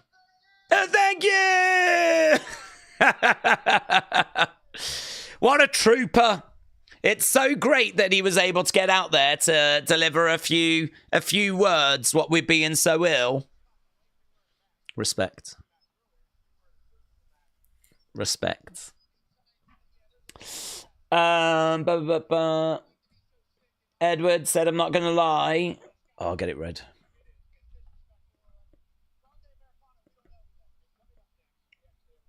Edward Brown LFC won the baddest on the planet. Member. Daze, I'm not going to lie, this crowd is awful. If this France, Italy, Belgium, and whatnot, they would be so loud with singing punk song. I'm very disappointed in Scotland. This isn't my country at all, TB. I think they've been okay. I mean, I do think they're lacking behind the other countries we've been to recently. I think they've been okay, though. I don't think they've been a bad crowds. They've still been making noise. They were very vocal during, like, the scene a bit, and they've been chanting, this is awesome, and, you know, they've been adding to the show. I wouldn't say they were a bad crowd. But, yeah, I mean, France is the benchmark, isn't it, always? I mean, I don't even think you're going to be getting anywhere close to that next week in London. But, because France really have kind of set that benchmark so high. Spain were brilliant. Thought they were good. Belgium were really good. But, yeah, I'd say this is a bit of a step down from what we've seen recently. Elisto. Dom will come down. Try to help Penta win the match. BC, he wants him, and JD Finn will also come out, and we'll get some chaotic DQ finish to end the show. That sets up what the select report said. LS Dub, shout out to you. Here's Penta. Zero. Carla. What is in the air today? This show feels like we're watching a deflated balloon float, fall, and one last farewell. Oh, really? You've not enjoyed it? Do you know, it's a weird one for me to score because I haven't felt bored. I've not felt bored with this show. So it's interesting if people are like, oh, what is this? That's kind of interesting. We've got about 25 minutes to go. Our main event coming up, Penta versus Bron Breakker. Penta making his way down to the ring. Faute. Not a terrible crowd. Yeah, I'd say not a terrible crowd. A Jobson, shout out to you. Really appreciate all your thoughts during that UFC stream, buds. A Jobson joins us all the time for, well, every stream, to be honest. But, see what A Jobson's saying? A Jobson. Daze. I really, really hope Punk points out that Roman Reigns shouldn't have been the third member, but that it should have been Chris Hero, if not Papa Paul's father-in-law. I don't know that he will, to be honest, because Chris Hero's not still with the company. I suppose he could do a little bit of a pipe bomb, like remember when he during the pipe bomb was like, "Hey, Colt Cabana." But yeah, Chris Hero isn't in the in with the company. I think doesn't he work backstage at AEW now? So it would kind of be quite. It would definitely grab the IWC's attention if he does mention Chris Hero, Cassius Ohno, and say it should have been him. So yeah, I mean it'd be a good line. I don't think he will, but it would be a good line. Have WWE ever gone to Hawaii? Yeah, I believe they've done live events there. Toby said it's interesting. Did Punk really further the storyline any more than Cena did? I guess it's about perception. Well, he didn't further the storyline, no. But what he did do is he did put in some very interesting lines that kind of tease at certain things. So with John, I don't feel like he gave us anything that really pushed anything forwards. And he was talking about the spinner belt from 20 years ago. We still didn't touch on The Rock, or we still didn't get a back and forth with Cody. I mean, it's one thing to not really push the story forward, but I don't even think like he massively fleshed the story out. Whereas at least with Punk, he came out and he once again teased about him and Paul, which I appreciated that. He also teased that he's going to be looking for something in the contract next week. So you could make the argument that he did further it there because he says, you know, I'm not getting what I want. Or am I? Which I really think is him teasing about main event in WrestleMania. And then again, he mentions about, I'm going to be paying close attention to the detail in the contract next week. Talking about how he wanted to do it this week, but it's not his fault. I feel like, at least with CM Punk, it feels like he wants to drive this forwards. Are you upset we're not doing the contract signing here? Yeah, well, so am I. I wanted to do it here and now as well. So he's kind of like, I'm on your side. Let's get on with this. Whereas with Cena, he doesn't feel like he's trying to push that story forwards. It's, you know, once again, come out, berate the crowds. So for me, those would be the two differences between them, is that with Punk, I feel like he's trying to push it forward. It's just that he's being limited by the fact the other two aren't here and the fact he's got to wait for next week to do the contract sign-in. But even with his segment, he still planted some seeds of intrigue with he's going to be looking for something in the contract, and also the little tease of, you know, Roman knows that isn't just his wise man, little wink to the camera as well. Also, you know, little dig into the past with the old, I brought you in, I can't wait to take you out, neither of you have ever beaten me without the help of the other. So I just, and it was shorter than Cena's promo as well. I just felt like I got more out of it. Shoulder barges in the corner. Dom is going to try and help Penta, but Finn will mess it all up, said Casper. Could go that way. Yep. Could go that way. I think we'll definitely see them at some point. How it plays, though, I'm not 100%. But Intercontinental Championship match. Big Austin boot there by 316. Broners. Braun is going to have a big future. Penta goes. He can wrestle, has a great size, and has the look of WWE superstar. Austin 316, shout out to you. James, hello. Hope you're doing well. Let's get... Ooh. Bron Breakker going over that announce table and Penta going down.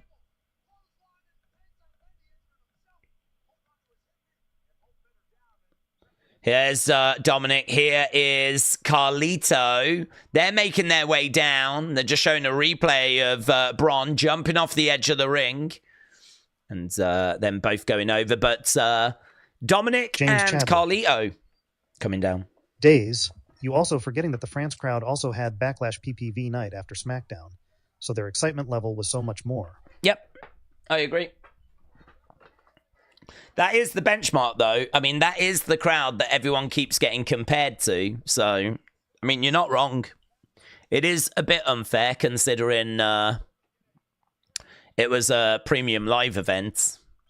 And they had certainly a lot more stuff to kind of get invested in. It was a premium live event show. So, I completely agree. Opulus Travels. Shout out to you. Okay, we are at commercial break, and at the moment, both guys just getting back in the ring. Opulas Travels. Hey Daze, although I am a wrestling fan, am for life. I have always felt it is childish for an adult to wear wrestling merch. What are your thoughts? I don't feel that way. I think that I feel like these are not representative of just childish behaviors. For example, Gunther is someone that believes the mat is sacred. Gunther is someone that can chop and like the living hell out of people and leave them like all marked up, and has some absolutely incredible contests. I mean, for Gunther, he's got the size, he's a badass. He can really, in a lot of ways, people can be inspired by lots of different people. And I think if you're an adult that feels inspired by the work ethic of Gunther, the skills of Gunther, the performance of Gunther, it's not just the fact that he wins, but the way that he wins. Like, none of that is representative of anything childish to me. I mean, I don't know. Perhaps if you're wearing flipping, I don't know. I'm trying to think of someone. I mean, like, I suppose Jey appeals to kids quite a bit. He seems to be the superstar that really appeals to children. But saying that, just because an adult feels that they enjoy the energy, the fun that Jey Uso brings, I wouldn't say that I would look at an adult wearing a Jey Uso yeet shirt as being like a child. But I could understand it. I mean, for me personally, I really love Sammy. I love the determination, the heart that he shows. I love what he represents. I would happily wear Sammy merch because I love what he represents. And same with Gunther. I love what Gunther represents. Hard work, the ring mat being sacred. Those to me that doesn't translate to, well, this is just childish. Those are things that, are good qualities for adults to admire and be inspired by. So, I don't know, perhaps there are some, there's definitely some merch that looks awful. There's plenty of awful looking wrestling merch, but no, I don't know. When it comes to like shirts and stuff like that, I think it can really mean different things to different people. Big knee coming in there by Bron. That's a really interesting one. I've never heard that before. I don't think I've ever heard anyone say that before. Super kick. I mean, think about all the adults that were wearing Austin 316 shirts. They were doing that because they loved what Austin was like standing up to your boss, putting the middle finger up. So many adults want to do that. So many adults want to stick the middle finger up to the boss, And I think that that kind of drinking beers kind of badass attitude, that was something that was quite inspiring, even to adults. Penta going against the ropes and gets caught. Do we think anyone's going to join the Judgment Day, said Austin, or is this just a setup for a turn on Finn? Well, if we take Finn out, I would feel like we would need another good member because you've lost Damien, and if you lose Finn, Dominic's someone that can't really get wins without help. Carlito is just a bit on the side, isn't he? He's just a guy that's just there to not make up numbers, but, he ain't the leader. So I think if you do take Finn out of it, you need to get someone else in it. Penta's not that person, though. Carrion could be that person. I'm there for Carrion. Oh, my God. Wow. Bron really getting Penta up in the air and then dropping him down. Big double knees. Jeez. Oof. That was a sick spot, That looked really good. At Casped, I really like the idea of right-hand man Jey that Jimmy's trying to bring. It could be what he needs for confidence. Do you know what? I mean, it doesn't look like we're getting Joe Hendry, and I'm really surprised. I mean, Scotland, Glasgow, TNA champion. We've got the partnership. He's in Glasgow anyway. Coming up, big kick. I mean, maybe that just shows they're just really, really not looking to have this partnership at the main roster level. Which I didn't think they were anyway, but this was definitely an exception I thought they could make. The fact we're in Scotland. And he's so over. Penta going flying over the top, landing on top of Bron Breakker. Bron Breakker going down. Penta grabbing Bron Breakker, chucking him back into the ring. So we got Dominic at ringside. We've got... Here we go, Penta coming in, going up. Boom! Destroyer! That was nice. That was nice. 1, 2, shoulder up. Shoulder up. Dominic said, this does not feel like 3 weeks before WrestleMania. Irish Sam said, we brought a WWF title to a wedding in Ireland years ago. And in the afters, we had a ladder match on the dance floor. It was the best crack ever. Wrestling at 3 a.m., said Irish Sam. Wow, it's crazy. Was the bride all right with oh, the bride gone to bed? In my mind, I can just see the bride going, this is not what I envisaged my wedding to be like. Right now, Bron Breakker going over. Big boot there by Penta. James said, all that mystery shiz for Jimmy was a bit cringe. You could have just announced Jimmy. That is true. I think they really did. I mean, this is why I thought that he might appear later in the show, because I thought you've really worked people up. 1, 2. Are you really going to not deliver now? And the answer was yes. The answer was yeah. So, Bron Breakker is in control. Right, the straps are coming down. The straps are coming down. Bron Breakker goes over to the corner. The dogs are bark. Dominic is making a distraction. Carlito is getting thrown into the ring. Against the ropes goes Bron. Spear to Carlito. Carlito goes down. Dominic comes in. Chop block. Ah, it's a DQ. It's a DQ. Dominic is stomping away on Bron Breakker.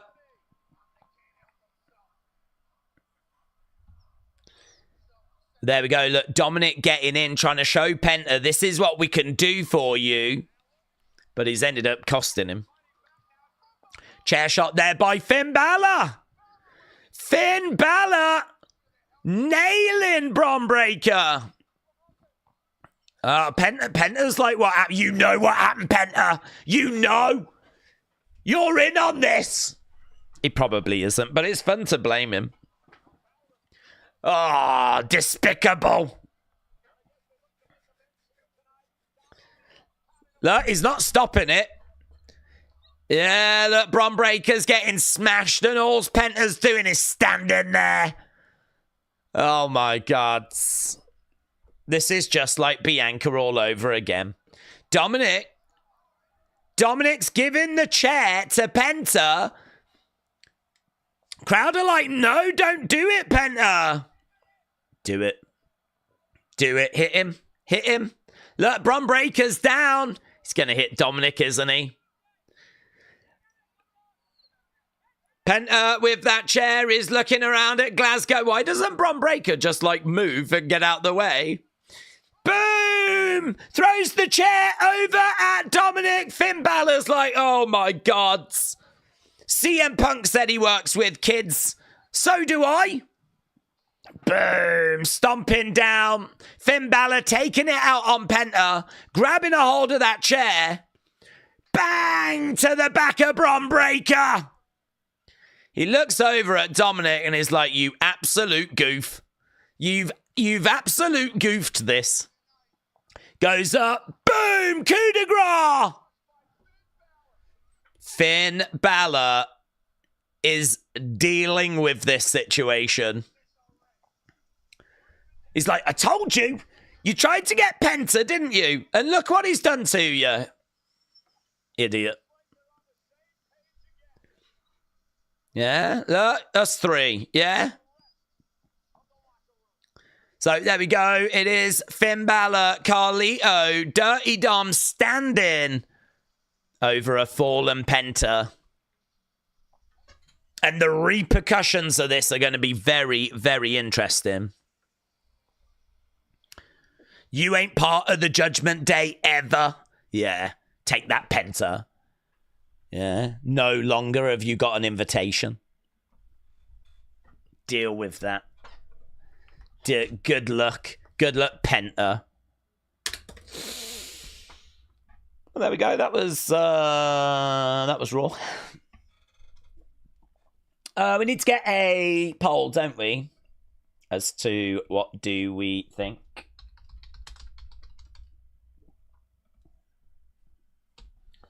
But I'm so glad this Raw was early. I don't have to end my day with an awful show. Oh, you didn't like it again. Do you know, I just don't know. I mean, I enjoyed Lyra and Raquel. Seeing El Grande was pretty fun. I mean, we only had 4 matches, and Usos against A-Town Down Under was quite short, actually. Cena promo was, I mean, compelling. You want to know what he's going to say, don't you? Punk, I thought, was good, short and sweet. Some little backstage moments. I don't know, man. I sort of feel like this show, for me, ticks boxes, but is it a Road to WrestleMania show? Probably not. Probably not. Let's have a look. Harry said this was the worst Raw of the year. Is it that bad, genuinely? I tell you what, I'm going to put the thing up now to get people's feedback. Feedback required. What did you think about Raw? I'll put that up now to get feedback. I do need to go and work on Unseen, of course, but I don't know. I don't know.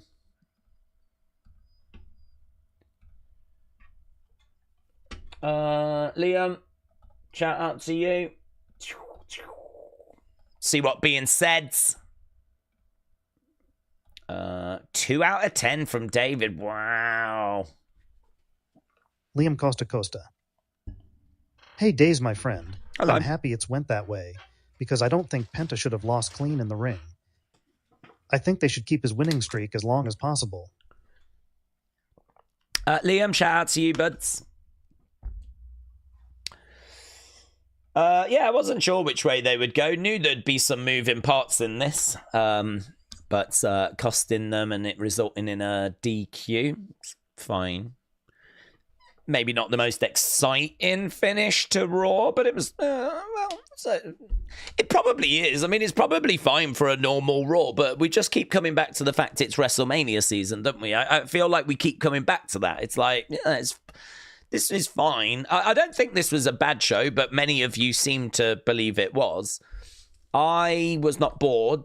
I enjoyed Lyra against Raquel. I enjoyed watching a bit of El Grande. Penta versus Bron was okay. I didn't hate it. Cena was compelling, but we know there are issues there, or I feel there are issues there. Punk was pretty compelling. Thought that was pretty good. I mean, there wasn't really a great deal else, was there, really? It was... I think it was fine. It was just fine. But it is... I feel like the expectation is a lot higher because it is WrestleMania season. Rhode Island sports bets. Daze. The Rock being able to do what he wants is surely a problem for WWE. Part-timers showing up for big moments means half stories are just sloppy storytelling. Need answers from John. We do need answers from John, yes. And I think... I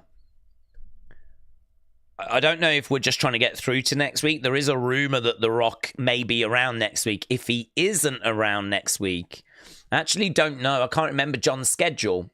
I tell you something else that's a bit disappointing. And that is that John Cena did, I think, was it 3 appearances. One on the debut of Netflix to set up the year, yeah? Talking about trying to go for number 17, right? Then he went to the Rumble and competed in a Rumble. And then he went to and then got upset because he didn't win that. And he's like, I'm going to go into Elimination Chamber. And Triple H was like, if John wants in, John's done enough to get in, yeah? And then, of course, he goes into Elimination Chamber. That was 3 appearances. We've just had 2 more appearances. And did it, like, we've only got 30 odd John Cena appearances. Was today enough to warrant one of those appearances? He could have done a match. Do you know what I mean? Like, you've got 30, if you're booking John Cena, you've got 30 John Cena dates. 30 dates on John Cena. Now, I'm not saying he should have done a match here. Don't get me wrong. Promo's fine. But again, be patient. There's only 30 dates until he goes away forever. You know? We needed him to set the year out. He had to be on the Netflix premiere. No issue with that. He was at the Rumble. No issue with that. He was at Elimination Chamber. No issue with that. He does the promo saying, why, John, why? No issue, right? But then the very next week, we just get more of the same. This one really annoyed me more because this is a John Cena date done. That's a John Cena date gone. And next week, if it's going to be more of the same again, and I'm hoping it isn't, that'll be, as I said earlier, frustrating again. So, yeah, we're burning through these dates. There's still many to go, of course. We've still got plenty of John Cena dates in 2025, but there's still a lot of stories to tell. We've got to do his final match and the build for that. We've got to do SummerSlam. We've got to do Survivor Series. I'm sure he's going to be on some other B shows as well. So there's, and you know, he's going to want to go to different places and say goodbye to different places as well. Or maybe not so much now he's a heel, actually, but in his own way, he's saying goodbye to places, you know? Like, I don't think he'll be coming back to Scotland. I think this was it for Scotland. That was your... Hope you enjoyed it. That was your final John Cena appearance. So, Glasgow, you're welcome. So, yeah, I agree. I think, like, The Rock not being... hopefully, The Rock's there next week. If he is, that segment's going to be amazing. You know, The Rock being there means we're surely then going to dig into his relationship with John. If the rumors are true, though, and he's not going to be there next week, then we do have a little bit of a problem. Because we might run the risk of it being just the same again, 3 weeks of the same thing. But I don't want to say that before we get to it. Let's see what they do next week. But yeah, there are a few little concerns and issues on this road to WrestleMania. Trini, shout out to you. OG Trini, aka that B.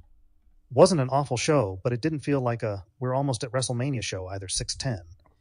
6 out of 10. Yeah, I think I'm probably where you are, buds. WE biggest. B's ending. BS ending. Dork Night, hello, my friends. Dork Night. Member. If I'm going to be honest, I think it was enjoyable because it wasn't 2 a.m. and I'm not knackered.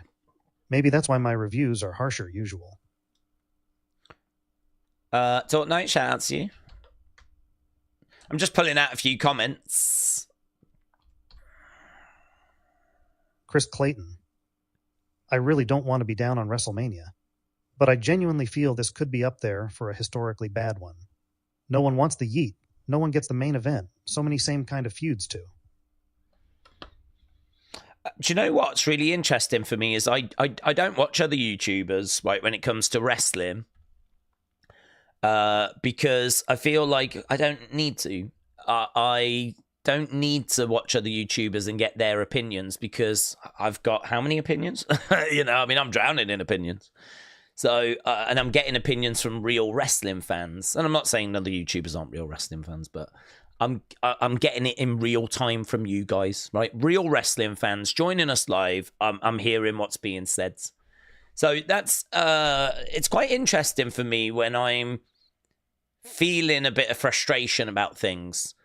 I always feel if ever I'm going to be like critical of WWE or a bit down on something with WWE, I'm going to be met with this instant backlash of like, you're wrong, it's brilliant, I don't know why you can't see it, blah, blah, blah, blah, blah. And I expect that to a degree because not everyone agrees on everything. There's always going to be people.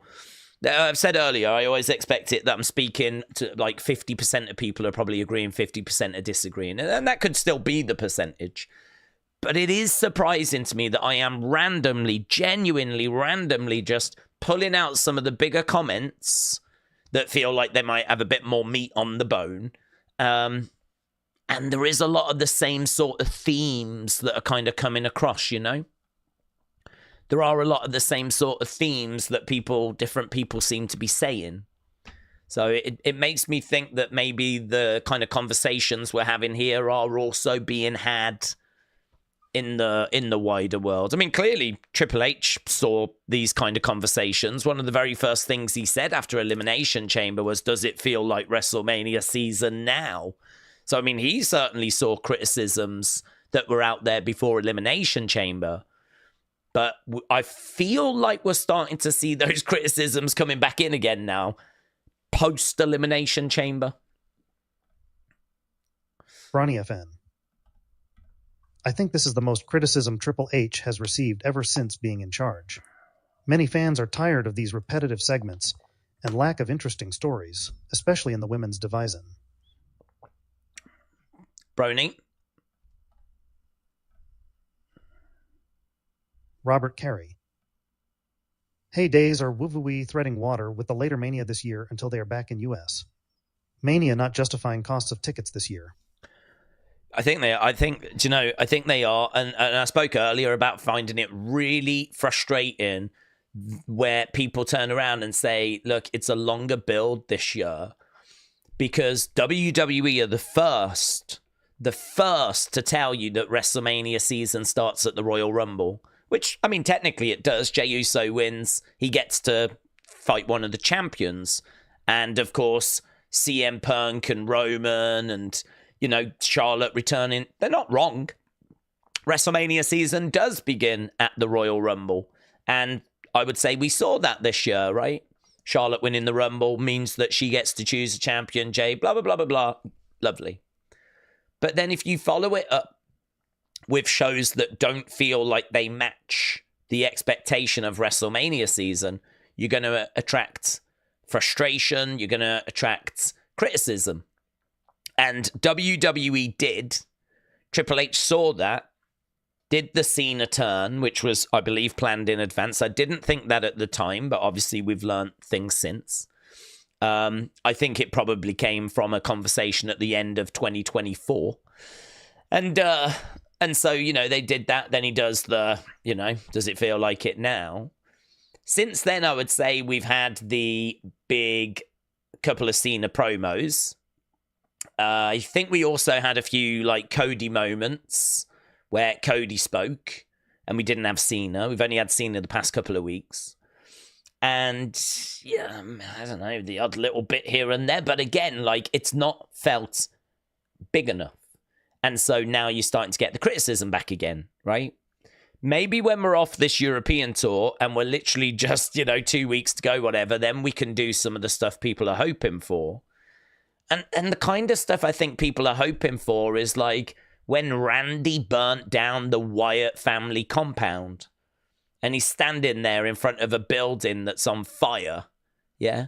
or when Ronda and Becky and Charlotte are brawling in the arena and it goes to the backstage area and the police get involved and they're getting arrested and you got Ronda in the back of the car kicking at a window, breaking the window, Charlotte jumping into the driver's seat, driving a car into another car. And it's like, it's not just the backstage brawl. It's one of the biggest, most chaotic backstage brawls we've ever seen. Like, it's iconic. That's a key moment in the build towards that WrestleMania 35 match, right? That's kind of like, oh my God. And again, I don't want to compare to last year, but there really isn't a reason as to why you can't do this segment. And that's The Rock whipping Cody in the rain.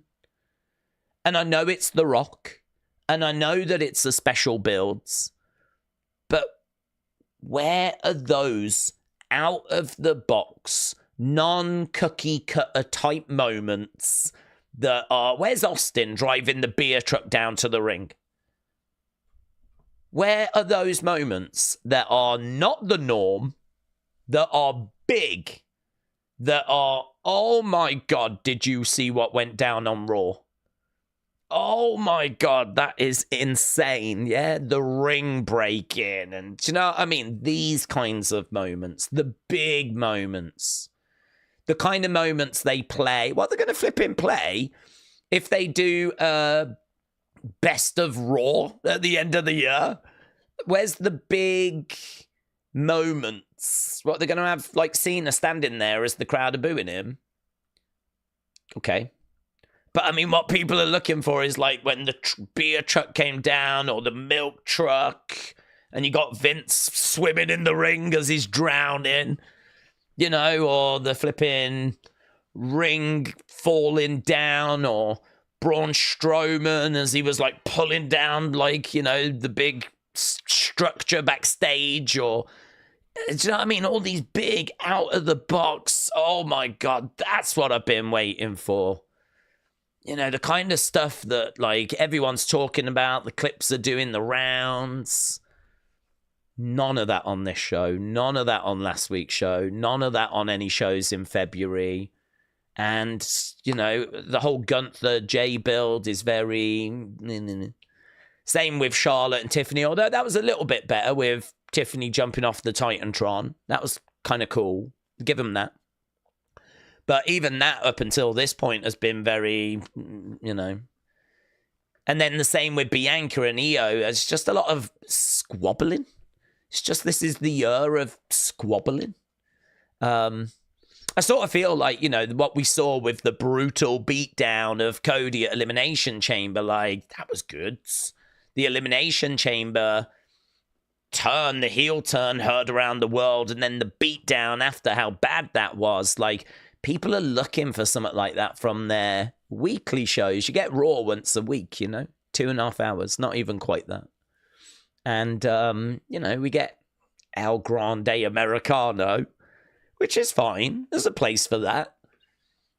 But, you know, where's the big stuff? I don't know. I can't answer it. I don't know. Maybe we've just got to get off this tour. Perhaps like anything really big and exciting like that, you just can't do on a European tour because we're going from place to place to place so quickly. We can't, do you know what I mean, plan it all out. LS Dub. See what LS Dub is saying. Bang, bang, bang. Member. It just feels like the team is creatively running on fumes. Like I've said, everything feels so samey and telegraphed. This isn't an acceptable standard in March of all months. Yep, I hear you. I hear you.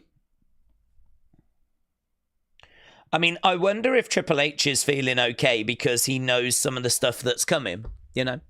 It could be that he's like, yeah, there's some really good stuff on the way. So we did the big Cena heel turn. We're now on the European tour. We're just kind of feeling the effects of the Cena thing. Once we get back, we've got this plan, that plan. We'll bring in the Wyatt Six. We'll do this with Alexa. We've got a big spot planned with the whole CM Punk Roman thing. We're going to drop that on the 12th of April. Or I wonder if he's sat there and he's like, right, good, that's fine. on we go. London next. We've got the contract signing. We've got giving them some title matches. Like, in his mind, it's like, this is fine. We're just going to get through the European tour. We got some big stuff planned. That might be his mindset. Whereas I think for a lot of fans, they're sat here going, come on, wake up. It's kind of like, I can't remember the meme. There's a gif of like a stick man kind of with a stick poking at someone, like, do something. And they're just like dead on the floor. Do something like that. Come on. It feels like that. Feels like we're poking Raw going, do something. Go on. And Raw's like, but that's harsh because I thought the show was okay. I thought it was okay. I don't think it's a bad show, but seems like I may be in the minority. I'm not sure. Right, Lilith, shout out to you. Hope you're well, my friends. Lilith the Poisoned. Member for 12 months. Supporter. As a Starbucks worker, Grand Americano has me lol. It is funny. It is good. I love the video package they did for Grande Americano. Do you know what? I mean, as a mid-card story, I think it's a really good story, actually. The only thing I don't understand is he went away. Like, so Dominic gave him a number. This guy can sort your lucha problem. He goes to meet the guy, gets given a box. There's been no word as to what that was, right? We believe that it was the Grande Americano mask. But how has this... I've still got that question of how has this solved his lucha problem? He's got a mask, right? So perhaps it was the number for a mask maker. Like, this is a guy I know that can help you. He can make a, sick mask. Okay, cool. But, I mean, Triple H doesn't do superpowers. He doesn't do supernatural. It's not a mask that's going to make Chad Gable a better lucha wrestler. So, as much as I'm saying it's a good story in the sense of I love the video package, I love the whole it's not really Chad. Who knows what it's going to turn out to be. They could reveal that person to be pretty much anyone, right? Like, maybe it's not Chad's. So it's fun. I'm into it, but it's still not perfect. So I've still got questions about it, but it's because it's only mid-cards and it doesn't really matter. Like, you can sort of go, I'll just see where it goes. I feel like, though, it's hard to have that approach when it's a story much bigger and, like, WrestleMania is, like, resting on some of these bigger stories. I don't think you can be so... we'll see. But when it comes to Grande America, it's just a little fun extra on the show. Like, okay, I've got my concerns with it, or I've got my questions about it. We'll see where it goes. That's my approach with that, and I'm enjoying it so far. I've still got questions, but I'm enjoying it so far. So yeah, you're not alone. I'm getting ahead of myself, but CM Punk gets into the main event for night 2, and we see him become champ as part of a Rock double cross on Cena. Right, well, that could be interesting. Yep. If it turns out that CM Punk is the third person, right? I wonder if someone will find some footage of The Rock at some point, like doing something like that, My brother. Like that, and they'll be like, we should have known all along. So, yeah, it could be revealed to be CM Punk betraying Cody as well, and he could get into night 2. The only thing is, though, because Cena's in the match, if Punk's in the match as well, is Punk gonna just stand aside and allow Cena to get the win? Because if they're on the same team working together, like, they can't. Do you know what I mean? Like, it's going to be weird if they're fighting each other if they're actually on the same team. So, I don't know. I don't quite know how that would play, but yeah, I'm sure there will be some more twists and turns. I'm sure about that. Adam Cox. Disappointed where the hell is Drew Gallus Hendry? Drew Gallus Hendry. I wonder if there was any dark match stuff. I wonder if, like, they did have any of those in any dark matches. Don't know, to be honest. I really don't know. I really don't know why they didn't have more Scottish presence. I mean, we were sat here beforehand going, there's maybe a little chance there could be a Nikki Cross because we're in Scotland. You know, we brought out Axiom in Spain. So maybe a little chance, but I felt quite confident Joe Hendry was going to be that surprise. And I felt quite confident that Joe Hendry would pop the crowd, that'd get the crowd going. You're right. No Joe Hendry, no Drew McIntyre. Maybe he's working the dark match. No Nikki Cross. No great surprise there, but there was maybe a chance. Gallus could have brought them over. They've been doing Evolve. Could have brought them over. Might pop the crowd a little bit. No Slagent A or Slagent P. No Chelsea and the Slagents. Again, I know that some of these are SmackDown stars, but I don't know, Axiom's an NXT star, but he popped up against... Hang on, didn't he pop up against Gunther? And was that SmackDown? I seem to recall... Wasn't that SmackDown?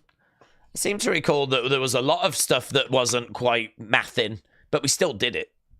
So, yeah, we've got a fair few Scottish wrestlers in WWE, and I agree. I'm very surprised we didn't find room for any of them. Jellyfish said it definitely isn't Chad Gable. It's Bryn again. Said, I find it interesting that they are promoting both World Championship matches for the men on Raw and nothing on SmackDown. They may have trust in the hype around Punk, Rollins, and Reigns. Toby said, I don't get the whole it's in Europe thing. Would these storylines be any different in the US? The talent is here. It's not like the old days treating overseas like a secondary market. No, but I think it's more to do with execution. So if you're going to do like a big spot, you're, probably going to want to do it more in America where, you have, the arena, you've probably run that arena. I mean, a lot of the arenas we go to, we've been to many times before. So it means that we know, maybe we've rented vehicles before. We've got maybe done big moments there before. Like you got to remember, like Triple H has been on the road, and a lot of these stars have been on the road going around America long time now. So, but like, how many times have we been to Glasgow? And if we've been to Glasgow, chances are it's probably for a house show where we're not doing any big spots. Same with Spain, same with Belgium, same with Italy. Now, I would say London is different. They've certainly done the O2 many, many times. But then saying that, I don't know that they've done many big spots in the O2. So, if you wanted to rent some cars and trash them backstage, are you going to do that in Spain? Probably not. Are you going to do it more likely in Boston? I would think so. An arena that WWE have been going to since the 1960s at least. Probably into the 50s before that as well, when they were Capital Wrestling. So I sort of think like what the European tour is doing is, Wyatt 6, I don't believe, are on the tour. Alexa's not on the tour. There's quite a few stars that are just joining the tour at different points. And, it's a little bit of a trip over. Plus also they're doing house shows. We haven't been doing those earlier in the year. So I think for like January, February, we wasn't doing house shows. But this tour is like we're doing live events. So there's quite a lot of moving parts. There's quite a lot of like shows that are taking place whilst we're over in Europe. And as well as that, we've got a lot of, I think a lot of venues and a lot of places that we haven't been going to very much. I think if you're going to do big moments and you're going to do like big things, you're going to really want to probably do those in places that you're a lot more familiar with, like New York, like Boston, like Los Angeles, like Chicago, like Philadelphia, like Orlando, Florida, places that you've probably done big spots in before. So that to me is where we're getting a bit of like limitation. in the, I think, for the European tour, you know, I mean, CM Punk said he's jet lagged. He's not been able to sleep very well. You know, you've got those kind of things as well where they're going from like Italy, Spain, Belgium. They're like hopping all over Europe. Now, time-wise, it's not terrible because the time difference is only like a couple of hours at most. So it's not like terrible to jump around Europe, but I think he's struggling anyway because he wasn't at the start of the tour. So he's still over on probably like Chicago time, right? Chicago time. So he's kind of come over and seems to be feeling the effects a little.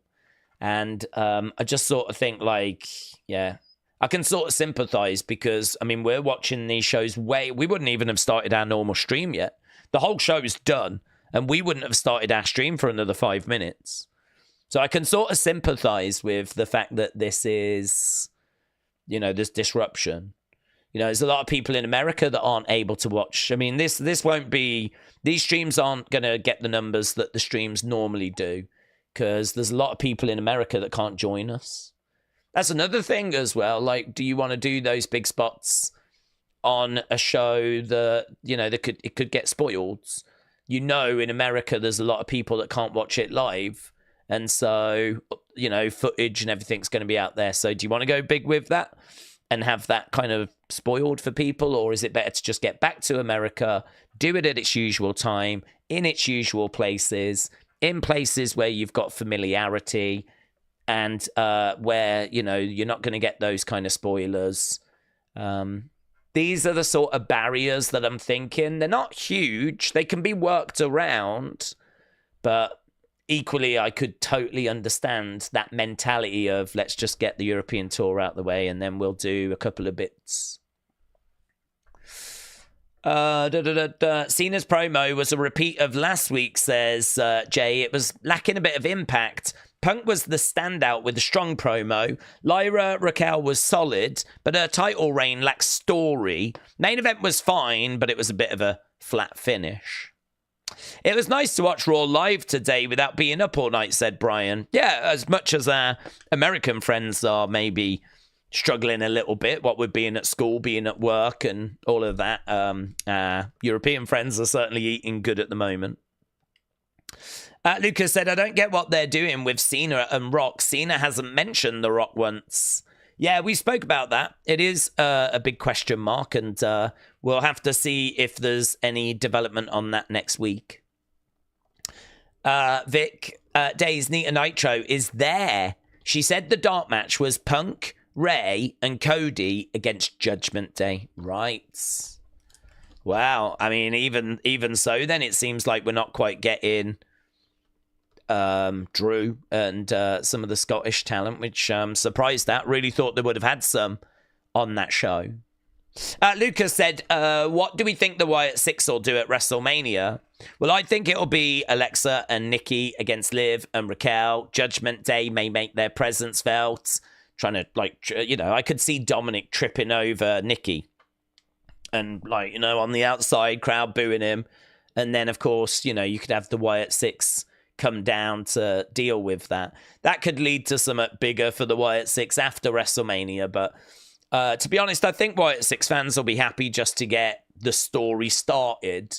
And if they've got some sort of presence there, I mean, you could always just have them in the ring after, united, Alexa in the group, staring at the camera, at Titantron, put an image of Bray.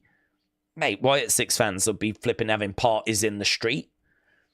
Considering where we are now to that moment where you've got like all the Wyatt Six united together, maybe for the first time with Alexa. Maybe it's the first time we see it.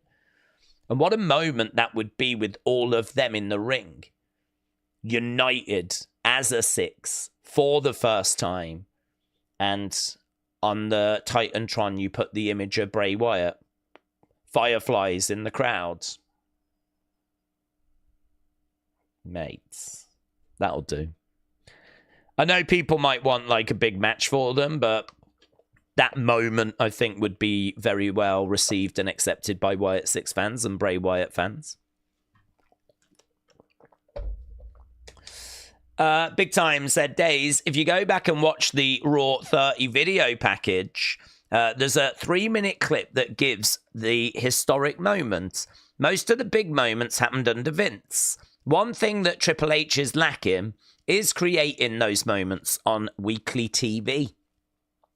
Well, I don't mind. I don't mind the fact that he doesn't give us those big, OMG moments. I mean, we did get Bronson Reed delivering a tsunami on a car. We have had him and Braun, they provided some moments, and I think the crowd very much appreciated that feuds. The massacre when the Wyatt Six arrived, and The Rock whipping Cody in the rain. I can think of some moments that Triple H has provided, and he's still very, very early in his run. I mean, when did he take over? 2023, was it? So it's been watched over 2 years. I mean, really, compared to Vince was, just about doing WrestleMania 1 2 years into his time. So, I mean, to compare Vince to Triple H is a bit unfair. If you consider the vast amount of time Vince had compared to Triple H. But I think he has got the ability to do it. I just think that, again, going back to the reasons that we gave as to why I don't think they're doing it on this tour is for the reasons we said. And I don't think they're massive reasons, but I do think there's enough there for them to turn around and just go, let's just get the tour done first. Let's get the European tour done, and we've got a good few weeks when we get back, so we can do some bits on those shows. I hope that's what they're thinking.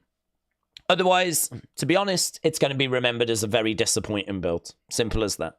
I mean, that's it. If it's going to continue to be like these shows all the way to WrestleMania, it's going to be considered a very, very disappointing build. And that's it. I mean, then we go to WrestleMania, and hopefully that show delivers. So we'll have to wait and see. I mean, WrestleMania is still going to be WrestleMania. I know this is not maybe the card that people would have booked. I do think that The Rock has caused some disruption here. I know he says he's long gaming and he's telling you what he wants you to hear, right? Doesn't mean that it's necessarily the truth. We know what we're doing, blah, blah, blah, that kind of stuff. And it's like, okay, well, we'll judge you on the shows that we receive. And what I can tell you is people were not crazy about what we got in February. People were not crazy about what The Rock did at that Netflix premiere. People did enjoy the turn. I'm definitely going to give them that.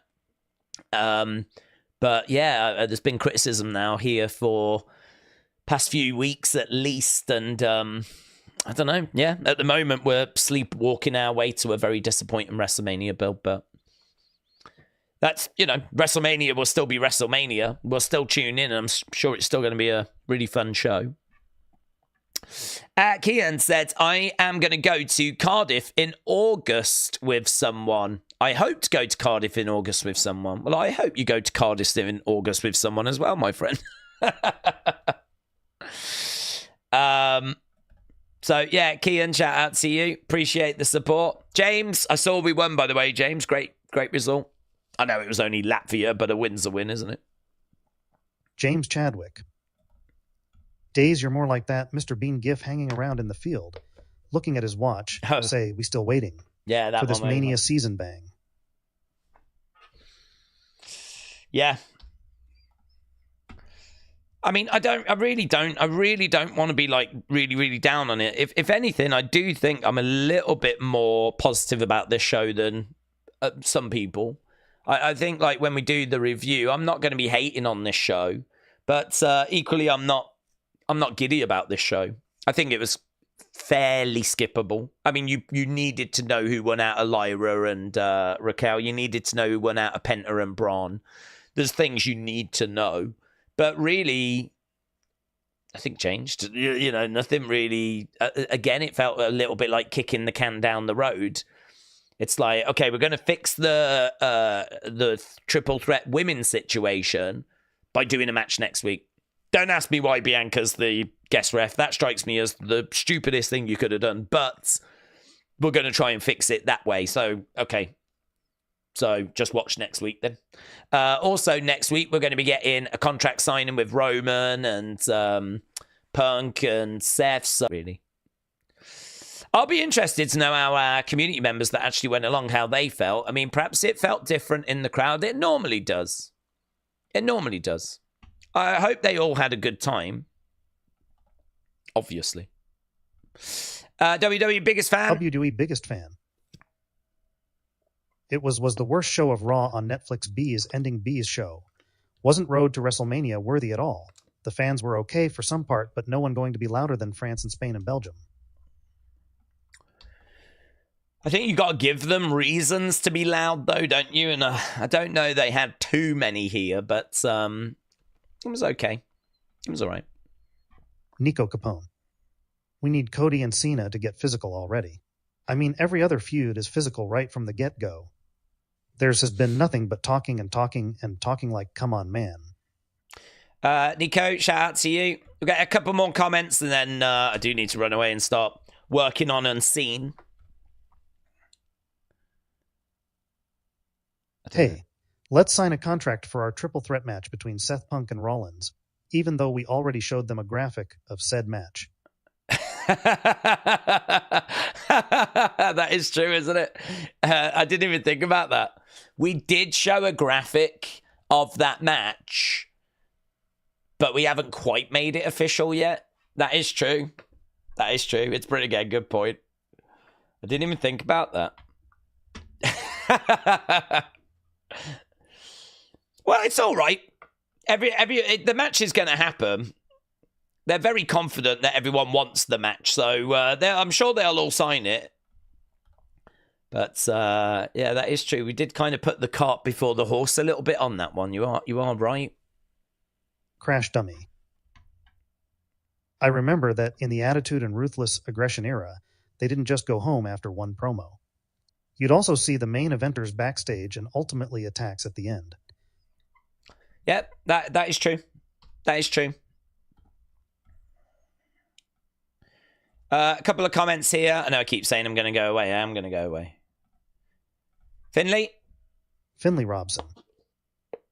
TBF, I do have to take the positive from Cody and Cena. Not coming to blows when they do it will be huge. Big time Baxter. Daze, you right, but when it comes to the weekly shows, why does each week feels like there's a lack of variety?